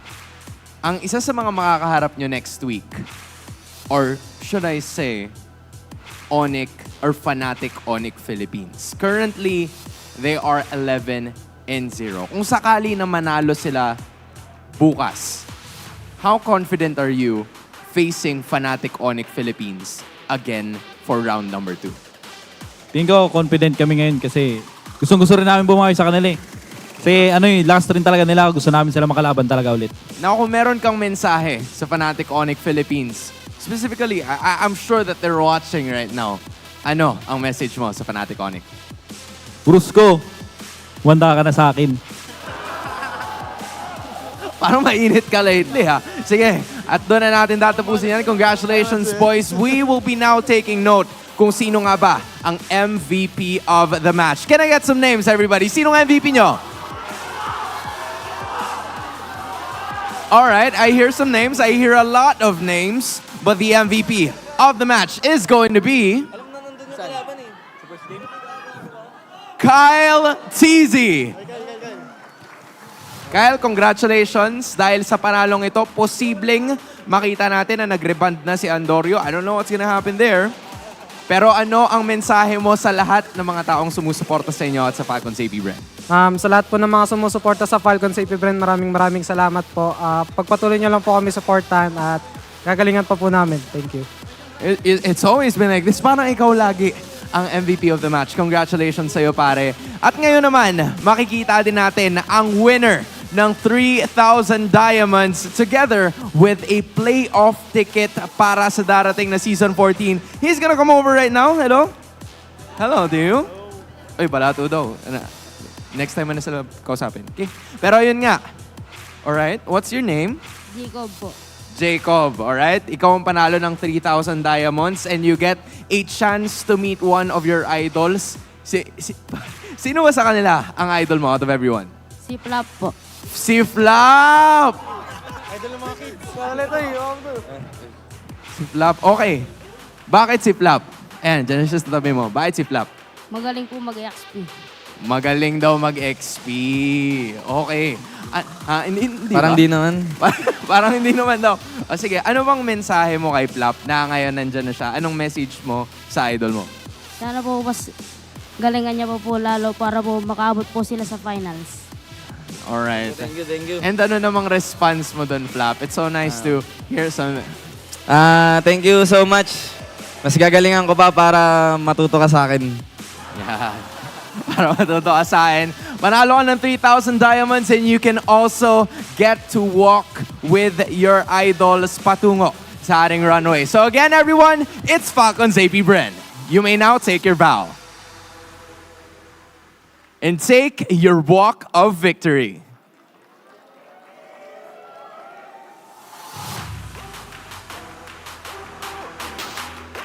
This is a really good game of adjustments para sa World Champions. We may see them down in game number 1, pero game 2 and 3, they had what it takes to take the series. Rekta na natin sa ating panel.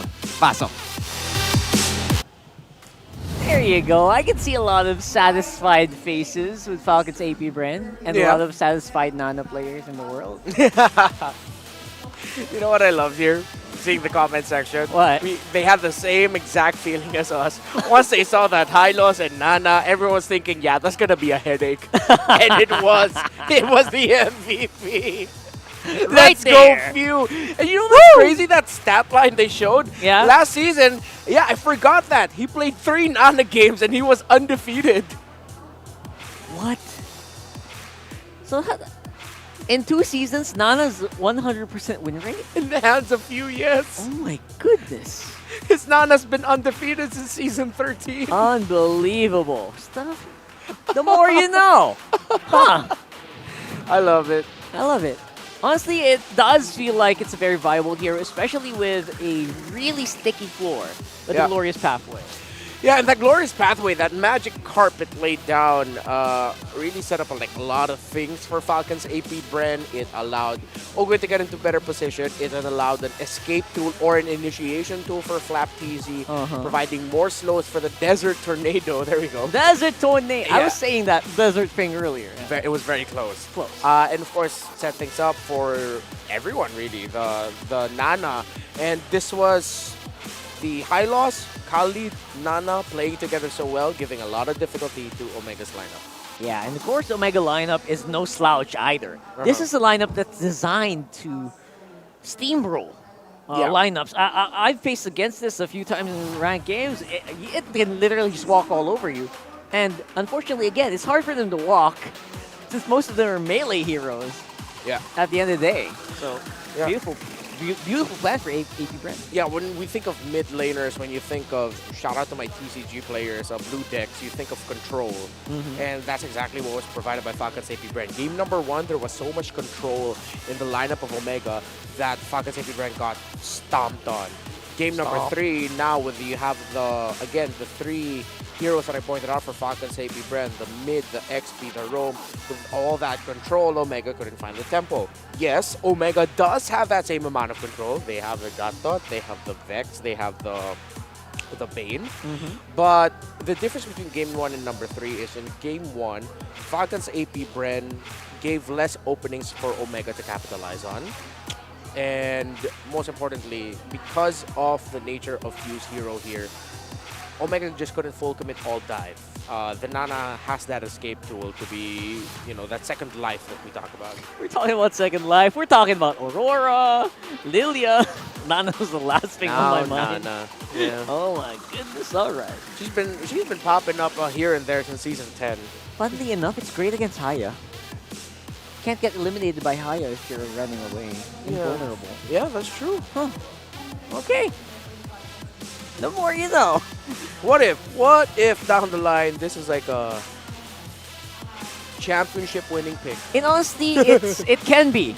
It can be, honestly, right? Yeah. You forget stuff like this does happen in previous seasons, like season 1, 2, 3. You just forget it happens because other heroes pop up. Yeah. And then you remember, you know what? The way that these heroes interact, you know what? Many people would pick Nana just because of that. Yeah. Immunity to the shadow kill. I think I'm gonna rock more Nanas. I don't get a lot of chance to play mid lane now. I don't know why. I almost end up playing Roam, but yeah, let's play Nana. And you can send him the screenshot. Yeah. MVP Nana, bro. Go ahead, it works. Let's all play Nana. Let's all play Nana, guys. And here's a mic check from Flap. I wonder how they actually talk in game. Basically, man, Ayun na, Moskov, oh. Teacher Moskov, pre, Moskov. Ayun na, Moskov, patay niya. Ayun, double na. Pasok namin yun, ha. Okay. Tower lock. All right. All Very chill. chill in that last one. Yeah, it was just like a bunch of calling out specific targets, much calmer approach from Falcons APBren. And Flap TC kind of just going a little bit too much. I Yeah. guess too hero. Trying to go for the kill in that first one. Yeah. In that last one, they're more chill. Yeah. You know, they kind of worked together, started to be more relaxed. So, Vice board time. Let's bring up the standings here. Oh, congratulations, you got a heart. And Yep. since I am eternally on this couch, there's running out of space for my predictions. I am on fire this season. That's right. We're going to have to come up with a completely different method here. Yeah, we gotta allow the casters to get more opportunities to get their predictions in, because usually these are the ones that are either like on here. Yeah, And they it's- can physically. Yeah, it's their star match predictions. Plus, I mean, we get predictions all the time here in the panel, and yeah, my butt is eternally parked on this couch. So yeah, that's why it's like that. So we're going to talk more about that. I feel like 8 predictions are a lot, especially if we did this for only 2 weeks now. Yeah, and I don't think we started counting from week 1. That's right. This is literally from week 7. Sorry, week 6. 6? Yeah. Didn't we start counting like 4 or 5? We introduced it in week 5, day 3. Oh! So Whoa, this- I've hit 8 predictions since week 6? You've been getting the right predictions. Wait, I guess. how is that possible? Oh, wait, no, yeah, a lot of the games. So, hey! Cool. I think that you're getting all the correct predictions so far. Ta-da! Feels good, man. We're going to have another separate system when it comes to playoffs. Yeah. I want a rank system because numbers, it's great if you're high, but I want to see the progression up and down. Yeah. I feel like we can do that. And let's ask them to include again the community vote in here. The also. community vote, we need the community vote here. Yeah, if the community vote was here, they wouldn't get a sticker because the community vote went to Omega. That's right. The majority went to Omega, so it's Falcons APBren winning today. So these are your votes. We want to add your votes when the playoff arrives. So we're going to do that every game for the playoffs. Yeah. That's what I plan to do. And don't forget, we accept letters and stuff, so send us your letters when you come here in Green Sun Makati, okay? Or comments. Yes, comment stuff as well. And always vote on the online stuff happening on the YouTube. Speaking of online stuff, MPL Look at fan that. comment, beautiful timing. Robert Viray says, "Thank you, Few Nana user here." Alcinatoy says, "Nana galing," and Syracuse says, "I'm gonna spam Nana on RG." Yeah, it's a Nana party. A lot of people are happy about the Nana. I'm happy about the Nana pickup. Few still undefeated with the Nana since last season. That's an insane fact. Watch out for MPL Philippines fun facts week 8. And week he 7. didn't die all game. 3-0. You're right. That's impressive considering the hero pool of the opposition. Wow, Nana. I bet Smart Omega just said, guys, really? Damn. What? Who knew? Who knew? Yeah. Well, I mean, few I knew. lost to a legit Layla Rome the other day, so... That is really... It was classic. Classic. Nope, it was RG. Layla Rome. Don't do it. Maybe next week. Don't do it. And here are our standings for week number 7, day number 2. We are closing up the week soon. And we got 2 teams who are still 50-50 because they're tied almost neck and neck. A bit of a win-loss advantage for RSG Philippines by one game. So that can be easily overturned. So I think that's something we got to watch out for. And don't forget, we're also thinking about who's upper bracket and lower bracket with the ones that are already qualified. Yeah. Oh, wow. Aurora, Team Liquid, and Smart Omega all within striking distance of the upper bracket slot. Yeah. Again, Fnatic Onic Philippines are the only team right now to secure an upper bracket slot. They can't go any lower than top 2. That's So right. now it's a 4-way bloodbath. Imagine, they're literally tied as well in scores. Yeah. So no one's safe yet. Like, they're all really gunning for the win. And we're going to talk about the Fancy Laban as well. These are our standings for week number 7. 7 weeks of non-stop action. Or almost 7 weeks. And looks like the Bees are taking some pretty big hits. Because Omega actually got the best of them in the Fancy Laban arena. Yeah, the Kabarangay, the Omega fans beat the Falcons APBren fans earlier. The Bees. The Bees. And oh, it's wild. Look, the top three, it's the Bees, the Cavaliers, and the Raiders. And looks like everything else seems on point in terms of match prediction, except for the last one. Yeah, but dude, it's all so close. Every week, the Fnatic Laban results are always so close. 6-6, 6-5. Yeah. Wow, you're right. That's going to be impressive to see. And again, all of these happen on site here in the MPL arena. You don't even need to wait too much. Like, you just go to their booth and I want to join. It's right there. Say that. And again, represent your favorite team. Maybe wear their jerseys that you also get. Yeah, that would be great. That would be so Hopefully cool. the playoffs, if ever, like, let's say it's a grand finals, the Give 'em a teams jersey. give them jerseys, you know. That would be so cool. Yeah, hopefully. Game marketing, you know what to do. And again, I think that boils down to the respective communities of the teams. For them right Yeah. there in Infinix, right? So, I guess it's been a pretty interesting day. Yeah, for sure. To say the least. Yeah. Not 9 games, but you know what? We're happy. I'm Rockhart. This is Redmar. We'll see you guys tomorrow as well for the closing of Week 7.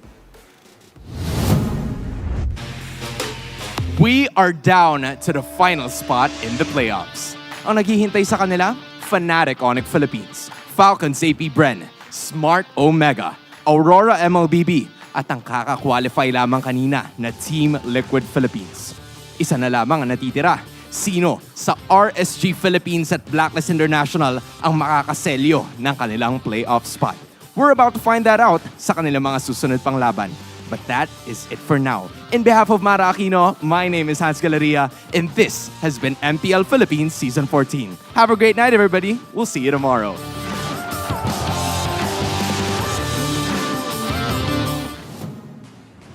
The 14th season of MPL Philippines is brought to you by the following sponsors.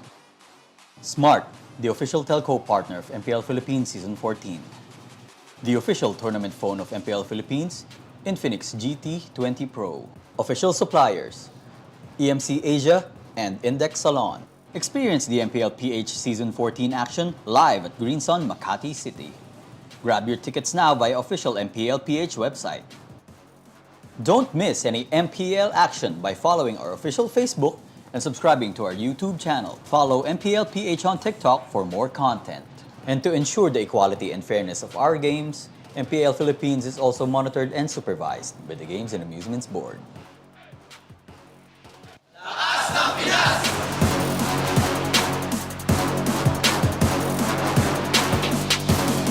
Lakas ng Pinas!